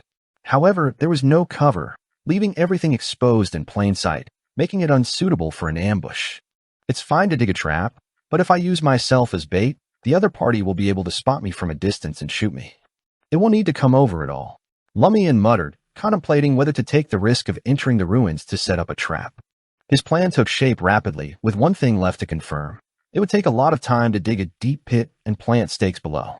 Lumian couldn't expect the other party to wait until he was done. After a moment's reflection, Lumian opened his arms and made an embrace the sun gesture, He prayed more fervently than ever before. My God, my Father, please bless me and aid me in dealing with that monster. Praise the sun. There was no 100% certainty for most things in the world. Lumian didn't hesitate for a moment. He grabbed the pitchfork and axe from the bedroom and proceeded to the study. Considering the target's weapon, Lumian knew he had to switch up his protection gear. He shed his cotton clothes and lashed hardbound books to his chest and back with a rope. This was makeshift paper armor. He vaguely remembered his sister warning him about the potential for internal injuries, but he couldn't afford to worry about that now. He stretched to make sure the weight of the books wouldn't impede his fighting abilities, then donned his leather jacket and headed down to the ground floor to gather materials for his trap. Not long after, Lumian's grip tightened on the shovel and bundle of ropes at his waist, one for climbing and the other for crafting rope nets to replace the tree branches. He breathed deeply, steeling himself for what lay ahead, and gripped the iron axe in his right hand as he opened the door. A faint gray fog crept through the wilderness as Lumian approached the mountain, the peak now dyed in blood. Lumian made his way through the eerie silence, creeping towards the edge of the ruins. With caution, he walked a distance to the side and tossed his shovel, pitchfork, ropes, and other gear into a dark corner of a collapsed building. With only his trusty axe in hand, he returned to the spot where he had entered the ruins. Moving quietly and deliberately, Lumian crept deeper into the ruins without drawing attention to himself. When he finally reached a spot where the three-faced monster had scared him off last time, he paused for nearly a minute before turning back. Halfway there, he began to detour, circling back towards the collapsed house where he had stored his tools. As he approached, Lumian scanned the terrain, searching for a suitable location to set up his trap. There's a relatively wide and short crevice here. With a little modification, it'll make an excellent trap and save me precious time. As for the other one, well, that might take a while. But I'll just have to hope the monster won't find me too quickly. Lumian retrieved his shovel and other gear, turned back to the chosen location, and set to work. After modifying the crevice, Lumian wielded his axe and sliced off a jagged piece of wood, then inserted it into the trap's base. He crafted a net from rope, draping it over the trap before covering it with soil, ensuring that it blended seamlessly with its surroundings. With everything in place, he began to mimic the monster tracking him. If this creature is as perceptive as I think it will sense the trap and avoid it, perhaps leaping over it in a single bound. However, it would inevitably reach this spot. I need to be here, so it spots me the moment it arrives. Lumian measured the distance with his feet and confirmed his line of sight before settling on a relatively intact wall. He squatted there and confirmed his line of sight. Then he began to dig a second trap. This was a trap specifically designed for normal humans. Lumian knew that when someone had managed to track down their target and easily realized that the other party had laid a trap for them, only to discover that the enemy was lying in wait nearby, they'd probably get cocky. Their thirst for success would overwhelm them, and they'd ignore the possibility of a second trap, eagerly lunging at their prey. It was a classic flaw of people with pedestrian intelligence. Lumian just prayed that the monster didn't possess the average IQ of a human. If it did, he had no choice but to bolt. Odds were he'd be ensnared and left to die in the wild, with a slim chance of making it back to his house and hiding in the safe zone. Corda's abnormality had forced him to make a dangerous choice. With every passing moment, Lumian grew increasingly wary. Even though he had set up the second trap, the monster with the shotgun had yet to make an appearance. The same held true for the other monsters. At last, Lumian began to relax. After stowing away his shovel and other supplies, he stood tall, spreading his arms wide. Praise the sun, he exclaimed with renewed vigor. Lumian shrank back against the wall and fell to his knee, his eyes fixated on the first trap. There was no clear line of sight to the path he took, obstructed by a collapsed building looming in his way. He waited there patiently, his heart thumping in his chest. Lumian could feel the adrenaline pumping through his veins, and the sensation was unprecedented. As a vagrant, Lumian had encountered his fair share of enemies who were bigger and brawnier than him. But they weren't looking to off him. They just wanted his grub, dough, and a decent spot to catch some Z's. Even if someone happened to die in the scuffle, it was chalked up to an unfortunate accident. But now the adversary he was up against was a monstrous creature that didn't abide by human laws or morals. And it was exponentially stronger than Lumian. Hell, it might even possess a few superpowers. If his scheme went sideways, the outcome was all but certain. Thump, thump, thump. Lumian's heart was about to leap out of his chest. Everyone wanted to live the good life, and Lumian was no exception. Breathe in, breathe out, breathe in, breathe out.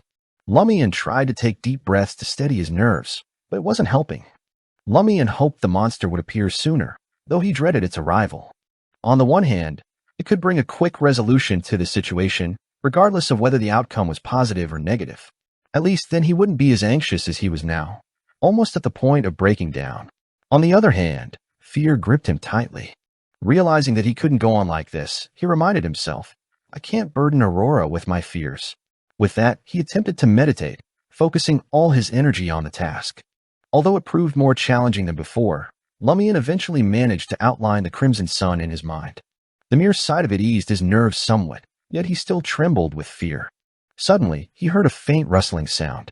It was as if a shepherd was approaching quietly through a nearby pasture, hidden from view. Chapter 23. Combat Intelligence.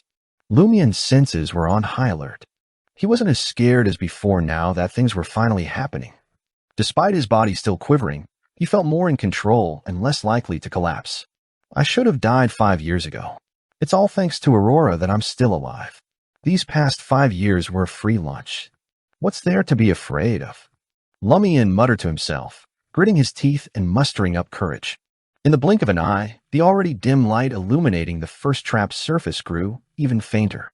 A shadowy figure emerged, blocking the light that pierced through the dense fog in the sky. The figure loomed in the distance, a hulking beast with blood-red eyes and greasy, black hair. Half human and half beast, it was armed with a shotgun on its back, ready for anything. Its front knees bent as it surveyed the ground before it. A moment later, the beast, wearing a dark jacket and muddy pants, removed its shotgun and jumped, controlling the vertical extent of its jump to leap over the trap and land on the solid, cracked ground. It turned its greasy, black-haired head and saw slight movement. Then the monster spotted Lumian, who had a panicked expression and was trying to hide behind a wall. With a low growl, the beast jumped up high again and pounced on its target. It landed a slight distance away from where Lumian had been, to prevent him from turning around and dealing a fatal blow before it could stabilize itself. Lumian fumbled his way around the wall, disappearing from view. As soon as the monster landed, the soil beneath its feet gave way, and it plummeted along with the dirt and rope net into a deep pit that had suddenly appeared. Thud. The sound of something heavy crashing to the ground echoed through the abandoned building, accompanied by a screech resembling that of a rat. Lumian, who had concealed himself behind the wall, couldn't suppress the thrill surging through him upon witnessing the sight. The first step had been accomplished. With most of his fear evaporating, he seized a pitchfork by his side and dashed towards the trap. The skinless monster's formidable tenacity had left an indelible impression on Lumian. Moreover, his quarry had a shotgun, so he refrained from exposing himself above the deep hole. Instead, he aimed the pitchfork from a distance and thrust it into the pit. In a sudden turn of events, the pitchfork plunged and halted abruptly. Immediately, an intense force reverberated through the pitchfork, yanking Lumian into the trap with brute force. Caught off guard, Lumian tumbled forward. He didn't bother inspecting the pit's bottom. Discarding the pitchfork, he spun around and lunged towards the still-standing wall. Bang! The impact hit Lumian like a freight train, knocking him off his feet. Blood, with a distinct metallic taste, surged up in his throat. With a thud, he hit the ground, tumbling a few times before he regained his footing. In the same instant, he caught sight of the monstrous creature, part human, part beast, emerging from the deep pit. It held a single-barreled shotgun in its hand, its body torn open, revealing a grotesque display of wounds. A sickening mixture of dark red and pale yellow liquid poured out, as its insides spilled out. Despite being badly injured by Lumian's trap, the creature had not lost its ability to fight. As it tumbled into the pit, it managed to contort its body just enough to avoid a fatal blow. The creature's legs and arms were also still functional, allowing it to break free from the trap. Without a moment's hesitation, Lumian bolted for the ruins nearby. It wasn't a spontaneous decision. He had a plan in mind. He knew there was a chance the trap wouldn't completely incapacitate the monster, leaving it with enough strength to fight back. In the event that the trap failed, Lumian's contingency plan was to use the environment to his advantage. He'd play a game of cat and mouse, buying time for the beast to succumb to its wounds. Its reaction time and strength would weaken considerably, and Lumian could strike when the opportunity presented itself. Bang! Another shot rang out, followed by the sound of soil splattering as leads appeared at the spot where Lumian had been standing. He quickly took cover behind a half-collapsed wall and crawled on all fours to the other side of the ruins. Suddenly, he heard the sound of wind blowing in the air. The monster had jumped over.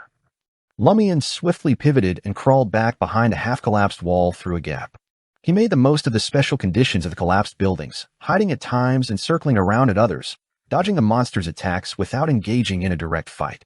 Hide-and-seek was Lumian's forte, honed through past pranks where he used this innate ability to escape getting beaten up on the spot. As the cat-and-mouse game continued, Lumian gradually found himself panting, while the monster's running speed, jumping height, strength, and reaction speed had clearly weakened. Just a little longer, just a little longer. I still can't defeat it now. Lumian retreated back to his previous location, leaning against the half-collapsed wall and trying to control his urge to immediately counterattack. Bang! Suddenly, he felt a massive blow to his back, sending him flying forward.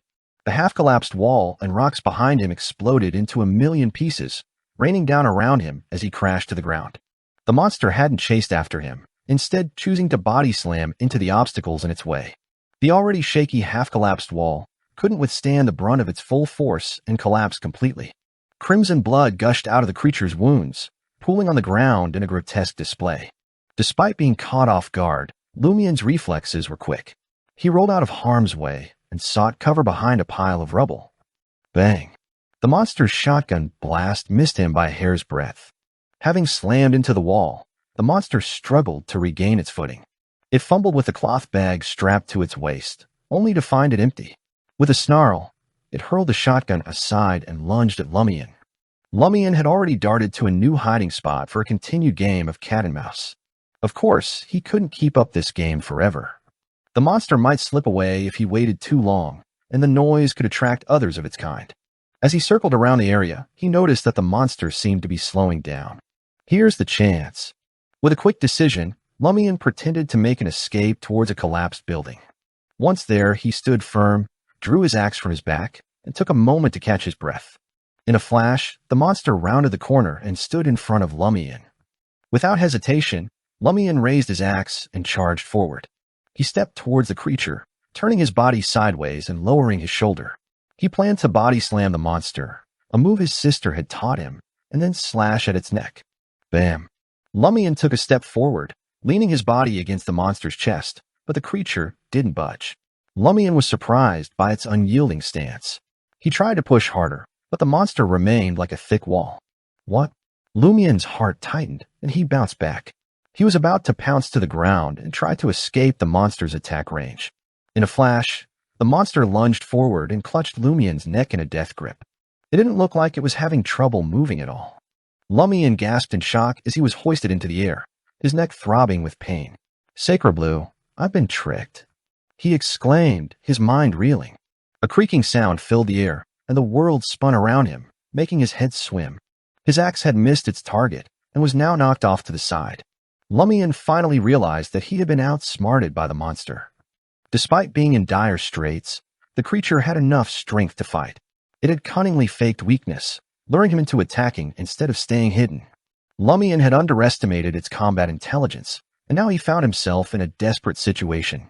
The monster was clearly at the end of its rope, as evidenced by its inability to snap Lumian's neck. But this was just a temporary respite. The creature still had enough energy left to finish the job.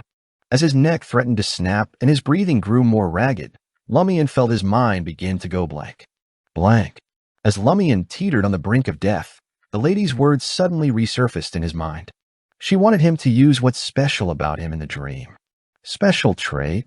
His thoughts were nearly blank, and so he quickly seized the opportunity to meditate. The red sun instantly appeared in his mind. Unlike his previous attempt at meditation to calm his emotions, where the sun disappeared as soon as it was formed, this time he focused on keeping it in existence. Suddenly, a voice from above, infinitely high, pierced his skull.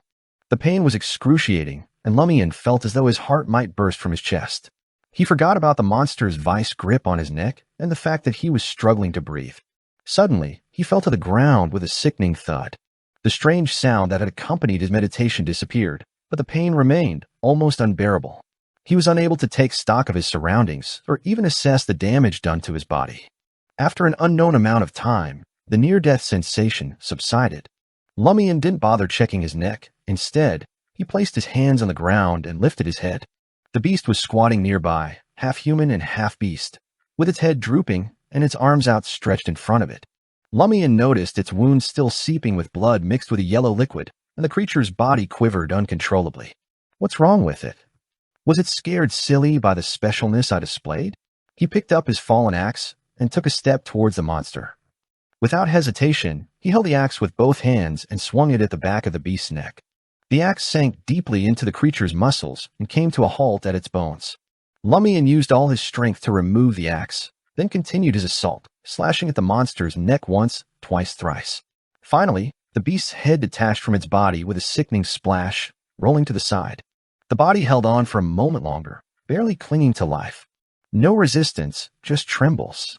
And then, with a sudden jerk, Lumian's body contorted, his hands releasing their tight grip, letting the bloodied axe slide down with a sickening squelch. Huff, puff, huff. He could finally catch his breath. Chapter 24 Gains. Lumian didn't have the luxury of resting for too long. He had to keep moving for fear that other monsters might come. After taking a moment to catch his breath, he endured the pain in his neck and back and slowly approached the monster's corpse. He held the axe tightly in his right hand, ready to strike again if the creature wasn't fully dead. After cautiously searching the body with his left hand, he found 3 copper coins called lick and an empty cloth bag. That's it. Lumian muttered to himself, disappointed that he hadn't found anything related to superpowers. If it wasn't for that, would he have risked his life fighting this monster? If Lumian wasn't special in the dream, he would have been nothing more than the monster's meal. He propped himself up and looked towards the shotgun monster's head that had rolled to the side, praying that what he was searching for was there. In that moment, a deep crimson glow materialized over the monster's body. They resembled fireflies, gradually converging towards a single spot in an unyielding fashion. Lumian gawked in disbelief as a sense of elation began to well up inside of him. This phenomenon had to be connected to superpowers. Without much delay, a sticky, dark red substance materialized on the monster's chest, and no additional light specks came into view. Lumian cautiously crouched down and made a grab for the blob. It was incredibly slippery, slipping through his grasp twice before he finally managed to hold it in his palm. It's remarkably lightweight, yet possesses a certain texture and elasticity. The surface feels as smooth as glass. What the hell is this? Lumian muttered to himself, realizing once more that he was completely illiterate when it came to matters of the mystical. In the midst of hushed whispers, Lumian caught a whiff of something strange and dark red that reeked of blood. His impatience grew, and an indescribable malice took over his body.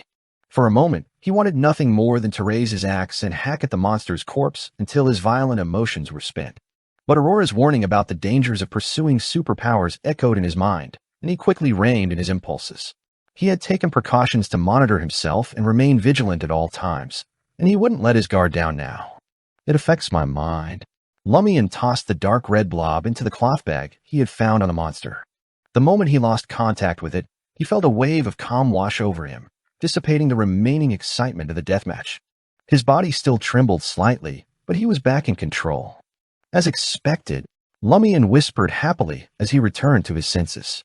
He tied the cloth bag tightly and secured it to his belt buckle. After a moment's consideration, Lumian withdrew the cloth bag and stowed it safely in the inner pocket of his leather jacket. It provided him a sense of assurance and minimized the chances of losing it. As the buttons on his clothes were undone, the book that had been plastered to Lumian's back lost its support and hit the ground. It was riddled with potholes and in tatters, a far cry from its former state. Lumian recognized it as the mock examination papers for higher education admission exercise book that his sister Aurora had prepared for him. This was the same book that had saved his life by blocking a shotgun attack. Of course, this single book didn't deserve all the credit. Lumian picked up the exercise book and sauntered back to the monster's lifeless body, a wry smile on his face. "See, knowledge is indeed power," he said, intending to throw it at the monster's face. But then he hesitated, recalling the countless hours Aurora had spent writing it. He couldn't bring himself to toss it away. Instead, he tucked the exercise book into his belt, dragged the monster's corpse to the trap, and flung it inside. Lumian kicked the monster's head for good measure. With the battlefield cleared, Lumian gathered his tools, including the empty shotgun, his pitchfork, and shovel, and retreated into the wilderness. He looked over his shoulder as he walked, ever vigilant. Eventually, he made it back to his house, climbed the stairs, and entered his bedroom. It was only then that he truly relaxed. The agony that had been gnawing at his body, the obvious discomfort, and the overwhelming exhaustion all erupted at once. He slumped down on the bed, taking a moment to recover. But he didn't want to sleep just yet. He needed to assess the damage. Lumian stripped off his clothes and walked over to the wardrobe, checking himself out in the full-body mirror. His neck was swollen, and the 5 bloody finger marks on it had turned an ominous shade of bluish-black. His back was bruised, and there were countless scrapes and cuts all over his body. Even some of my injuries are internal, just like Aurora had warned me. I wonder if I'll recover by the next time I come in? He couldn't help but reflect on the battle. It was a failure, but not a total failure. In the first half of the battle, he gave himself a pat on the back. Not only did he make full use of the monster's low IQ to lead it into the second trap, but he also followed his original plan to a T. It was a game of cat and mouse, and he played it to perfection. He dragged the monster out until it was on the brink of surrendering to its injuries. However, his lack of experience was his downfall. Instead of throwing in heavy rocks, he chose to stab the monster with a pitchfork at the bottom of the pit. In the second half of the battle, he was overconfident and underestimated the monster's intelligence. His insufficient combat experience made him fall into the monster's trap, which almost got him killed. That performance would have been a disaster. Thankfully, his earlier successes had pushed the monster to its limit, and it didn't kill him quickly enough. This gave him a chance to complete his meditation and summon his special trait. Before this battle, Lumian had not expected the special trait to have such a powerful effect. It caused the monster to descend into uncontrollable fear, one so unbreakable despite suffering attacks. He had worried that the near-death state brought about by summoning the special trait would make him vulnerable to attack. But it turned out to be special and very strong. As Lumian sighed, he had a revelation. The monsters in the ruins avoided his house and made it a safe zone because there was something even more terrifying inside. It could be the owner of the mysterious voice he heard when he summoned the special trait. Lumian gasped at the thought. His subconscious urged him to search every corner of the house for the terrifying thing, but he quickly dismissed the idea. Provoking the being that even the shotgun-wielding monster was helpless against was not an option. For now, all was calm and peaceful, and it was best to keep it that way. He had to maintain the current state of the safe house and not uncover the shroud. Each passing day was a day, and as for the dangers that may lie ahead, he would face them when the time came. Not until then, not until I become a Beyonder and gain significant power. Lumian cast his gaze at the cloth bag in his left hand. Even as Lumian examined his injuries in the mirror, shirtless, he refused to let go of this source of superpowers. He had worked too hard to obtain it. How should I use this thing? He asked himself, opening the cloth bag and staring at the dark red blob within. The blob lay still at the bottom of the bag, its form unstable, yet clearly not alive. Lumian, who knew nothing of mysticism, wondered if he should eat it, perform a ritual to merge with it, or offer it to some secret entity. He only knew of the latter two options from reading Hidden Veil. In the past, he would have only thought of one thing, eat. Lumian didn't rush to make a decision. He intended to seek counsel from the enigmatic lady at Old Tavern first. He was convinced that the woman would provide him with clues on how to harness the power of the dark red sphere and gain superhuman abilities. Lumian sensed that the other party had a reason for doing so, despite not knowing what it was. If things didn't pan out, he could still count on his sister for help. After dressing leisurely, Lumian stowed the lump of crimson in his coat pocket, along with all the cash he'd acquired. Finally, he collapsed onto the bed, too drained to move. Despite the agony in his neck, back, and body, overwhelming fatigue seized him, and he drifted off to sleep in a flash. Oh. As Lumian opened his eyes, he was blinded by the sunlight that had already penetrated the curtains, illuminating the entire room. Slowly sitting up, he felt sore all over, as if he had been pummeled in a dream. I was indeed beaten up badly. The injuries in the dream really get reflected into reality, but there's an obvious level of weakening. Trying to move around, he felt his muscles aching a little, but was ultimately relieved that he wasn't too affected. However, when he reached into his pockets, nothing at all. Lumian failed to exit with the crimson blob. His expression became solemn, his brows knitted tightly. Lumian didn't know what to do. The crimson blob, an item that promised superpowers, hadn't followed him into reality. This was different from what the mysterious woman at Old Tavern had said. Lumian gathered himself, quickly changed his clothes, and left his room. As he walked down the hall, he noticed that the door to the washroom was wide open. Aurora was facing the mirror, brushing her teeth with a serious look on her face. Morning, Lumian greeted. It's not early anymore. You got up late, Aurora muttered incoherently. Splat. Her blonde hair, tied back into a ponytail, flicked about as she spit out the liquid in her mouth. She turned to look at Lumian. What did you do wrong last night? That owl is outside. How would I dare go out? Lumian responded calmly. That's true. Aurora dropped the topic and said, remember to take 5 Vril to the administrator to send a telegram later. Lumian nodded. This was the key to their escape from Cordu, and it was something he would never forget. After breakfast, Lumian headed straight to the village square, where the administrator's office was located in a 2-story building. Upon reaching the office, Lumian discovered that Administrator Beast had yet to arrive, but the rest of the staff had already commenced their day's work. Lumian paid the required fee and promptly sent a telegram. After concluding his business, Lumian turned on his heel and began walking toward the old tavern.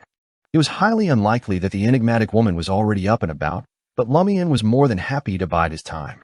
His pursuit of superpowers had been a prolonged one, so a few more ticks on the clock didn't faze him. Chapter 25. Sequences and Potions. Lumian sauntered into Old Tavern, his sharp eyes scanning the dimly lit room. To his surprise, the mysterious woman was already seated in her usual corner, enjoying a lavish breakfast spread. She had changed her attire yet again, donning a long brown pleated dress and a dark velvet hat that screamed high society. So early, Lumian approached her table, calming his racing heart. The woman looked up, meeting his gaze. Is there a possibility that I didn't sleep all night? Perhaps. Lumian knew this routine all too well. His sister, Aurora, often pulled all-nighters when deadlines were looming. But what was the reason for the enigmatic woman raising this up? As he glanced at her table, he found a delectable spread, with a cream souffle sprinkled with nuts, a muffin that looked scrumptious, a croissant, a cup of black coffee, and a cat-tongue biscuit.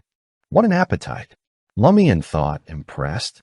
But how can Cordu provide such luxurious cuisine? Only Aurora or the chefs in the administrator's family could whip up something like this. It's all dessert, Lumian said, taking a seat opposite her. The woman nodded, her expression serious for once. Intis's desserts are indeed not bad, and there's quite a lot of variety. Even if I have some for breakfast every day, it'll take me a month without repetition to finish them all, she said, biting into the cat-tongue biscuit and closing her eyes in bliss. That's one of the purposes of traveling. Lumian seized the moment to probe the woman's background. You're not from Intis, he asked. The woman smiled enigmatically. I'm from Lone, but given the current situation, this isn't important. What else did Lone have to offer besides steam machinery, factories, and a large army?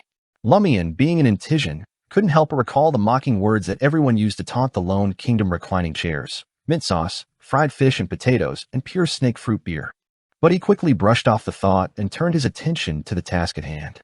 I got rid of the monster with the shotgun. The woman took a sip of coffee and nodded approvingly. Not bad. Lumian sensed a strange emotion emanating from her eyes. He couldn't shake off the strange feeling that he had sensed in their previous interactions. There was something about her that he couldn't quite put his finger, a mix of facetiousness and hidden emotions that intrigued him. Undeterred, he pressed on with the matter at hand. I obtained an abnormal dark red object from that monster. Holding it makes me irritable and filled with hostility. I think it involves supernatural powers, but it didn't follow me to reality, he explained. The woman smiled enigmatically. After going in and out so many times, don't you realize that other than your own physical condition, you can't bring anything else over? Lumian was taken aback. Didn't you say that supernatural things are excluded? He trailed off, realizing that he was out of his depth. Lumian couldn't shake off the physical discomfort that lingered from his dream, along with the vivid memories that refused to fade away. After careful consideration, he posed a question. You mean that after obtaining supernatural powers through the Crimson Blob and turning oneself into a Beyonder, the corresponding state that is different from that of a normal person can be brought to reality? Not a lost cause, she replied nonchalantly, savoring the cream souffle. But won't the corresponding strength weaken because of this? Lumian pressed, his brow furrowing. The injuries I suffered in the dream are much lighter in reality. The conditions brought about by Beyonder characteristics won't change, the woman explained, meeting Lumian's gaze. This is why I said that extraordinary items are excluded. Beyonder characteristics. Lumian mulled over the term, trying to piece together what his sister had told him about Beyonders. Obtaining such characteristics would allow one to become a Beyonder, he surmised. And based on the woman's explanation, he had a hunch about the unique nature of his dream. That ruin it's real. Or maybe it was once real, but now it's sunk deep into some big shot's dream and been left to fester. And my dream, it's like a secret passageway. A passageway that's only accessible through the symbols on my chest and leads straight to that ruin.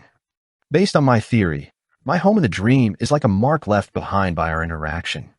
It's a reflection of the place where I feel safest, deep in my subconscious. That's why it looks nothing like the wilderness or the ruins that surround it. It's like we're in two different worlds, me and the monsters. But those monsters, they can't come in. They're stuck in the real ruins while my home is a mix of dream and reality. Only those with the special symbols can pass through the corresponding barrier. The symbols only work for me, and they record the state of my body before I'm brought back to reality. When I wake up, the things that don't involve the supernatural will fade away, but the implications will remain. Even death will work the same way. So there shouldn't be anything scary waiting for me at home in the dream. But the origin of those symbols and the source of that terrifying voice, they symbolize something dark and horrific. Lumian sat in silence, watching the lady across from him leisurely devour her breakfast. She didn't seem to mind. Lumian finally asked, regaining his composure, "May I ask how I should use that dark red blob? Is it the beyonder characteristic you mentioned?" At the critical moment, he could not help but address her respectfully. The lady set down her coffee and looked at him. "I can give you a potion formula. Just follow it." The generous gift made Lumian uneasy. "Why are you helping me?" The lady laughed. "Would you believe me if I said it was arranged by fate?" "No." Lumian subconsciously replied inwardly. The abnormality in the village, the pressure of the impending storm, and the desire for superpowers all swirled around Lumian, threatening to overwhelm him. He pushed his unease down and spoke in a low voice, "I do." Opportunities like this didn't come around often, and Lumian knew he had to act decisively. He couldn't afford to hesitate or have second thoughts. The lady's smile grew wider, the unclear emotions he had detected in her eyes earlier intensifying. She pulled out a stack of post-it notes and a silver fountain pen from her black lady's purse and began writing. Finally, she stopped and tore off the top note and handed it to him. Lumian snatched it from her hand and read it quickly. Hunter Potion Formula. Main ingredient, 100 Beyonder characteristic. Supplementary ingredients, 80 milliliters of red wine, 1 red chestnut flower, can be a specimen or substituted with 10 drops of the corresponding essential oil, 5 grams of poplar tree leaf powder, 10 grams of basil. Usage, drink it directly. Satisfied with his memorization, Lumian carefully folded the note and slipped it into his brown jacket. Done with that, he asked, unable to contain his curiosity, "What does hunter mean? Hunter in the supernatural sense?" "The corresponding sequence," the lady replied, taking a casual sip of her coffee. "You do not know much about mysticism, so let me explain.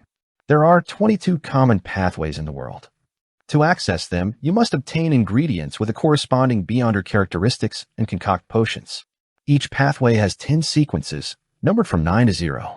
The lower the number, the higher the level, and the stronger the ability. The beyonder characteristic you obtain belongs to the Red Priest pathway. It can only be used to concoct the corresponding sequence 900 potion." Lumian listened attentively and blurted out, "Then what sequence does my sister Aurora belong to?" "She's a sequence 7 warlock of the Hermit pathway," the lady replied coolly. She did not mention how she knew. "Aurora is already at sequence 7? "That's true. She has already obtained supernatural powers for several years. I'll only be at sequence 9 after consuming the potion. I'm still quite a distance from her. I only hope that I won't be a burden when we escape Cordu in the future." Lumian couldn't help but ask, "Can I drink higher sequence beyonder potions directly? Or should I drink sequence 9 today and sequence 8 tomorrow?" "Theoretically, yes," the lady added after Lumian revealed a look of joy. "However, most who attempt it end up dead or as a monster. Fewer than 1 in 10 million people succeed." "Turn into monsters?" Lumian was alarmed. The lady chuckled and said, "Didn't your sister warn you about the dangers of the path to transcendence? After drinking the potion, if you can't control the power, you'll either die from a physical breakdown or transform into a monster. Why do you think the one you encountered was in human form?" No wonder. Lumian finally understood what danger his sister was talking about. But he was willing to face it. "Is there no way to reduce this danger?" he asked. The lady considered him for a moment before answering. "There is. You need a firm will, good physical condition, and some luck. As for the rest, you don't need to know. You're still on the first potion. Good physical condition." Lumian, who had planned on returning to catch up on sleep and drink the potion later, frowned. He was still seriously injured in the dream. The lady opposite him nodded slightly and said, "Take your time. Wait until nightfall, and your body has mostly recovered before diving back into your dreams." Lumian's mind raced with questions.